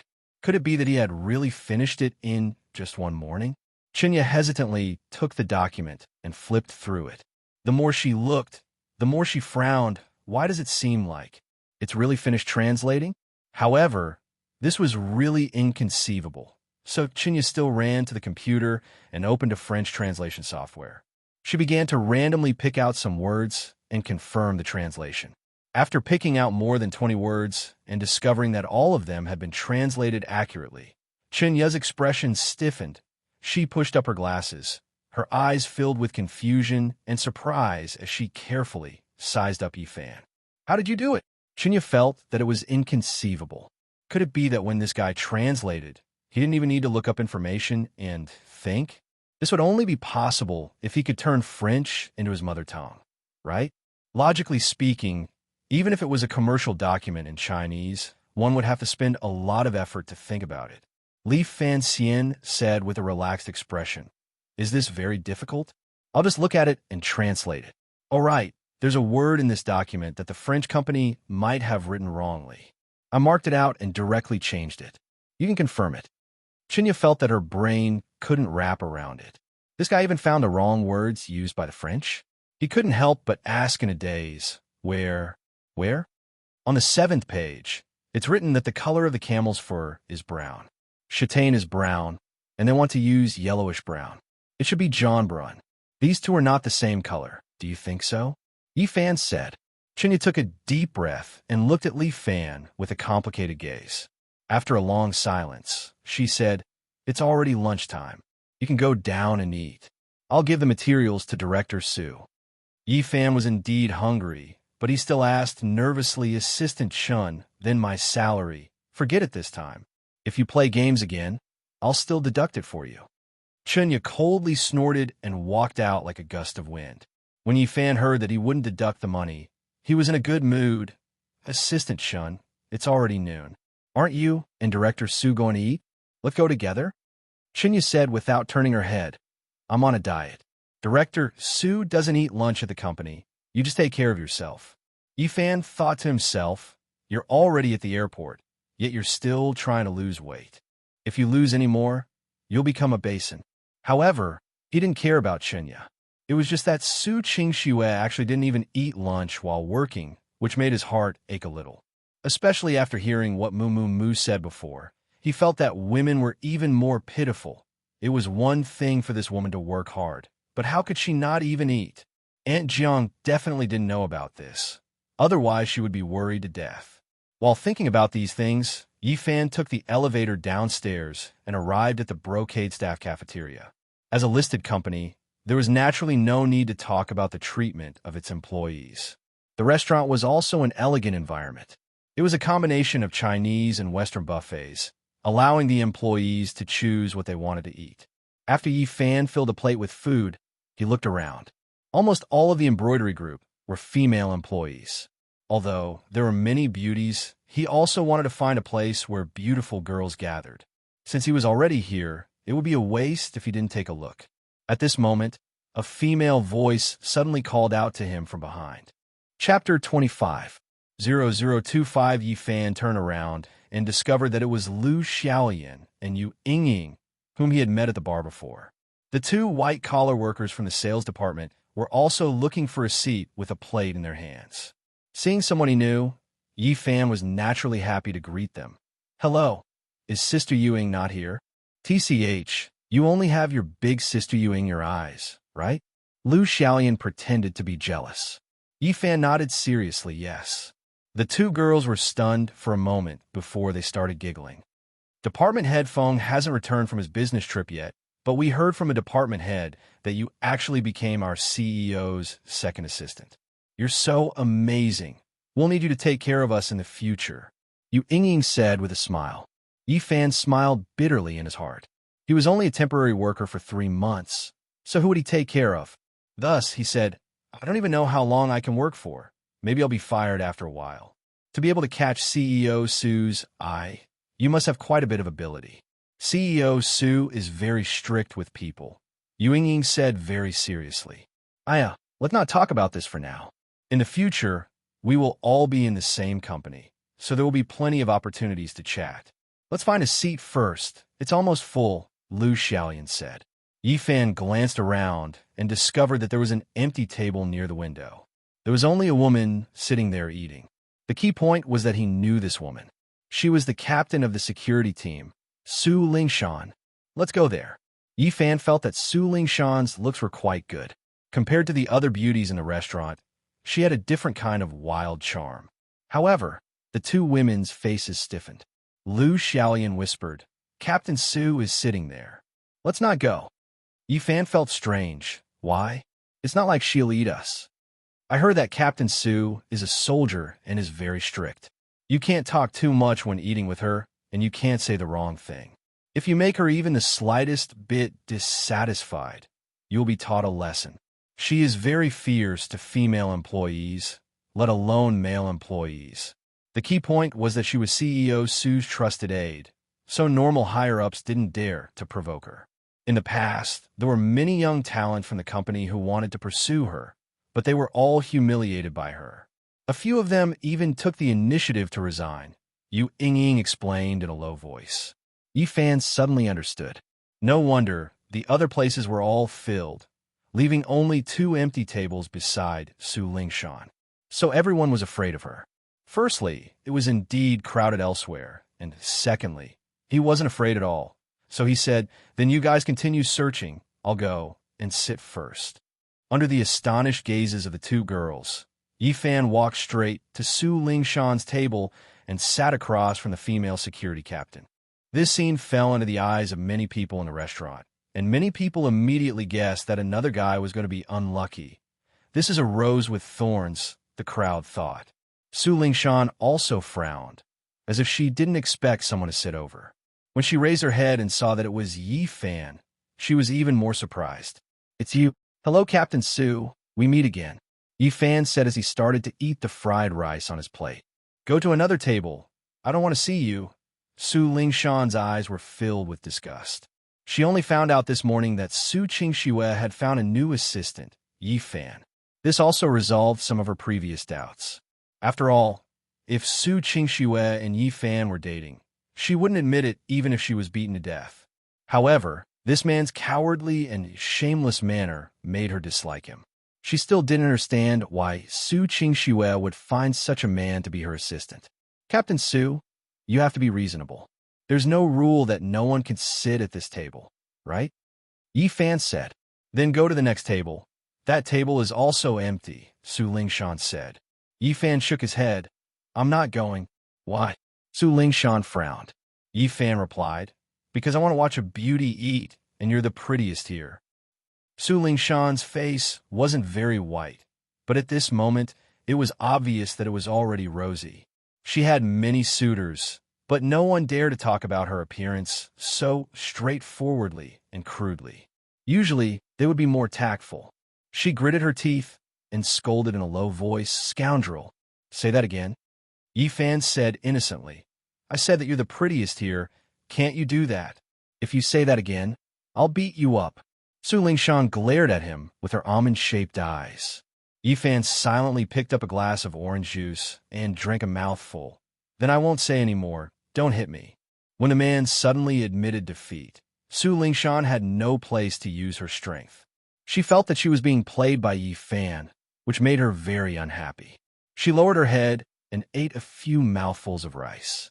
Su Lingshan felt uncomfortable all over because the moment she raised her head, she would realize that Yi Fan was staring at her. At this moment, Yi Fan was enjoying himself because he discovered that from this angle, he could see a beautiful scenery from Su Lingshan's collar. "Ugh, I didn't think that she was actually quite sexy," Yi Fan sighed in his heart. "What are you looking at?" Su Lingshan questioned. Yi Fan blinked. "Do you want to hear the truth?" "Nonsense. The eggs on your plate," Yi Fan said very seriously. "There are no eggs on my plate." "You're lying." Su Lingshan was furious and slammed the table. This gave the surrounding people a shock. They thought to themselves that this brat must be crazy. He even dared to tease a tigress? Yi Fan picked up a fried chicken leg, took a bite, and said, "Captain Su, you really had an egg just now. Did you forget to eat it yourself? Go to hell. Pervert. Wolf. Do you think I don't know? If you don't tell the truth, I'll stab your dog eyes blind today." Su Lingshan picked up the fork in her hand and said aggressively, "How could Yi Fan admit it?"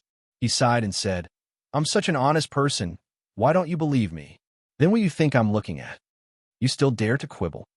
Do you really think I'm just scaring you?" Su Lingshan felt that she had to teach this man a lesson. So the fork in her hand suddenly pierced towards Yi Fan's eyes.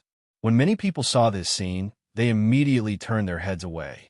They couldn't bear to look any longer. It was too scary. However, Yi Fan didn't move at all. He sat there with a smile and watched as the silver fork was less than a centimeter in front of his eyes, but he didn't even blink. Of course, Su Lingshan couldn't stab the fork into the man's eyes, but an ordinary person would definitely not be able to dodge in time when they were threatened by such a sudden action. They should be in a rather sorry state. Even the people watching at the side felt their hearts jump to their throats. They felt that it was too dangerous. Yi Fan wasn't scared. He looked at her calmly, but it became Su Lingshan who felt very awkward. Captain Su, everyone is watching. It's not good to play so excitedly. Yi Fan snickered in his heart. Even if this woman pointed a gun at his head, he wouldn't be afraid in the slightest. What's a fork? However, Su Lingshan's frightening actions made Yi Fan more or less dissatisfied. It was just admiring a beauty. Was there a need for such hatred? Su Lingshan's hand that was holding the fork trembled for a while. She was puzzled. Why did this guy suddenly become so daring? Although she was very unconvinced, Su Lingshan could only retract her hand resentfully. At least you have some guts. I'll let you go today. If you dare to look around again, I'll beat you to death. Yi Fan seemed to have an honest look on his face as he smiled and said, Captain Su, can I ask you something? What? Su Lingshan said unhappily. Are you a D or F? After realizing what the question was, Su Lingshan's eyes were filled with murderous intent, and she shouted, Bastard! You really were peeping at me. Before she could finish her sentence, Su Lingshan realized that the situation wasn't looking good. How could she shout this in public? As expected, dozens of pairs of eyes in the restaurant looked over with a strange expression. Su Lingshan's face was burning red. Her ears were burning, and she was so angry that she stomped her feet. She had never been so embarrassed in the company. Yi Fan, come out with me. Su Lingshan didn't want to be rough in the restaurant. I haven't finished eating yet. Yi Fan shook his head. Su Lingshan realized that a lot of people were snickering, and she was so angry that she gritted her teeth. She used one of her hands to capture Yi Fan's collar. However, Yi Fan suddenly leaned back, just in time to avoid this attack. Chapter 26 0026 Yi Fan calmly kicked the stool beside him a few centimeters away. Just as Su Lingshan was about to exert her strength, her knee was hit like this. Her hamstrings went numb, and she fell straight down. Ah! Su Lingshan cried out in surprise. She didn't notice Yi Fan's actions at all.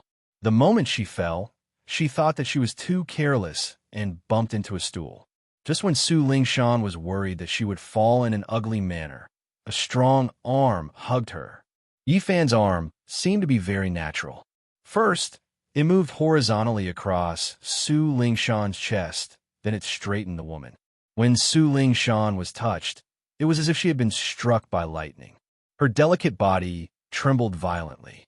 She hugged her chest and cursed. Pervert, you touched me. Tell me, Captain Su, what should I touch you for? Yi Fan asked mischievously. How could Su Lingshan say it out loud? Yi Fan said innocently, Captain Su, you came to hit me, but you almost tripped. I helped you up, but you still scolded me. This is unjust. Why do I feel like it's snowing outside? Su Lingshan realized that more and more people were looking at her. She didn't want to stay any longer and glared at Yi Fan fiercely. Just you wait, Yi. I'll make you regret everything you've done today sooner or later. Su Lingshan angrily said these words, turned around, and quickly ran out of the restaurant. The group of people in the company all looked at Yi Fan in shock. This was the first time they had seen Su Lingshan being restrained by a man. At this moment, 4 men in security uniforms walked to Yi Fan's side. The man in the lead had a flat top, a mole on his chin, and a dark smile on his face. He patted Yi Fan's shoulder and said, Bro, you're amazing. You even subdued the female Yaksha? You are Director Su's newly recruited special assistant, Yi Fan, right? Yi Fan was not interested in men, so he casually replied, It's me. What's the matter? I'm the captain of the security team. My name is Jiang Chao, and the 3 behind me are my brothers from the security team. Jiang Chao was very familiar with him. He grabbed Yi Fan's hand and shook it. Captain of the security team? Isn't that Captain Su? Why are you also the captain? Yi Fan was curious.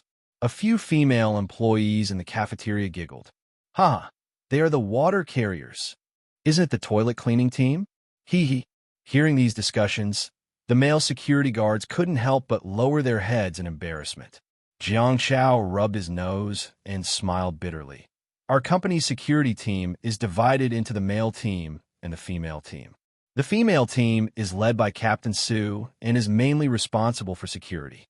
As for our male team, we are responsible for taking care of the working environment of our employees. Yifan listened to the discussions of the people around him for a while, then thought about it, and finally understood what was going on. Su Lingshan had even trained a group of female security guards with extraordinary skills. They were proficient in Taekwondo and Sanda, and their combat strength had firmly suppressed Jiang Chao and the other male security guards. In this way, Jiang Chao and the other male security guards had no status. They couldn't train, patrol, or protect the CEO.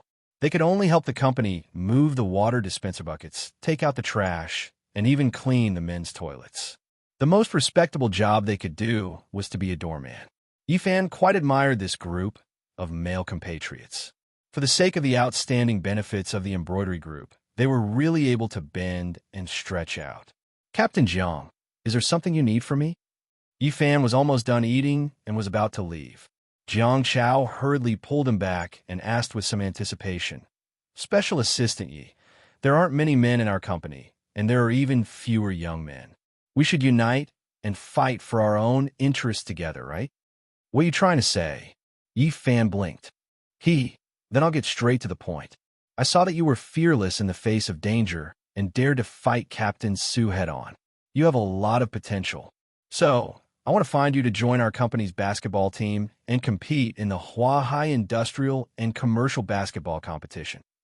Jiang Chao clenched his fists. Yifan frowned. Basketball team? The company still has such a thing? That's right. All the reputable companies in Huahai basically have a basketball team. But our company is special. Women are in charge of the house. There are very few men, and the higher-ups don't pay much attention to it. So we're basically at the bottom every year. But this year was different. It was the year of the Olympics. The government was also engaged in national sports, so they attached great importance to this business basketball match. Director Su had already spoken, asking us to show some results. If we were to be at the bottom again and lose face in front of the provincial and municipal leaders, we would directly disband the basketball team and not let us participate in the competition. Although this task is difficult, this is the only chance for us, the brocade man, to be able to hold our heads high. If we get the results, we'll become heroes. Yifan curled his lips. He wasn't interested in playing basketball, so he waved his hand and said, "I'm an assistant, not a security guard, as long as it's a male employee of the company." Jiang Chao quickly said. Yifan could only pretend and said, "I don't know how to play. Forget it." "No, it doesn't matter if you don't know. We'll teach you." Jiang Chao grabbed Yifan's hand and pleaded, "Just join us first. Basketball isn't hard to learn." Yifan was puzzled. "Are you guys that short of people? How many people are on a basketball team now?" Jiang Chao's face stiffened as he glanced at the 3 security guards behind him. "Don't tell me, it's just 4 people? I remember there are 5 people playing basketball." Yifan felt sad. "Last month, one of my brothers couldn't stand the oppression of the female yiksha and cleaned the toilet for 3 months. He was humiliated and resigned. I'm looking for people all over the company, but no one dares to join. They're all afraid of being humiliated by the female yiksha. Only Brother Yi, you have the guts to not be afraid of the female yiksha." Stop. Yifan stopped him and said, "I'm really not interested in playing basketball. You can find someone else." With that, Yifan turned around and left. Behind him, Jiang Chao and the other 3 male security guards were listlessly mocked by the female employees who passed by. "Brother Chao, just give up. I really can't find anyone." A security guard said, "It's a pity about the prize money. In the past, I could at least get 1,000 yuan or so." Another security guard said regretfully. Sigh. He let out a long sigh. Just when Jiang Chao and the other 3 felt that their position in the company was about to drop and that they would never be able to make a comeback, Yifan, who had just walked away, suddenly returned in front of them. Yifan's eyes lit up, and with a friendly smile on his face, he asked, "You guys said, is there a prize for that competition?" Jiang Chao and the other 3 were stunned and quickly nodded their heads. "That's right. There was a bonus. The Chamber of Commerce and the government organized it together, and the lowest participating team would have a participation prize of 5 to 6,000. Yi Fan narrowed his eyes. What about the champion? Last year it was 500,000, and this year I heard it was 600,000. It seems. Jiang Chao thought for a moment and said, You don't need to hand over the bonus to the company? Yi Fan asked. Jiang Chao shook his head. Why would we need it? Other companies don't know, but our company definitely won't. Director Su is very generous. He will only reward and won't deduct the bonus. It's a pity that we're not up to standard, and we're at the bottom every year. Yi Fan's smile became even more brilliant, and he patted Jiang Chao's shoulder. Captain Jiang, for the sake of the dignity of the men in the company, I have decided to abandon myself. For the sake of the big me, I will fight together with you guys. Jiang Chao and the other three were so moved that tears almost fell. They immediately hugged each other and started to high-five each other. Yi Fan left his cell phone number with them, and after discussing the schedule for practice and competition, he planned to return to the office first. However, before that, Yi Fan also took a lunchbox and filled it with some fresh fruits. He didn't forget that Su Qingxue hadn't eaten lunch yet. Even if a woman didn't eat, she still had to eat some fruits. Returning to the top floor, Yi Fan directly walked to the CEO's office. He knocked on the door, and Su Qingxue's cold voice came from inside. Come in. Yi Fan pushed open the door and entered. He found that the woman was sitting in front of the computer, looking at the screen while recording something in her hands. There was even a large pile of information spread out on the table, making her seem quite busy. Put the report on the table. Let's go out first. Su Qingxue thought it was Chunya, so she didn't even raise her head. It wasn't until Yi Fan placed a box of fruits on the table that the woman frowned and raised her head. Why is it you? I heard from Chunya that you don't eat lunch. That's not good. Eat some fruits. Yi Fan grinned. Su Qingxue's face was full of displeasure. I've already eaten, and what I eat is none of your business. Have you eaten? Chapter 27. 0027-inch gum syrup? Yi Fan was stunned for a moment and said in astonishment, This is gum syrup? You're using this as lunch? Su Qingxue's beautiful eyes revealed a trace of surprise. She put down the pen in her hand and asked, You even know the English word for gum syrup? It seems like your English is also not bad. Have you passed the professional level 8 exam? Yi Fan was not interested in talking about foreign languages. He sighed. Are you crazy? Even if it's to replenish the sugar your brain needs, you still have to eat proper food. What's the point of drinking syrup? Food affects the blood and oxygen supply to the brain. My working time is very precious. I can't waste it on dozing off. Also, you don't have the right to care about me. Figure out your identity. Su Qingxue replied coldly. Yi Fan suddenly realized that the woman in front of him was not only a workaholic, but also a masochist. He suddenly remembered what Mu had said, a money-making machine. It wasn't scary for others to think of Su Qingxue as a machine, but Su Qingxue herself seemed to think of herself as a machine. She gets energy like a machine, not like a human to enjoy food. A complicated expression flashed across Yi Fan's eyes. In his mind, he couldn't help but think of a period of time in the past. He was once a machine, and that feeling was not good. Shaking his head, Yi Fan pushed the fruit lunchbox in front of Su Qingxue. His tone became especially gentle as he said, Eat some fruit. Don't let your stomach be empty. Su Qingxue's gaze froze for a moment.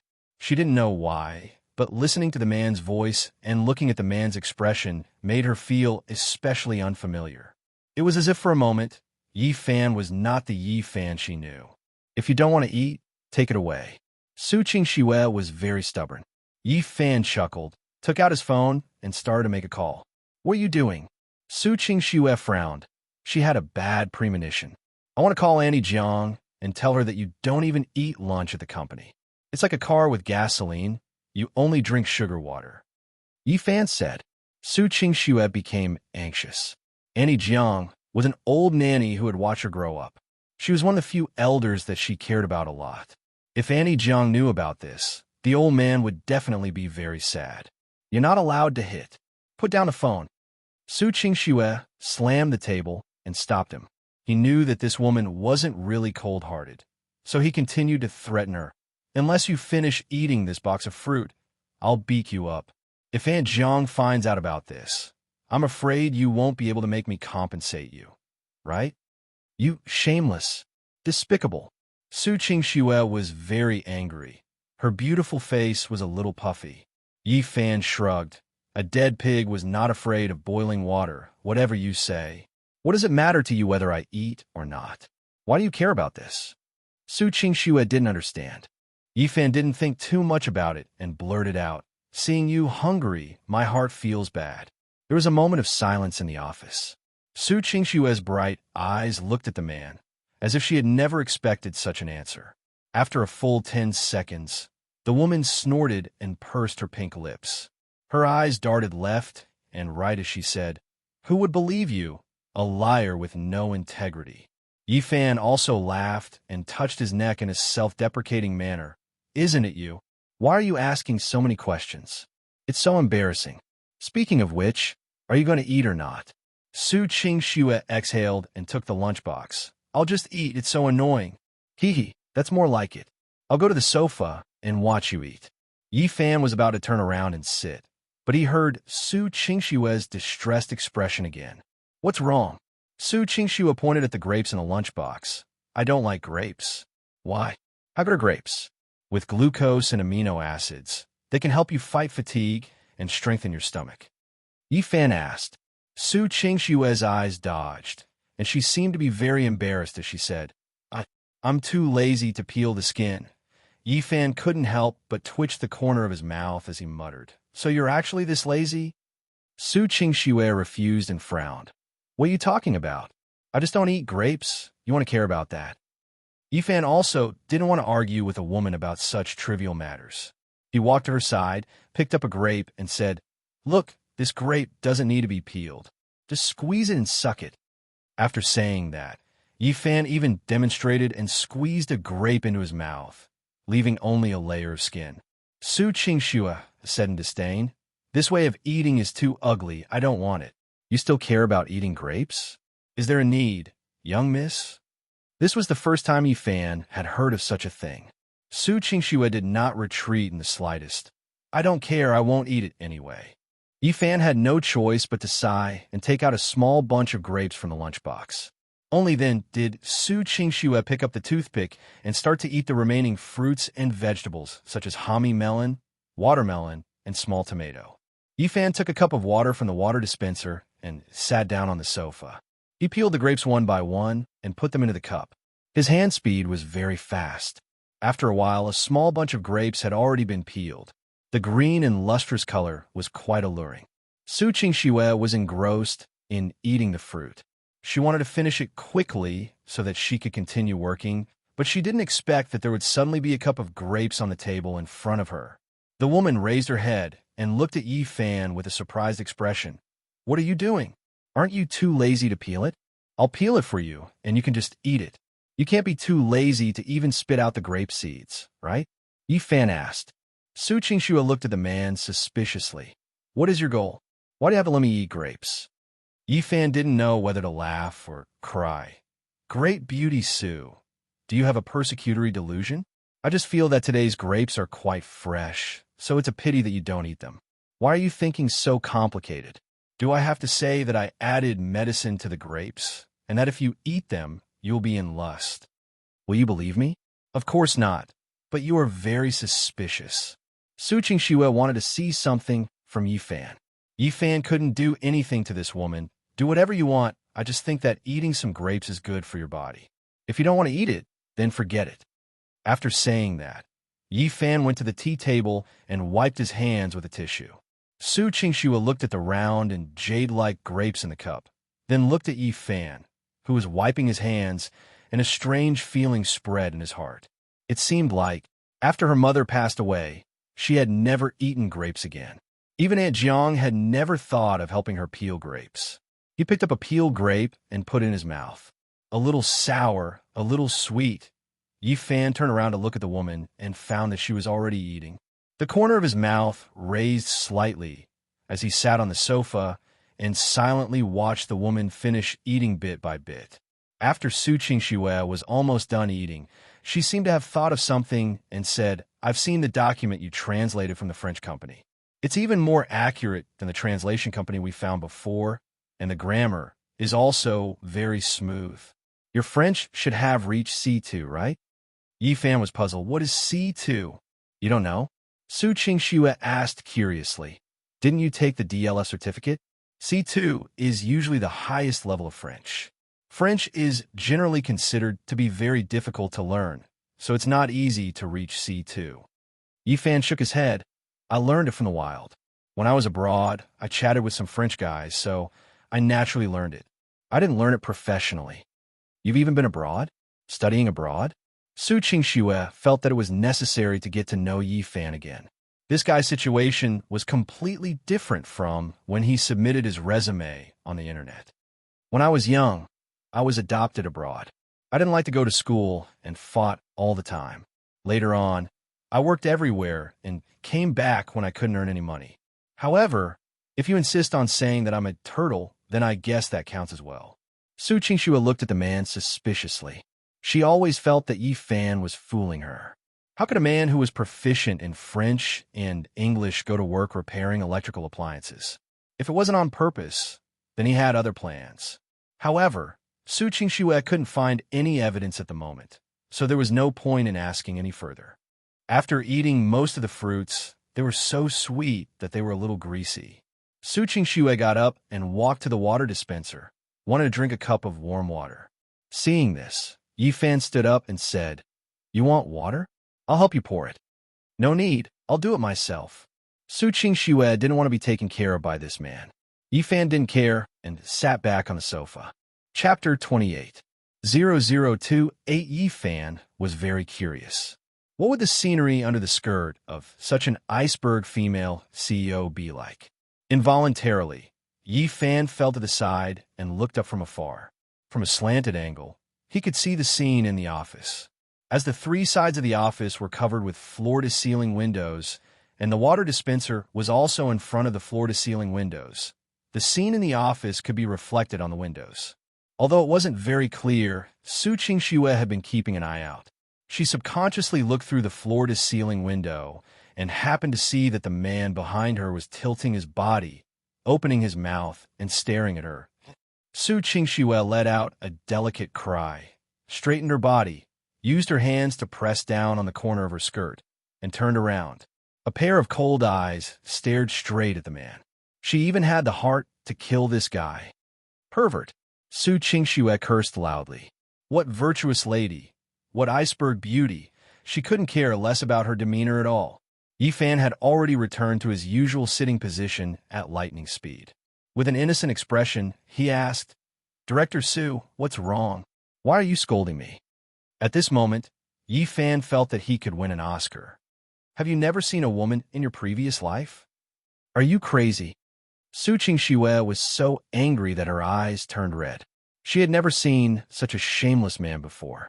Yifan pitifully said, "Director Su, if you want to scold me, you have to tell me the reason. I didn't do anything. I've never seen a man as shameless as you. You were just peeping at me. Peeping at me." At this point, Su Qingxue couldn't continue. Yifan continued to play dumb. "What did I peep at?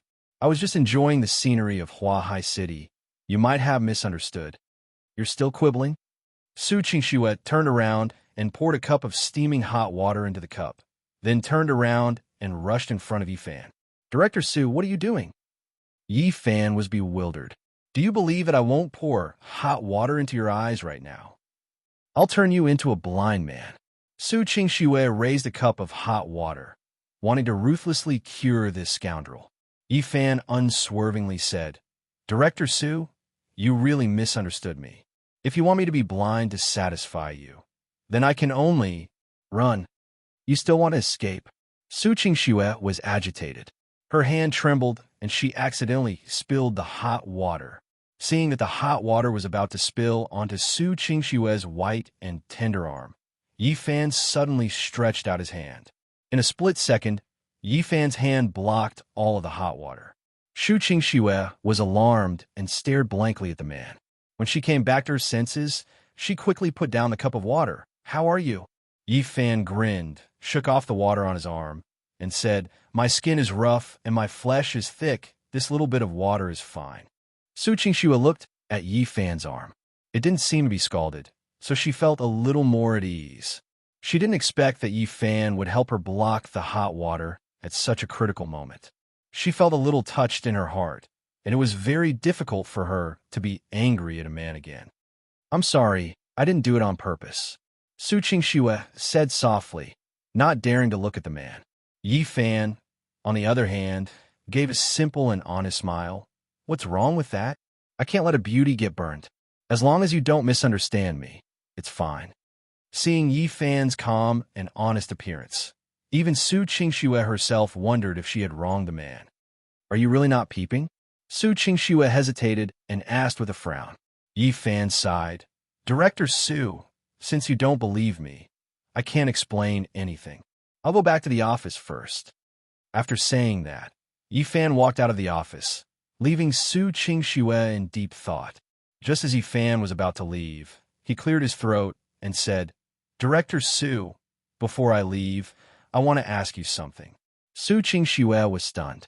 She thought it was a problem at work, so she nodded. "Ask away." Yi Fan asked in all seriousness, "Do you like the pink fabric, or do you like the little strawberries on it?" After asking this, Yi Fan immediately closed the door and slipped away. Su Qingxue, who was in the office, picked up the cup of water and smashed it towards the office door at the same time. Clang! A loud sound rang out. "Yi Fan!" Su Qingxue screamed. Her entire pretty face was fiery red. She felt that her previous idea of being able to nurture this man was too stupid. The little good impression she had of Yi Fan just now was definitely an illusion. This guy was a pervert, wolf, beast. At the same time, Yi Fan, who had slipped back to his office, happily lit a cigarette, knocked on his legs, and smiled beautifully on his chair. If the people in the company knew that the female CEO of the Iceberg in their eyes was wearing a little girl's pink cotton underwear with strawberries all over it, who knew what they would think? They would probably be shocked. While humming a little tune, Yi Fan started to go to the computer and fiddle with the program inside. If he wanted to play games, he had to avoid the company's network surveillance, so he had to set something up. While he was busy, his assistant, Chunya, walked in again. At the same time, she brought over a large pile of information. It was like a small mountain. All of this information has been translated into French and English. "It will be done today," Chunya said coldly. Yi Fan's chin almost dropped to the ground. "It can't be Assistant Chun. So many." One day, Director Su said that since your ability is so outstanding, you can't let your talent go to waste. Chunya pushed her glasses up the bridge of her nose with a trace of complacency. She could roughly guess that Yi Fan had offended Su Qingxue. She had heard Su Qingxue shout in the office from next door. Of course, she didn't just think that it was a problem at work. Little did she know that her boss had let a man see a panda cub. Revenge. It was a complete and utter revenge. Yi Fan felt bitter in his heart, but he was under the eaves, so he had no choice but to lower his head.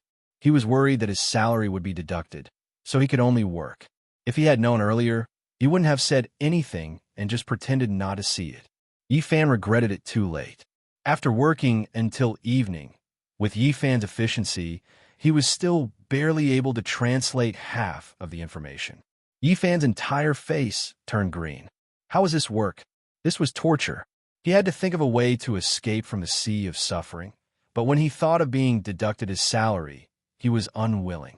When it was finally time to get off work, Chunya pushed open the office door and said, "You can get off work now. You need to go to the underground garage first, start the car, turn on the air conditioner, and wait for Director Su." Yi Fan couldn't wait to leave this damn place and take the elevator to the underground garage. Just as he was about to turn on the air conditioner in the car, he discovered that Su Lingshan, who was dressed in uniform, was staring at him with her phoenix eyes and her hands in front of her chest, looking majestic. "You scum, you've finally come down," Su Lingshan sneered. Yi Fan pretended to be stupid and smiled. "Captain Su, you're off work too? Bye-bye. Who's going to say goodbye to you?" Su Lingshan walked up and stopped Yi Fan, saying, "You can't be thinking that this morning's matter is over just like that, right?" Yi Fan thought for a moment and said, What happened in the morning? I don't remember what happened. Perverted and despicable stinky man. You still won't admit it after doing it. You made me lose face in front of so many people. If I don't beat you to tears today, I won't be called Su Lingshan.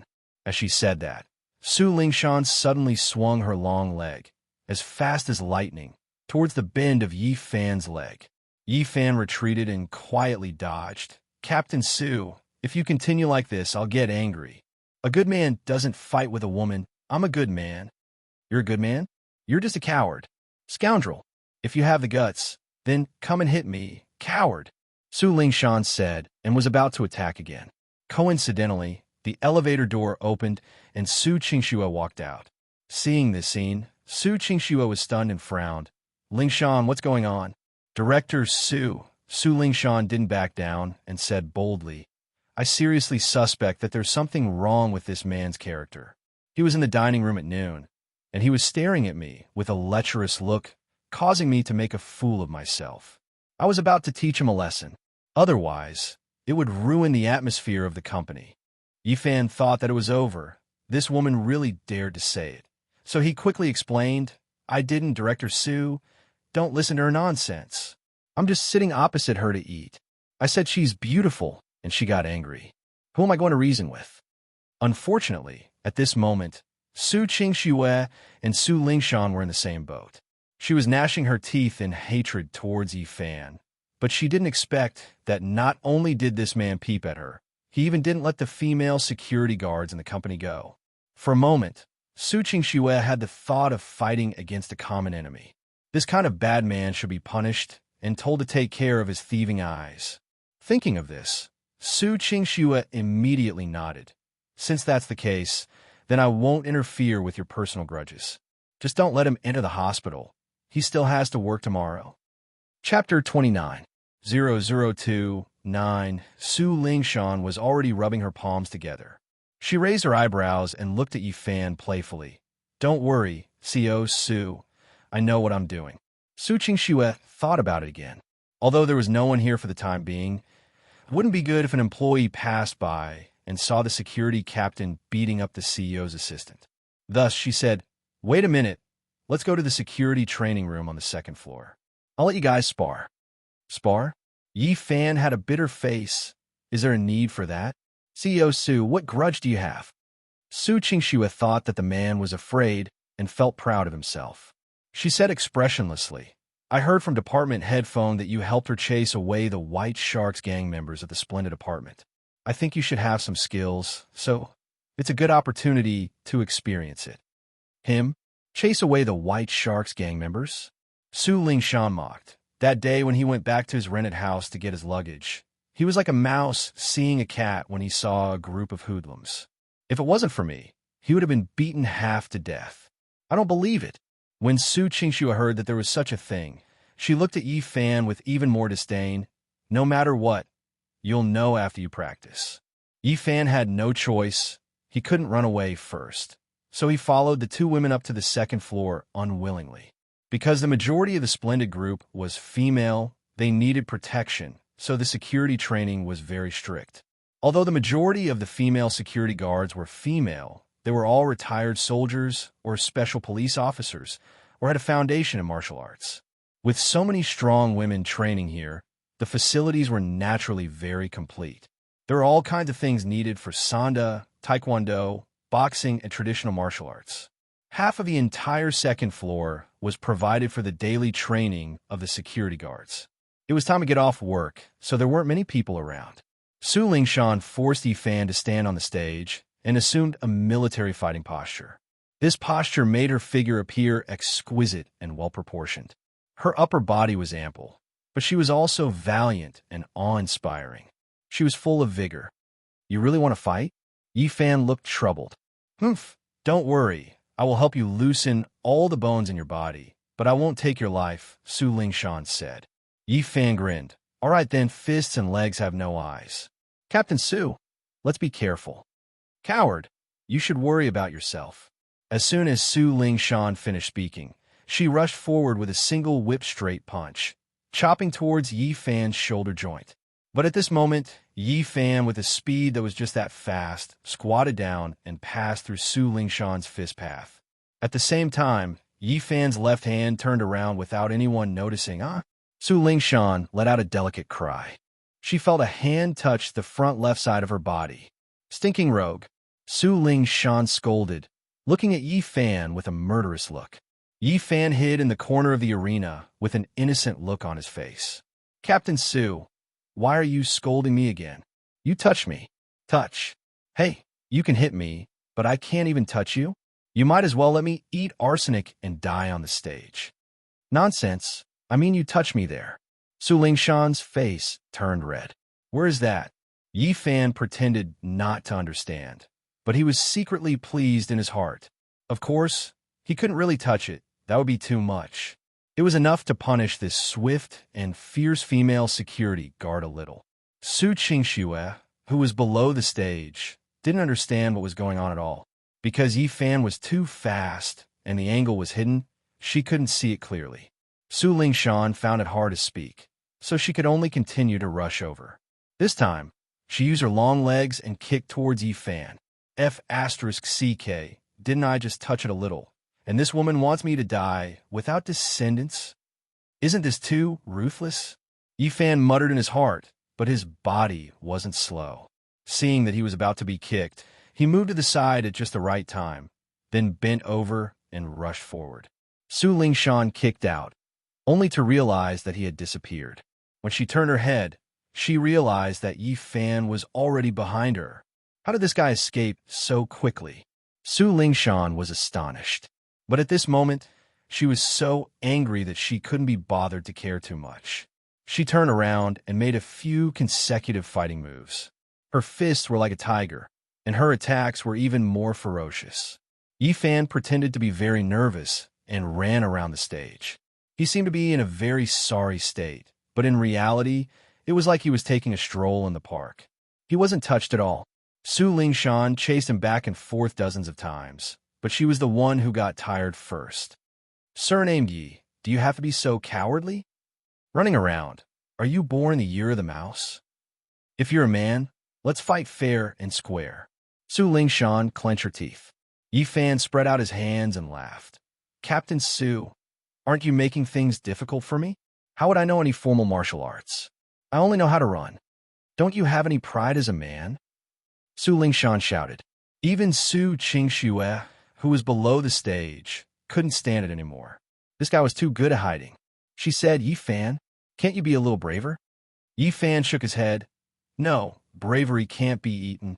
I'm afraid that if something unexpected happens, it'll be terrible if I die without descendants. You coward, I'll fight it out with you. Su Lingshan was unable to restrain her anger.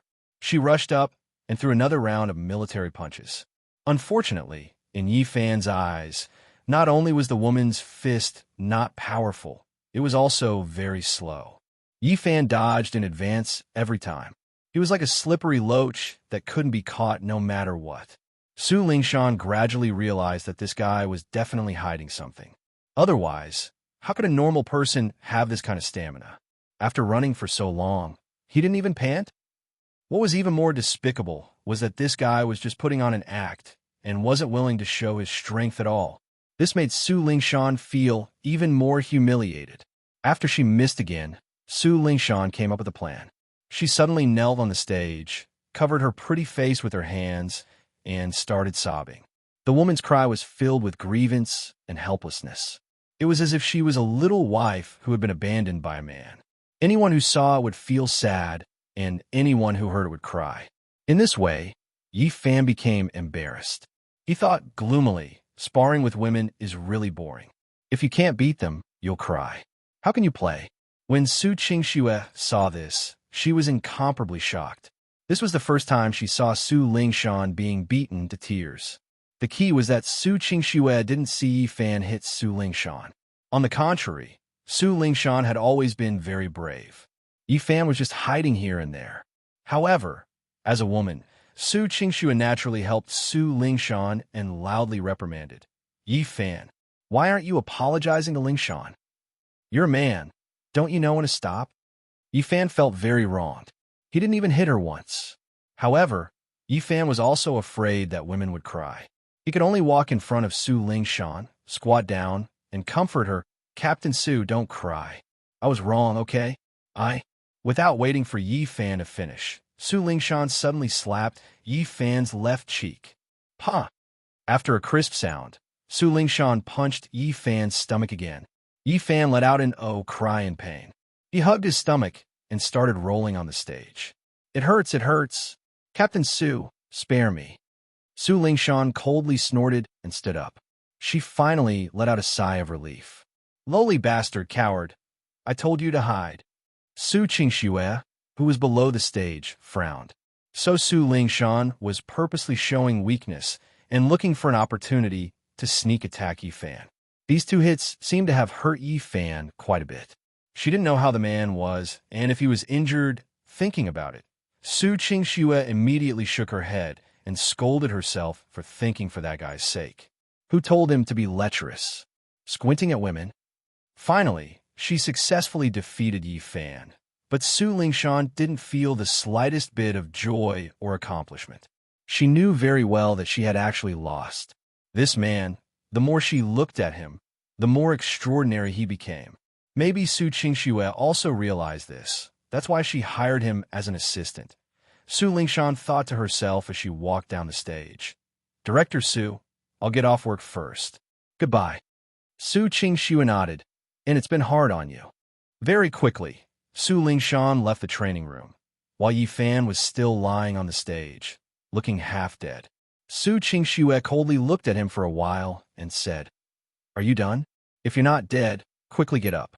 Yi Fan weakly said, Xiao Shui, I seem to have internal injuries. Stop pretending. If you don't get up, I'll drive back myself. Su Qingxue snappily said. Yi Fan turned his head and looked at the woman eagerly. I need my girlfriend to kiss me before I can get up. Su Qingxue was stunned for a moment. Then she bit her lips and a captivating red appeared on her face. Chapter 30. 0030 Yi Fan was overjoyed, thinking to himself, is there really a benefit? He hurriedly used his finger to point at his lips. Here, Su Qingxue took a deep breath and her gaze turned even colder. She looked left and right and directly picked up a dumbbell that weighed over 10 kilograms and was about to smash it towards Yi Fan's mouth. I'll kiss your big head. Yi Fan was so frightened that he hurriedly jumped up. Naturally, he didn't have anything to do. Just now, he purposely let Su Lingshan hit him a few times. Otherwise, he wouldn't be able to wrap things up today. Don't be agitated. I'm just joking. Su Qingxue had a look of anticipation on her face. She raised the dumbbell and lectured. If you continue to gossip, I'll deduct your salary. Yi Fan hurriedly came down from the ring and smiled. Please calm down, Su. I'll go and drive now. He didn't want to lose a sum of money for no reason because of such a small matter. It was hard to translate the information, and it wasn't easy to go to work. There was a bit of traffic on the way home from work. An hour later, the two of them returned home in Egret County. Aunt Jiang had already prepared a table full of dishes. After seeing Yi Fan's appetite, she didn't have much to worry about. With a glance, there were 7 to 8 plates. Yi Fan, how do you feel on your first day at work? At the dining table, Aunt Jiang asked with concern. Yi Fan was about to say that he had been abused for an entire day when Su Qingxue gave him a kick under the table and warned him with her eyes not to speak nonsense. Yi Fan could only chuckle. Pretty good. Let's not talk about anything else. It's really a feast for the eyes. This sentence had a double meaning and made Su Qingxue, who was sitting opposite, so angry that she wanted to face her bowl. Just as they were enjoying themselves, a phone call came in. Aunt Jiang hurriedly picked it up and realized that it was Su Changping who called. She then passed it to Su Qingxue. Miss, master's call. Su Qingxue frowned but still took the phone and asked coldly, Dad, what's the matter? Xiao Shui. After thinking about it, I don't think it's appropriate for you to buy the Flying Guest software company in Huahai City. The company's stock price has been rising, and it would cost at least $4 billion to buy it. With such a huge sum, how can you make a decision on your own without asking the uncles in the company? Your Uncle Zhu and Uncle Wang are worried sick, Su Changping said worriedly. When Su Qingxue heard this, her face immediately darkened. This plan has already been approved by the shareholders. The shareholders meeting approved it, but that's because a lot of people have blind faith in you, and they aren't familiar with the industry. You have to know that the directors haven't even given their approval yet. Su Changping said. Su Qingxue lightly snorted. Why didn't they oppose me during the meeting at the company during the day? This child, they didn't oppose you during the day because they wanted to save you some face. These uncles all founded the brocade with your grandfather. They were all afraid that you would take the wrong path and destroy the company. Dad, although you are one of the major shareholders of the company, you don't have any position in the company. I won't talk to you about this. If they want to talk, then let them talk to me personally, Su Qingxue said without giving him any face. Su Changping was infuriated from being ignored like that. He said in a serious tone, All right then, we'll have a board meeting tomorrow, and you'll convince us with your true abilities. If you can't convince us, don't blame the board of directors for carrying out the articles of impeachment and voting to revoke your position as CEO. If this goes on, you'll be out of control. How can you do that?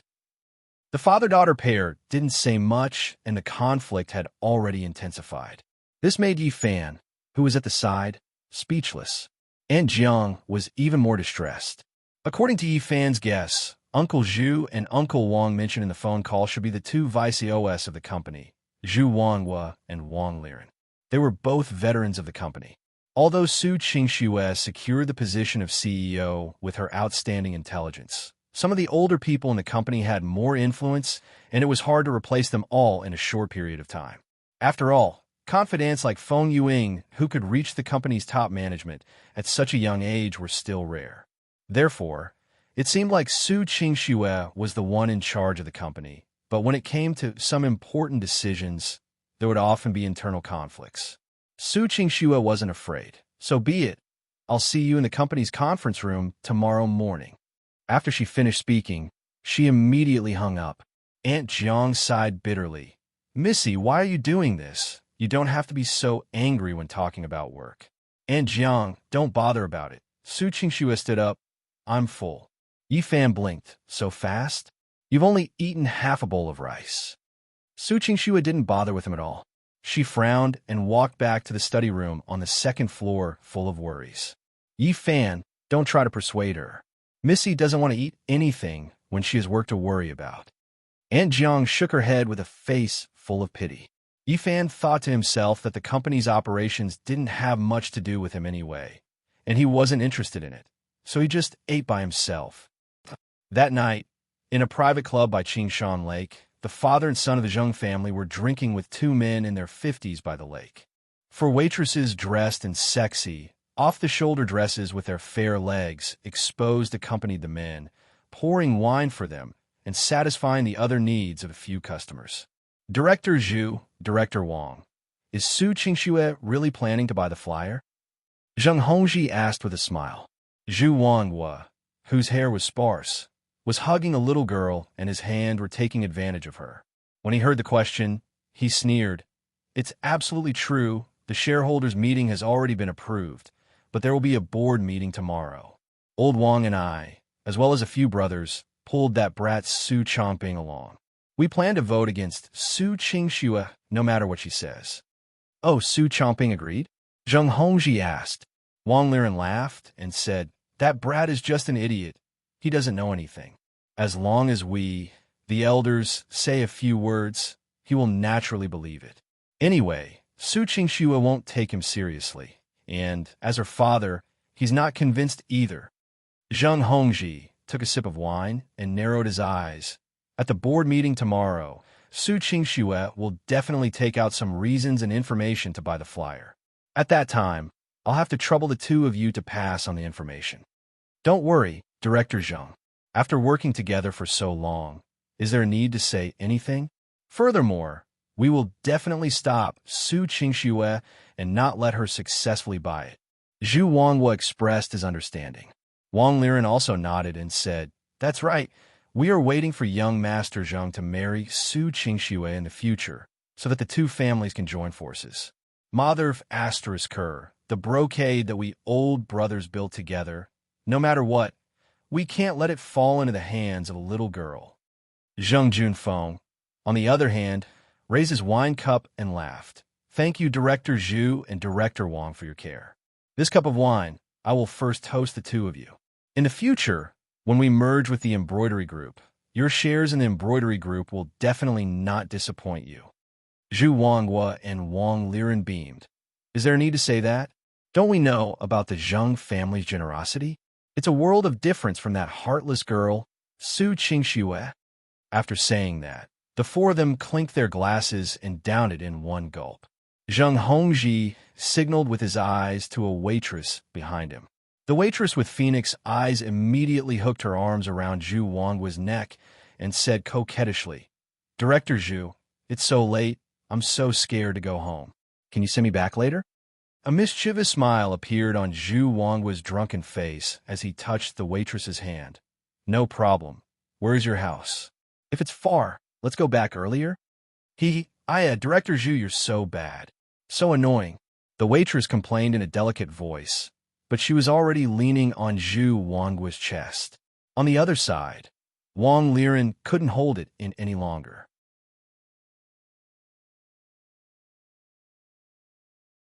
Chapter 31. 0031 Su Lingshan raised her eyes and ignored him. This scene surprised many of the employees who were watching. Could it be that Captain Su has already been taken down by Assistant Yi, not resisting anymore? At this moment, Yi Fan saw that there was Italian sausage on the lady's plate and coincidentally took one for himself. He couldn't help but ask with a smile, Captain Su, you like sausages too? Why don't I give you my sausage too?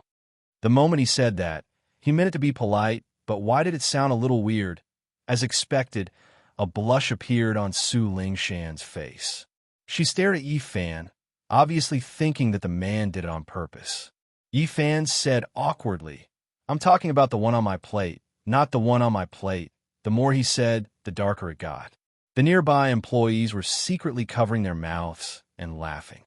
No one will think that you're mute if you don't speak. Su Lingshan's eyebrows twitched, but she still held back her temper. Many employees felt that it was strange. The hot-tempered Su Lingshan could actually endure this? If other men dared to speak like this, she would have beaten them up long ago. Assistant Yi is still amazing. Yi Fan replied with an "oh" and started eating. Of course, he couldn't help but look at Su Lingshan's chest. Unfortunately, with yesterday's experience, Su Lingshan buttoned up all the buttons on her collar. She couldn't see any scenery at all. After 3 minutes, Su Lingshan saw that Yi Fan really didn't say a word. Her gaze wandered and she pretended to ask casually, Where did you learn your skills? Yi Fan acted as if he didn't hear anything and continued to chew on his steak. Seeing that the man was ignoring her, Su Lingshan couldn't help but slap the table. Hey, I'm asking you a question. Yi Fan replied innocently, Captain Su, didn't you tell me not to speak? Why do you want me to speak again? It's very difficult for me. Su Lingshan was so angry that she clenched her teeth. This man clearly didn't want to answer her on purpose. She didn't want to be snubbed. She snorted coldly, picked up her plate, and walked away. A playful smile flashed across Yi Fan's eyes. He turned his head and looked out the window. He had a panoramic view of Huahai City. He couldn't help but sigh. Going to work and teasing his female colleagues was actually quite enjoyable. When he returned to the top floor, Yi Fan brought a box of fruits just like yesterday. However, he didn't bring any grapes this time. Instead, he brought some strawberries. Arriving at Su Qingshua's office, just as he was about to enter, he heard an intense argument coming from inside. Vice President Zhu, Vice President Wang, tell me, what is the reason for leading the opposition? You are deliberately singing a different tune from me. Su Qingshua's voice was cold and angry. Sigh. Director Su, you're still young. The water in this market is very deep. Your purchase this time was obviously impulsive. Impulsive? I think you guys don't want me to take the company to the next level. You're afraid that you won't be able to keep your positions in the company. Why don't you just tell me how many shares you need to take before you won't go against me? Wang Liren anxiously said in a loud voice, CEO Su, we are all old people who have followed the old chairman step by step to build up the company. We love Splendid more than anyone else. You can't say these words carelessly. I don't want to hear your empty, and meaningless words. I'll give you 3 days. If you don't change your mind, they'll all be fired. Now both of you get out. Su Qingxue ordered them to leave. Zhu Wangguo was so angry that his voice trembled. How could you do this to us? We are your elders. There are only superiors and subordinates in the company. There is no seniority. Su Qingxue coldly replied. Good. What a great CEO, Su. Old Zhu, let's stop talking and go. Wang Liren angrily slapped the sofa. Very quickly, Zhu Wangguo and Wang Liren angrily walked out of the office. Seeing Yi Fan standing at the door, the two vice presidents naturally didn't have a good expression on their faces and even glared at Yi Fan. Yi Fan sighed, but this had nothing to do with him, so he just walked into the office. Su Qingxue was standing on the sofa with a frosty face. Seeing Yi Fan come in, she asked unhappily, What are you doing here again? Yi Fan walked over, handed over the fruit box, and said with a smile, Eat some fruit, calm down, and don't ruin your body for the sake of work. Su Qingxue was expressionless. After looking at the fruit, she indifferently said, I don't have an appetite right now. You can take it away. At least eat 2 bites. I brought them all. Yi Fan was stunned, his face full of confusion. I don't need it, Su Qingxue said. Such a good fruit. Wouldn't it be a pity to waste it? Yi Fan said. Su Qingxue turned around and walked back to the desk. I still have a lot of things to do. You can eat by yourself. Yi Fan frowned. You want to drink gum syrup for lunch again? If this continues, I'll call Annie Jiang. When Su Qingxue heard this, she turned around and said impatiently, Aren't you annoyed? What does it have to do with you whether I eat or not? We are only in a contract relationship, not a real boyfriend and girlfriend. Why do you care so much about me? Also, you are a man, and you keep threatening me with Annie Jiang. Can you have some backbone? Yi Fan quietly looked at the woman for a while, calmly smiled, and then put the fruit box on the desk. I'll let you take it. Su Qingxue frowned. Yi Fan was unmoved and lightly said, You are right. I'm just a contract worker. There's no need to care about your health. Even if you have stomach cancer, it has nothing to do with me. But it is my freedom to give you something to eat. I will put the fruit there. If you like it, then eat it. If you don't like it, then throw it away. It is up to you. Oh, one more thing. Yi Fan did not wait for the woman to speak and interrupted again. Auntie Jiang is an old person in your family. She watched you grow up, not with me. As for me, I will only appear by your side for 3 months. After 3 months, I will have nothing to do with you or Annie Jiang. So, I never wanted to use her to threaten you, and this has nothing to do with my backbone. I just want to remind you that it is fine to be willful and lose your temper, but you should consider the people who care about you. After hearing this, Su Qingxue was stunned for a moment, and then lightly bit her lower lip. I don't need you to teach me a lesson. The woman's face was somewhat unconvinced. Yi Fan did not say anything else, and directly turned around and walked out of the office, even closing the door. When the office quieted down, Su Qingxue hesitated for a moment, then walked back to the desk and sat down. She opened a drawer and was about to take out the gum syrup, but then she paused. Consider the people who care about you. Yi Fan's words seemed to echo in her ears, and Annie Jiang's loving smile also appeared in front of her eyes.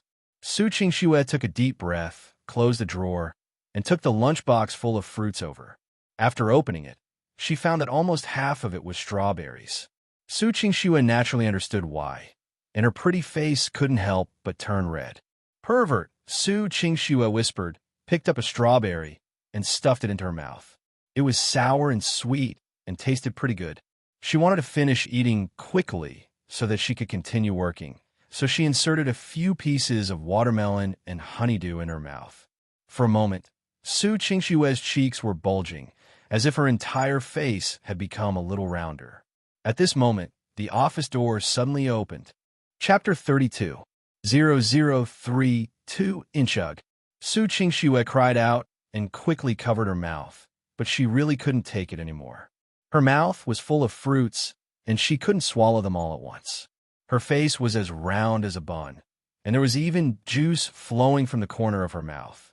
Because of her nervousness and shock, Su Qingxue's pair of clear and bright eyes were even wider than usual, and they were filled with panic and astonishment.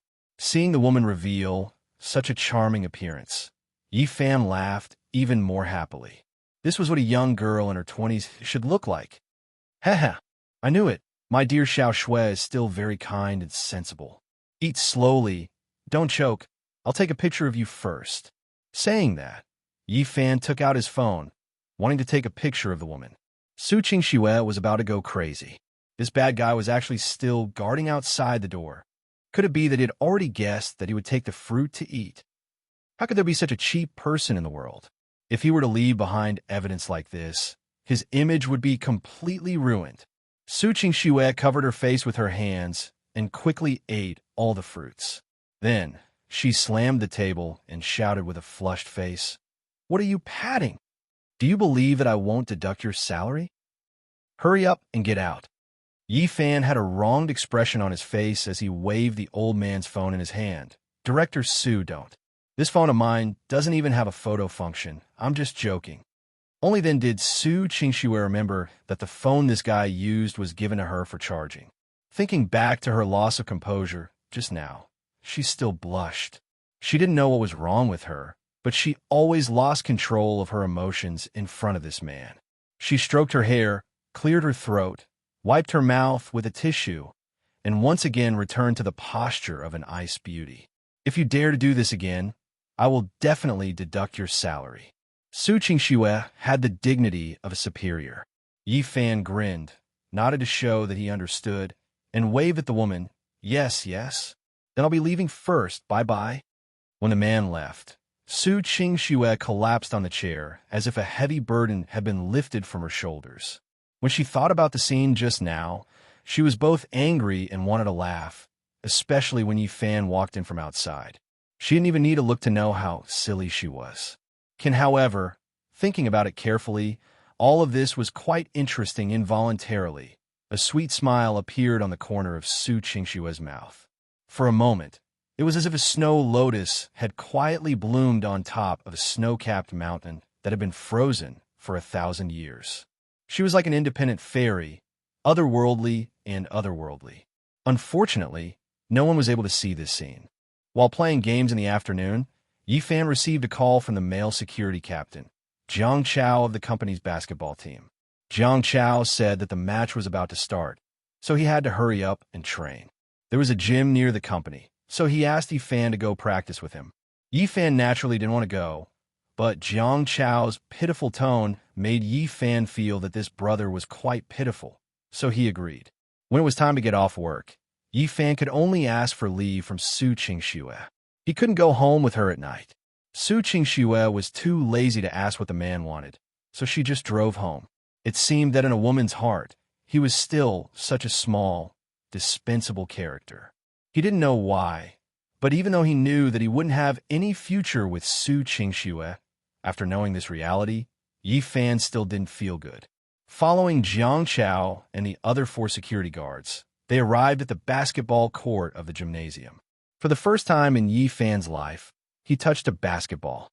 However, it wasn't that Yi Fan didn't know how to play basketball. This kind of sport, to him, was nothing more than a question of whether he wanted to play or not. "Brother Fan, what position do you want to play?" "Position? What's the point?" Yi Fan said indifferently. "Isn't basketball just throwing the ball into the basket? If you get more points, you'll win, right?" "That's what you say, but..." Without waiting for Jiang Chao to say anything, Yi Fan suddenly threw the basketball in his hand towards the basket in the distance. The two of them stood in the middle of the field. The basketball drew a high parabola and swept across half the field. With a sound, it fell into the basket. Jiang Chao and the other 3 opened their mouths wide, thinking that they were hallucinating. When they came back to their senses, they shouted, "Damn! Isn't this 2F** King accurate? Brother Fan, didn't you say that you don't know how to play?" Yi Fan narrowed his eyes, as if he had performed too well. Perhaps he should consider how to pretend to be weaker, otherwise others would definitely find out that there was a problem with him. Thus, Yi Fan threw a few more 3-point shots, but these few times his accuracy dropped to 50%. Even so, Jiang Chao and the others still treated him like an idol, calling him Brother Fan with great joy. In their opinion, with Yi Fan, it seemed that they finally didn't have to be the last one. After training for more than an hour, Yifan saw that there was no time for him to go home for dinner, so he agreed to eat barbecue with the 4 security guards nearby. The barbecue was accompanied by cold beer, which was just in line with the summer temperature. It had been a long time since Yifan ate at the same table as so many men. He burned his cigarettes and bragged, feeling pretty good. He was considering whether or not he should find a company to work in and get to know some colleagues after leaving the brocade. Just as Yifan drank a few bottles of beer and went to the toilet, his phone rang. Yifan looked and saw that it was Aunt Jiang calling. He immediately picked it up and asked, "Aunt Jiang, I'm eating out today." Aunt Jiang hurriedly asked, "Eat out? Is Miss eating out too? Little Snow? She didn't go home?" Yifan was stunned. "Yeah, isn't she with you? I can't get through to Mrs. phone either. What's going on?" Aunt Jiang asked anxiously. Yifan frowned. "Aunt Jiang, don't be anxious. I'll take a look and tell you when there's news." He had a bad premonition in his heart, so Yifan called Su Qingxue. He didn't expect that the call would go through the moment he called. "Qingxue, where are you? Why did Aunt Jiang say you didn't go home?" Yifan asked. The voice that came from the other side of the phone caused Yifan's face to instantly darken. "Mr. Yi, it seems that this beautiful lady really has a special relationship with you." Yifan recognized the voice. It was the monkey-eating eagle bounty hunter who had been following him, but was seen through Menduo. "Do you know what you were doing?" Yifan's voice was bone-chilling. On the other end of the phone, Menduo subconsciously swallowed his saliva. Even through the phone, this man could still make him feel fear. If it wasn't for the temptation of the elephant head gods and cage being too great, they wouldn't have taken a risk and plucked the fur from the tiger's head. But since he had already come this far, of course he had to be a bit more forceful. So he said, "Mr. Yi, of course we know that our actions will anger you. However, there's an old saying in China, how can you get a tiger cub without entering the tiger's den? Even if you really are an expert, we still have to give it a try." Yifan narrowed his eyes. "Speak, what do you want?" Chapter 33. 0033 inch. It's very simple. Hand over the AN cage, or tell us where the elephant head god is, and we'll let this lady go immediately, Mendo said. Yifan didn't waste any time and directly asked, "Where's a transaction location?" Mendo's tone was urgent. "Sure enough, the AN cage is in your hands, right?" "Yes," Yifan replied. Mendo immediately gave him an address. "Mr. Yi, we will only give you 3 hours. If you exceed the time limit, I'm afraid you will never be able to meet this lady again." After Yifan wrote it down, he hung up. He strode out of the barbecue shop. Jiang Chao and the others thought that he was going to continue eating, but they saw Yifan running out. "Sai, Brother Fan, where are you going?" Jiang Chao and the others shouted. "You guys eat. I have something urgent to attend to." Yifan shouted and immediately took a taxi and left, leaving the 4 security guards looking at each other in dismay. On the way, Yifan didn't forget to call the old nanny at home. "Auntie Jiang, I've already contacted Xiao Shui. I'll bring her home." Aunt Jiang was silent for a moment, but didn't ask any questions. She only said, "Then I'll wait for you at home." "No problem." Yifan solemnly agreed and hung up the phone. The location Mendo mentioned was an island to the east of Huahai City. This place was mainly for fishing and tourism. It was connected to the city by a bridge across the sea. Usually, many citizens would go there for a vacation. Because it was a fishing moratorium, the fishing port was very desolate. Outside a warehouse where fishermen put their belongings, the Lexus SUV was parked. Inside the warehouse, a thick, fishy smell filled the air. On a chair, Su Qingshue's hands and feet were tied up, and she couldn't move at all. Although the bangs on her forehead were messy and she looked very sorry, the woman did not shout. Instead, she coldly looked at the woman and 2 men in front of her. On the way home, it was one of the women who stopped her car, like a foreigner asking for directions. As a result, as soon as he opened the window, he was bewitched by the fragrance and lost consciousness. When she woke up again, Su Qingxue discovered that she was already tied up in this warehouse. "What is your goal? If you want money, you should let me call home," Su Qingxue asked in English. The dark-skinned female bounty hunter with a colorful flower hairpin on her head giggled and said, "She's still so calm after being kidnapped. This lady's mental fortitude is quite good. Do you want me to cry and make a ruckus?" Su Qingshu asked. Mendo chuckled and said, "Madam, my companion, Raisha, was just joking. He didn't mean any harm. We just want to know, what is your relationship with that Mr. Yi? What is his identity, and what is his background?" "Mr. Yi? Yi Fan?" Su Qingshu was surprised. Could it be that this group of people wasn't here for her, but for Yi Fan? The key was, why would they ask about their relationship with Yi Fan? Su Qingshu couldn't help but think, could it be that Zheng Junfeng and the others sent kidnappers to kidnap her and get the truth out? Thinking of this, Su Qingshu felt that this was the truth, so she directly replied, "He is my boyfriend, a tutor." "Boyfriend? Oh, that's a relationship between lovers. No wonder he cares about you so much that he's even willing to hand over the ant cage. He really loves you very much." Mendo rubbed his chin and said, "Anka? What do you mean?" Su Qingshu could only hear the pronunciation of Anka, but she didn't know what kind of word it was. Raisha, on the other hand, looked dissatisfied. "Tutor? To be able to see through our tracking. This kind of person would be a tutor? Stop joking. Woman, you'd better be more honest."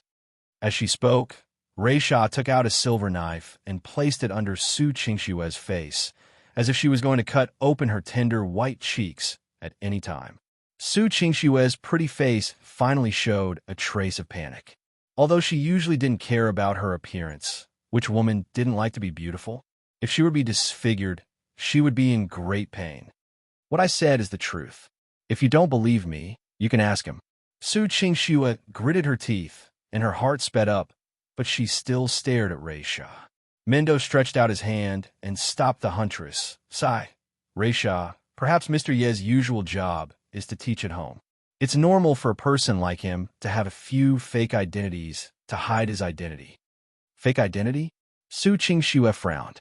Hearing what they said, Yi Fan seemed to be really strange. Could it be that he was really hiding some unspeakable identity? "Madam, have you heard Mr. Yi mention anything about NKH?" Mendo stared into Su Qingshu's eyes, afraid that he would miss any details. However, Su Qingshu didn't know it all and asked, "You guys keep talking about Anka. What exactly is that?" Mendo sighed. "It seems like you really don't know anything." "That's right. How could he casually leak such an important thing, even to his lover?"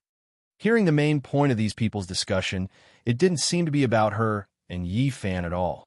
Su Qingshu began to suspect. "You guys, are you really not sent by the Zheng family?" Although Su Qingshu felt that this question was very stupid, she still wanted to ask.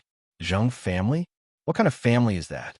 "We are the bounty hunters of the monkey-eating eagle," Mendo said with a face full of pride. Although Su Qingshu didn't really understand, she also began to believe that these people really had nothing to do with the Zheng family. She had guessed wrong. The fat hunter said, "Mendo, I think we should tie this woman up on the boat. Whether we get the yin cage or not, we have to kidnap her and leave together. This way, we can avoid a head-on confrontation." "Nuali, what you said makes sense. I'll leave this to you." Mendo nodded. When Su Qingshu heard this, she immediately became anxious. Could it be that because she was mistaken as Yi Fan's real girlfriend, she was going to be arrested unjustly? The key was, would Yi Fan really come to save her? These three criminals, looking at their criminal methods and the fact that they had knives on them, they knew that they weren't joking around. Especially that fatty. He even had a gun at his waist. This was going to take his life. Yi Fan, that guy, was either taking advantage of girls or trying to make money. Previously, when he was sparring with Su Lingshan, he was dodging and didn't even dare to fight her head-on. How could such a coward dare to take the risk to save him? Wait a minute. You guys are wrong. Capturing me is useless for you guys to find that Anka. Su Qingshu said. "Oh, why do you say that?" Mendo asked doubtfully. Su Qingshu sighed lightly and said, "He hasn't known me for long, and he's very timid. He must be very afraid of you guys, so he won't take the risk for me. Your plan is completely meaningless." After hearing these words, the three hunters all laughed. obviously feeling that it was ridiculous. Mindo shook his head and replied, "Madam, do you think that we will believe your words now that things have come to this? Would Mr. Yi be afraid of us?" "Ha! What a joke!" Chapter 34 003 4 Cariza sneered. "Woman, do you take us for idiots? We called you when you were unconscious. Your boyfriend is already rushing over. He should be here soon. He's very concerned about your safety." "What? He's already here? How is this possible?"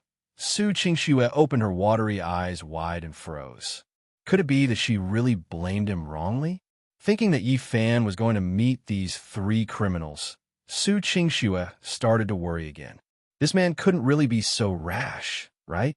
At the very least, if he was smart enough, he would have to call the police. I hope he doesn't do anything stupid.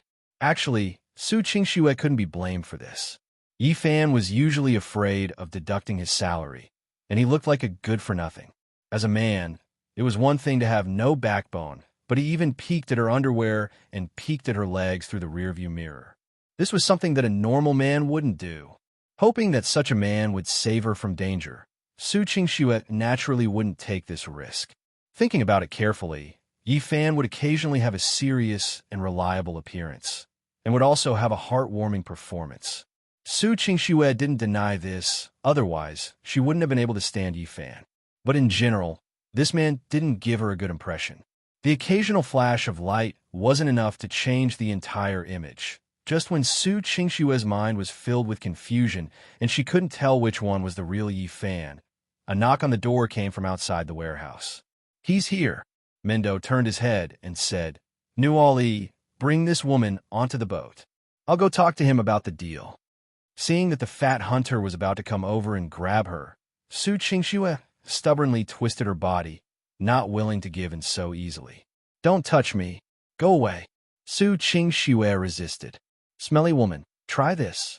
Cariza suddenly appeared in front of her and shot out a spray from a small can. After inhaling a strange fragrance, Su Qingxue's head became dizzy again. She began to lose her strength and fainted. At this moment, there was a loud clang sound. The large iron door of the warehouse was violently blasted open by a huge force. The rusty lock in the middle of the iron door, along with the metal fittings on the door, fell to the ground, completely useless. After the door fell, a cloud of dust rose up, and a man's figure appeared behind it. It was Yi Fan, with his hands in his pockets and a cigarette in his mouth. He silently retracted his leg. Mindo, Caritha, and Nolly were all shocked. Although the metal door of the warehouse wasn't impenetrable, it was still a few hundred kilograms of metal, and it was still locked. This man only used one kick to destroy the door. It was as easy as blowing off dust. Yi Fan walked slowly into the storehouse. Every step he took seemed light, but it was like thunder striking a drum, causing the three hunters to feel flustered. It was as if the shadow of a demon had shrouded the entire warehouse. Pairs of eerie, blood-red eyes stared at the three of them from all directions. Kaelisa and Nolly both understood why Mindo had fled in such a panic back then. It turned out that this man's aura was so terrifying. "I remember telling you not to look for me.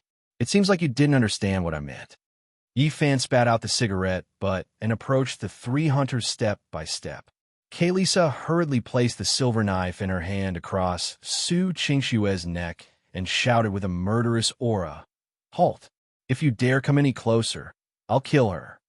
However, Yi Fan acted as if he didn't hear anything and continued to walk forward. His expression didn't change at all, as if he was taking a leisurely stroll in the park.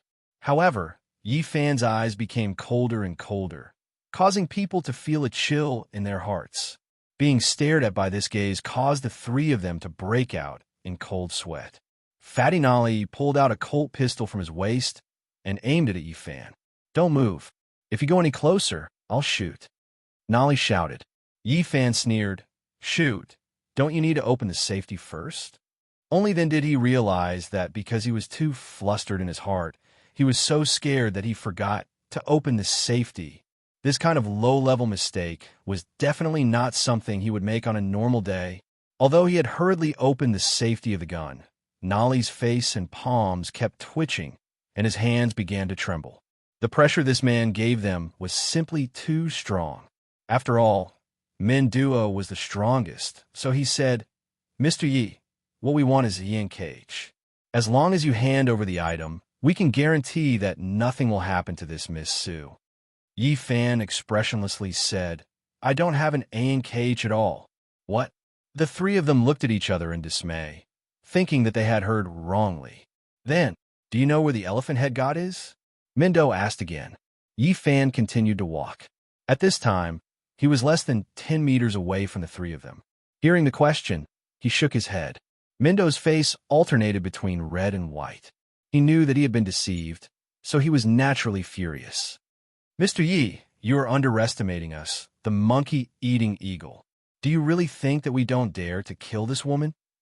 While speaking, Kalisa's knife was even closer to Su Qingshue's throat, while Nolly's gun was aimed at Yifan's head.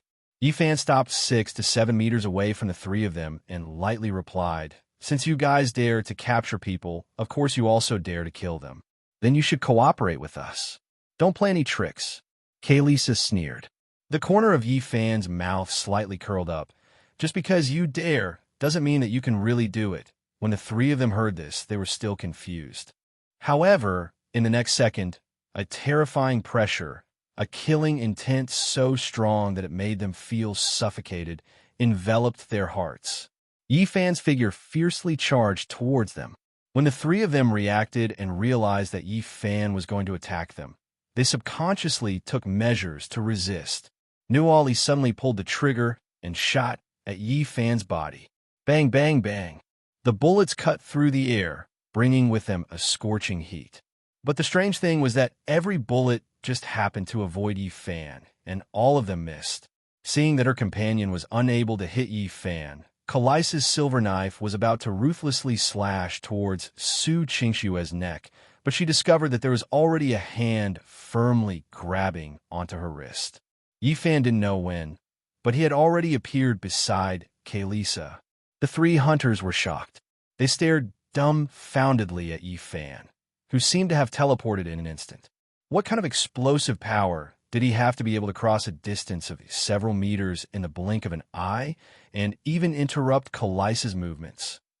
Crack, crack. The crisp sound of bones breaking rang out, and before Kalisa could recover from her stunned state, the bones in her wrist had been crushed. "Ah!" Kalisa screamed, and the knife in her hand fell to the ground. Yifan directly grabbed the already weak hand, took a step back, turned around, and with a wave of his arm, threw Kalisa out like a sandbag.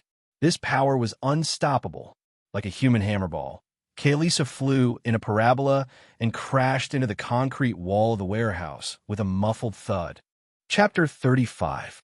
0035-inch Kalisa. Fatty Nuali cried out in alarm. The gun in his hand had already run out of bullets, so he pulled out a serrated dagger from behind his waist and stabbed towards Yifan's back. However, Yifan seemed to have eyes on his back. With a sidestep, he dodged a sneak attack and turned around to give a roundhouse kick. Ugh! Nuali screamed miserably. His chest was hit by the kick, and his nearly 2-meter-tall body actually left the ground and flew 4 to 5 meters away. He spat out a mouthful of blood. The ribs in his chest had pierced into his heart and lungs. In the intense pain, he quickly lost his life. In less than 3 seconds, both Kalisa and Nuali had died. They didn't even understand how Yifan had attacked. The remaining men were about to go crazy. The man in front of him was ridiculously strong, abnormally strong, inhumanly strong. They were the elites of the B rank organization, the monkey-eating eagle. They were not ordinary soldiers or special forces. They were even stronger than the special forces. However, under Yifan's hands, they were like 3-year-old children, unable to resist at all. Although Mindo's heart was filled with fear, his instinct to survive made him have the strength to pull out a dagger from his waist and stab it straight at Yifan's neck. This was Yifan's blind spot. Mindo had already unleashed all of his potential, so this assassination was as fast as lightning, far surpassing his usual strength. Seeing that the dagger was about to pierce into Yifan's throat, Yifan's left hand was already in front of the dagger. Two fingers pinched the blade of the dagger accurately. Mendo forcefully stabbed forward, but even with all his strength, he couldn't push the dagger an inch further. It was just two fingers, but they were like reinforced concrete. Yi Fan turned his head, a pair of eyes that were as deep as an abyss, carrying with them an ancient killing intent that was as cold as a wasteland. The moment Mendo saw the look in his eyes, he let out a loud ah in fright. He let go of the dagger and fell to the ground on his butt. What kind of eyes were these? What kind of person could have such a gaze that could scare people awake from their dreams? Mendo's face was ashen as he asked in a trembling voice, "Just who are you?" The corner of Yi Fan's mouth revealed a cruel smile, divine wrath.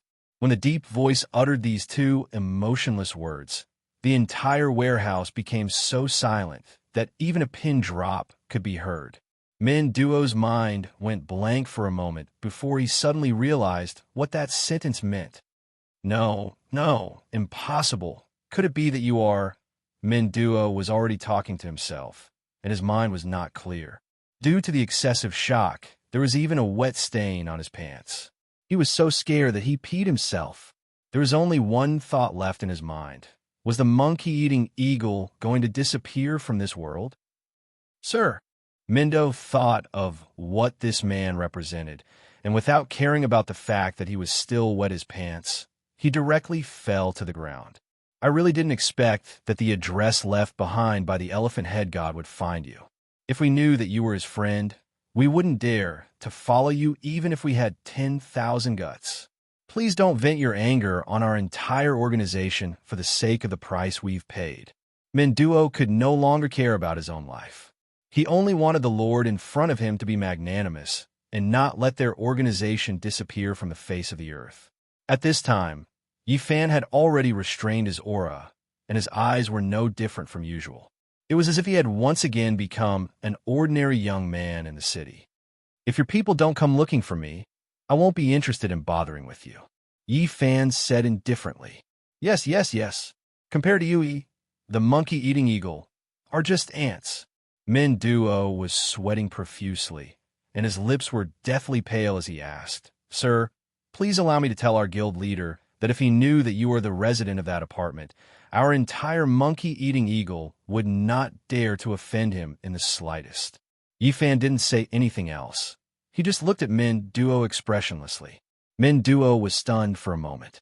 In the end, he laughed self-deprecatingly. Oh right, since you have concealed your identity, how could you let outsiders know that you are in Hua Hai? Li Fanxian threw the dagger back to Min Duo. If this guy still had a brain, he should know how to make a choice.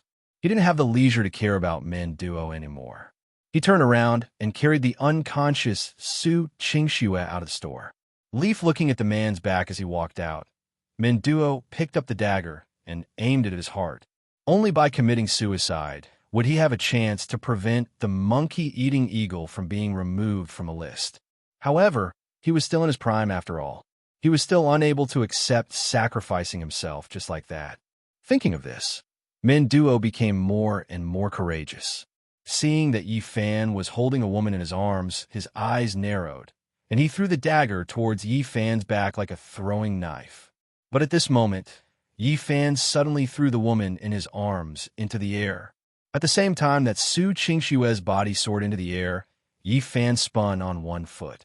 Just as the dagger was about to hit him, Yi Fan grabbed the dagger with his hand and threw it back.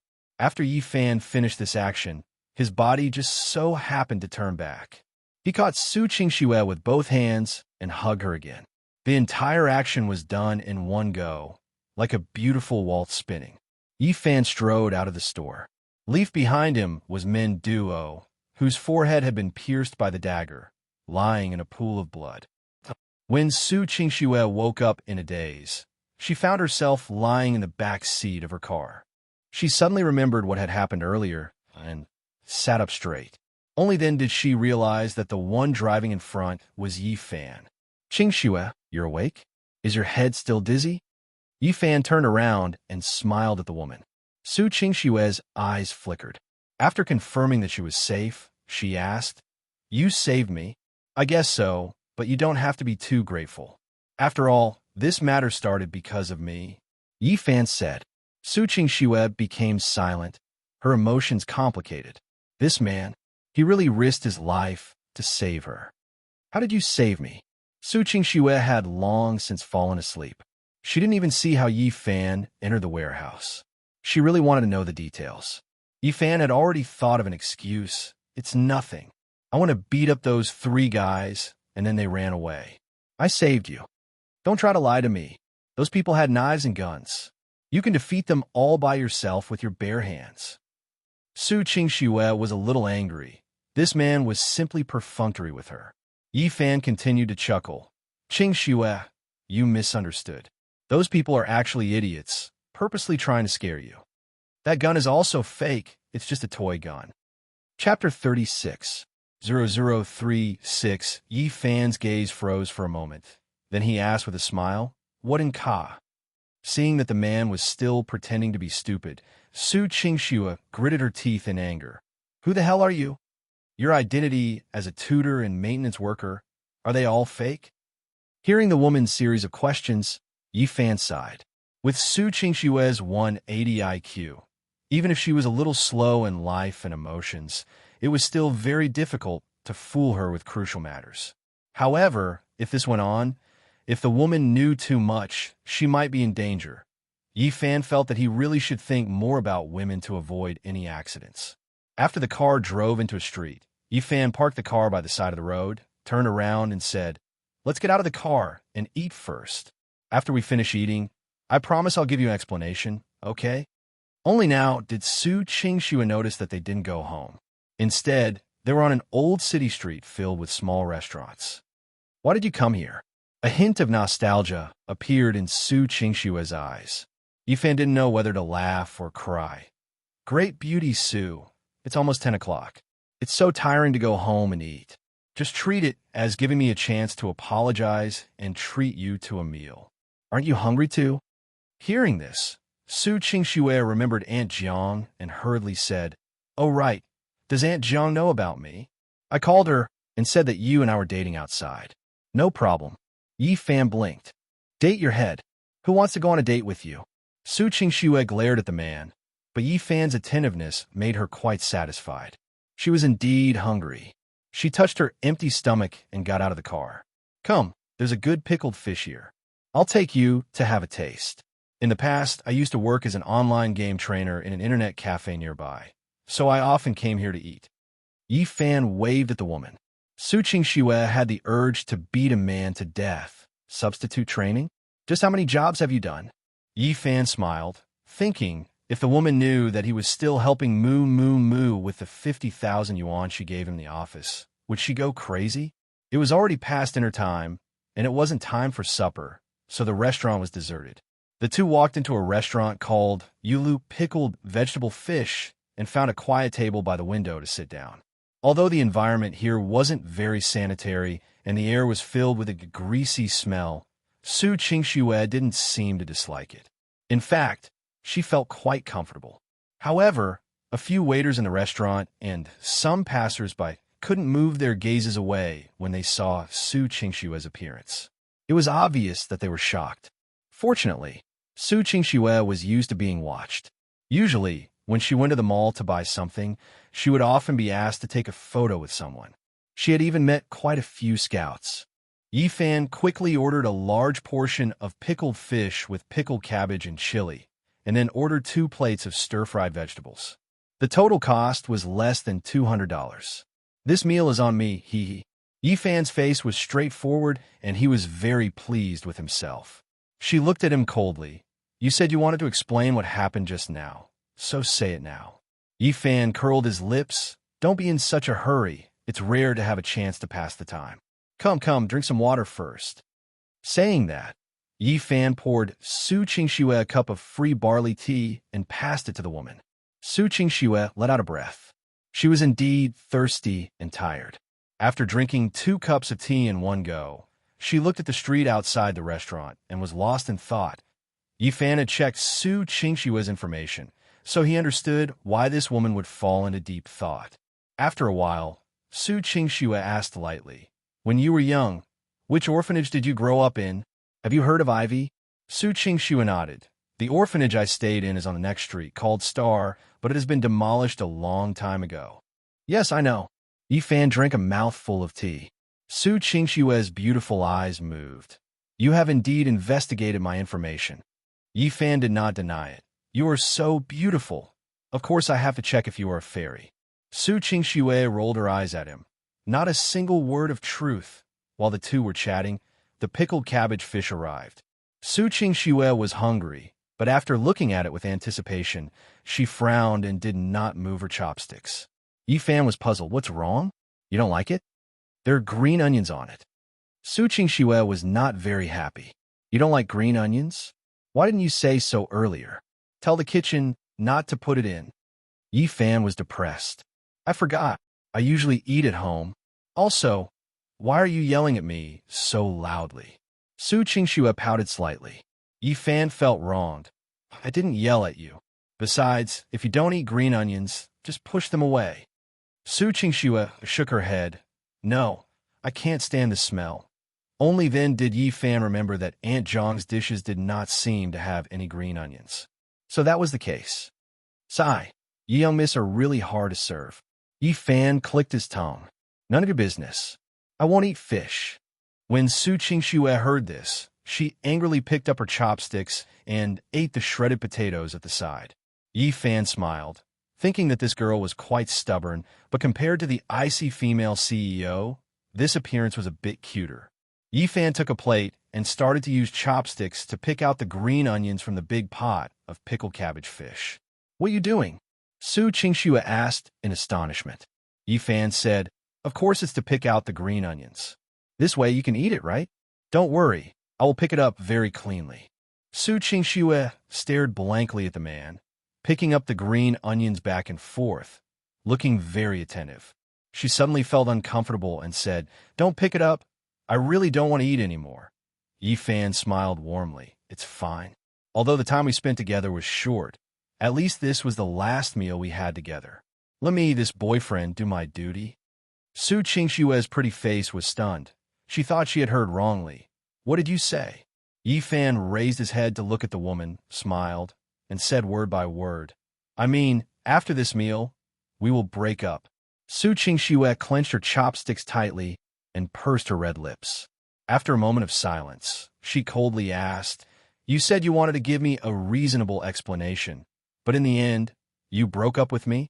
Yi Fan smiled apologetically, continued to pick up the green onions, and said, Actually, our relationship is fake, and we can't talk about breaking up. We just need to stop the contract.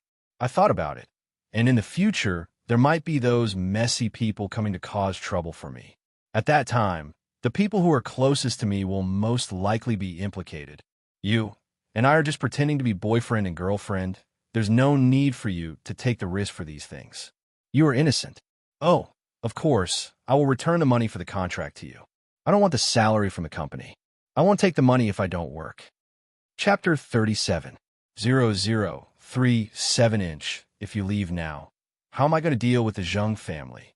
How am I going to tell the family that I'm going to leave behind a mess for me to clean up? Su Qingxue was so angry that her eyes turned slightly red. She scolded, Selfish ghost. You want to leave just like that? Yi Fan said seriously. Qingxue, I know you will be angry. After all, you will have a lot of trouble in a short period of time. But no matter what, it's better than having your life threatened, right? I am angry, but I am not afraid. I don't want to escape either. Su Qingxue said with a firm gaze. Yi Fan looked at the woman in surprise, but all of this has nothing to do with you. You're just an outsider. There's no need for you to get involved in something because of me. Outsider? Su Qingxue sneered and asked, Aren't you? What do you mean? Yi Fan didn't understand. Let me ask you, when I signed a contract with you, I didn't tell you about the Zheng family, nor did I tell you about my parents. Because of me, you are hated by the Zheng family, and you are also targeted by my parents. In these troubles, you are also an outsider. Why didn't you terminate the contract at that time and directly chose to leave? Su Qingxue questioned. Yi Fan was stunned. He had never considered such a problem. Let me tell you the reason. Su Qingxue said in a clear voice. There is only one reason. You are not afraid of them at all. Although you are full of lies, your job is fake, your identity is fake, your background is fake, and you might even be lying to me about your name, but I'm very clear about one thing. From the beginning, you were never afraid of the Zheng family dealing with you. Were you? Yi Fan. Su Qingshu said angrily. This time, the trouble on your body has implicated me. You told me to terminate the contract because you look down on me. You think I'm inferior to you. Yi Fan and Su Qingshue's gazes intertwined. Looking at the woman's angry and wronged expression, Yi Fan finally couldn't help but lower his head with a smile. It's not that I look down on you. To be honest, I don't think as much as you do. I just don't want to implicate you, Su Qingxue directly interrupted. Do you think that even if we separate, I will be safe for the rest of my life? The Zheng family, the White Shark Gang, the various opponents in the mall, and those criminals who want to kidnap me for ransom. Do you think I was really that safe before? Why do you think I value the security team so much and let Lingshan train them so strictly? You're a man. Don't tell me the only way to solve problems is to escape, just like how you only dared to run away in the arena. After saying that, Su Qingxue coldly snorted, "Coward." When Yi Fan heard this, he was unhappy. He was only doing it for the sake of women. Why did he say that he was a coward, a useless coward? Su Qingxue, when did I say I was going to escape? You're twisting my meaning. If I were a coward, would I have saved you today? Yi Fan argued. Since you're not a coward, then I, a girl, am not afraid. What are you afraid of? Su Qingxue asked, her clear eyes staring straight at the man. Yi Fan was startled, the woman's question echoing in his mind. If I'm not afraid, what are you afraid of? That's right. What am I afraid of? A minute later, Yi Fan smiled in relief, nodded and said, all right, since you've already said that, then I'll take back what I said before. Hearing this, Su Qingxue's eyes softened a little, but she still said unhappily, come and go as you please. Do you think being my fake boyfriend and my assistant is a casual job? Besides, even if we really want to break up, I have the final say. I'm the employer. Do you hear me? Yi Fan smiled bitterly and nodded. You have the final say. You have the final say. However, today's matter is like this. I won't explain anything else. After all, even if we really are husband and wife, we still have to have each other's privacy. Although Su Qingxue was still very curious, she knew that the man was right. So she said, all right, I'll let you go this time. I'll know sooner or later anyway.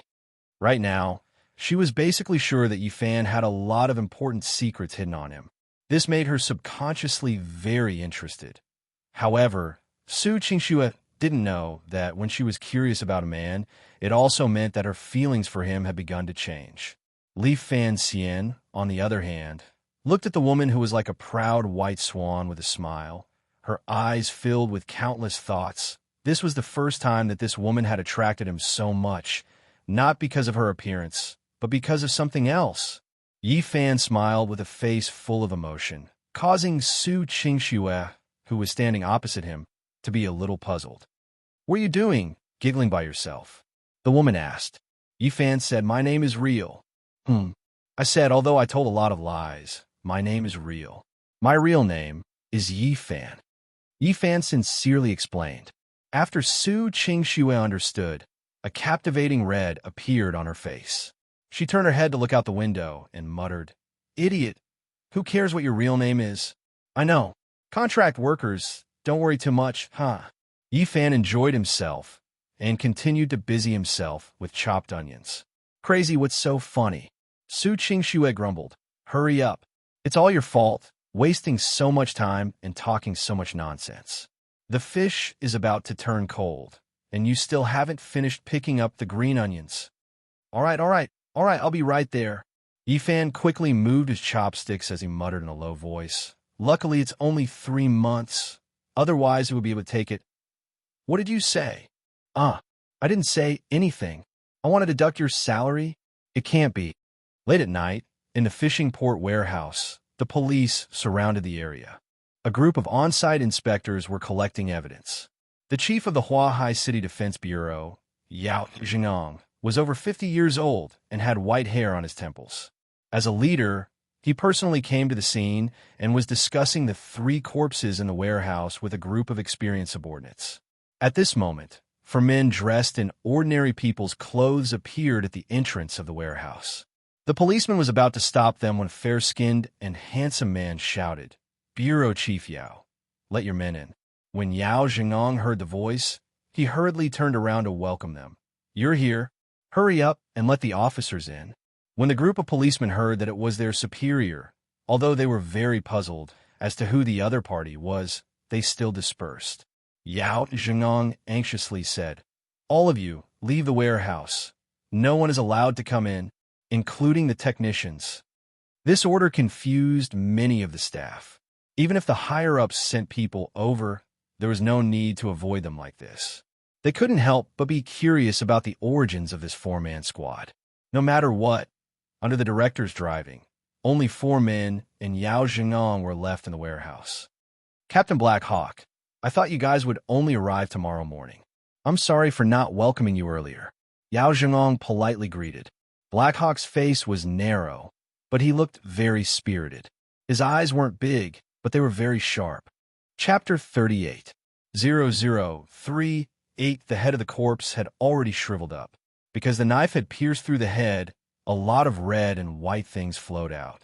Yao Zhengong whispered, "Captain Black Hawk, based on my experience, this kind of death is definitely not an ordinary gang battle.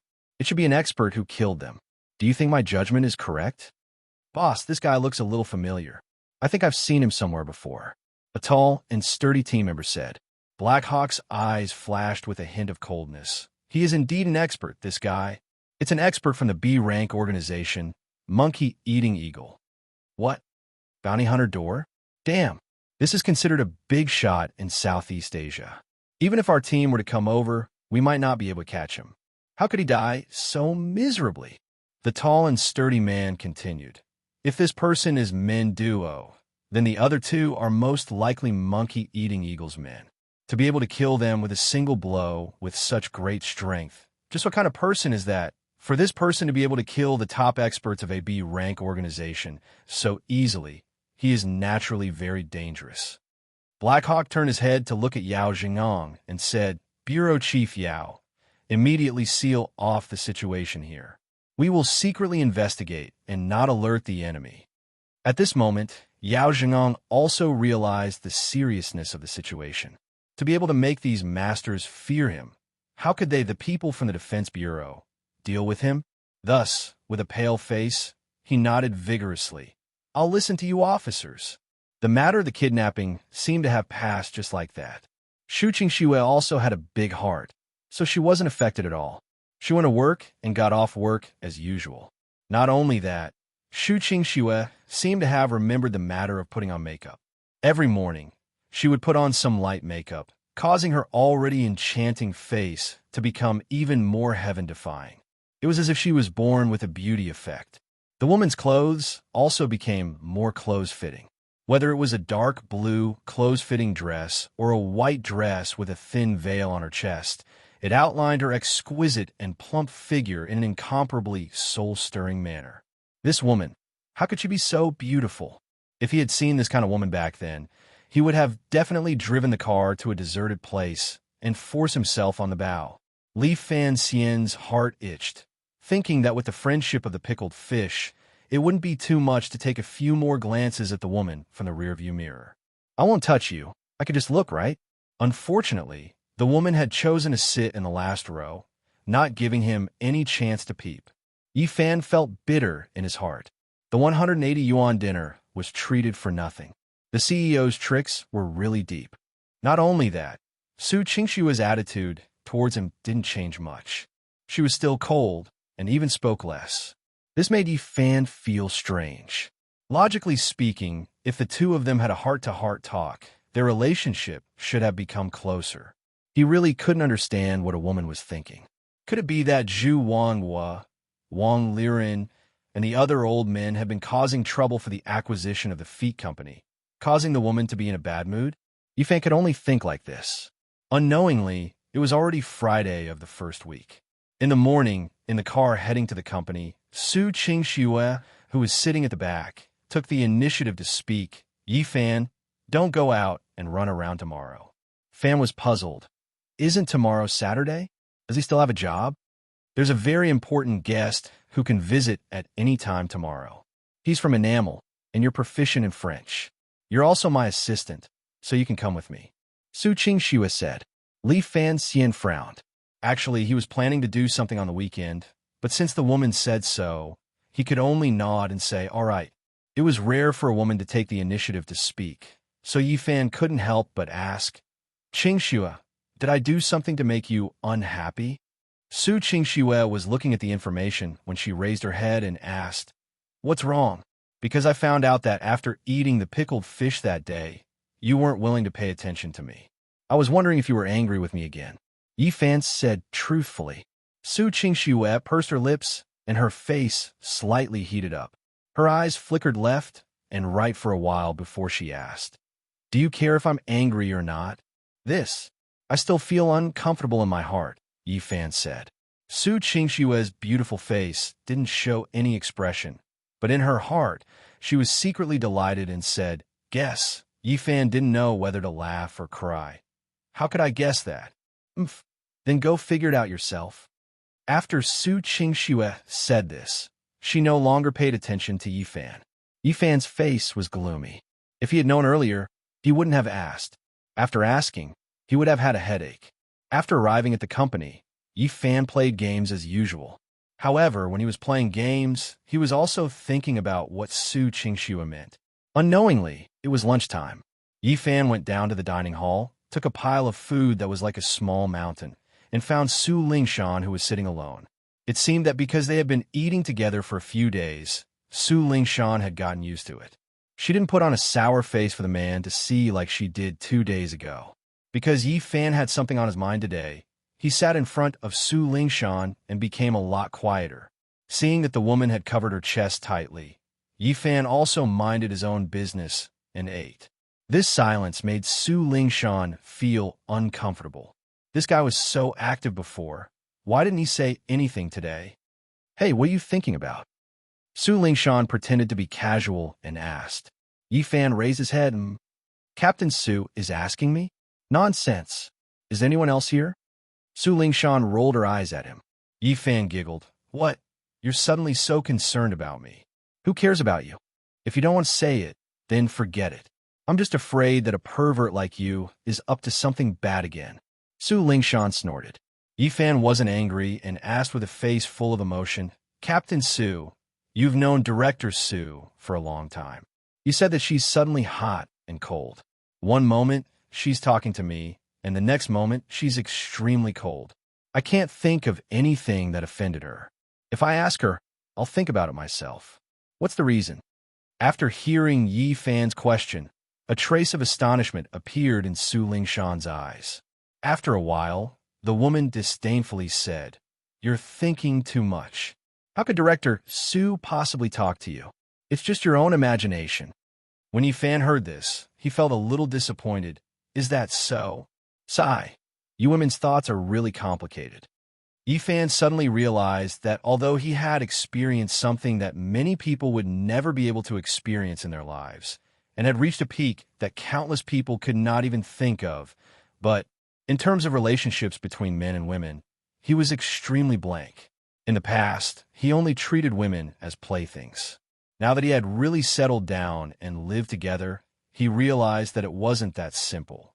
After finishing his meal, Yi Fan returned to the 66th floor with a box of fruits. Although Su Qingxue didn't pay much attention to him these 2 days, she had eaten all the fruit she brought.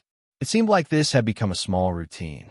Just as he was about to exit the elevator, he saw a beauty wearing an office lady's outfit standing outside. Ying, you're back. Yi Fan smiled happily. Feng Yuing had already been on a business trip for a week, and she was finally back. When Feng Yuing saw him, a trace of joy appeared on her delicate face, but she immediately said unhappily, You're not allowed to call me that in the company. Oh, Yuing. Yi Fan changed the way he addressed her. Seeing that the woman seemed to be sulking, he couldn't help but ask, What's wrong with you? Are you unhappy to see me? Feng Yuing walked into the elevator and pushed ye fan out. I'm not angry, I'm going to work.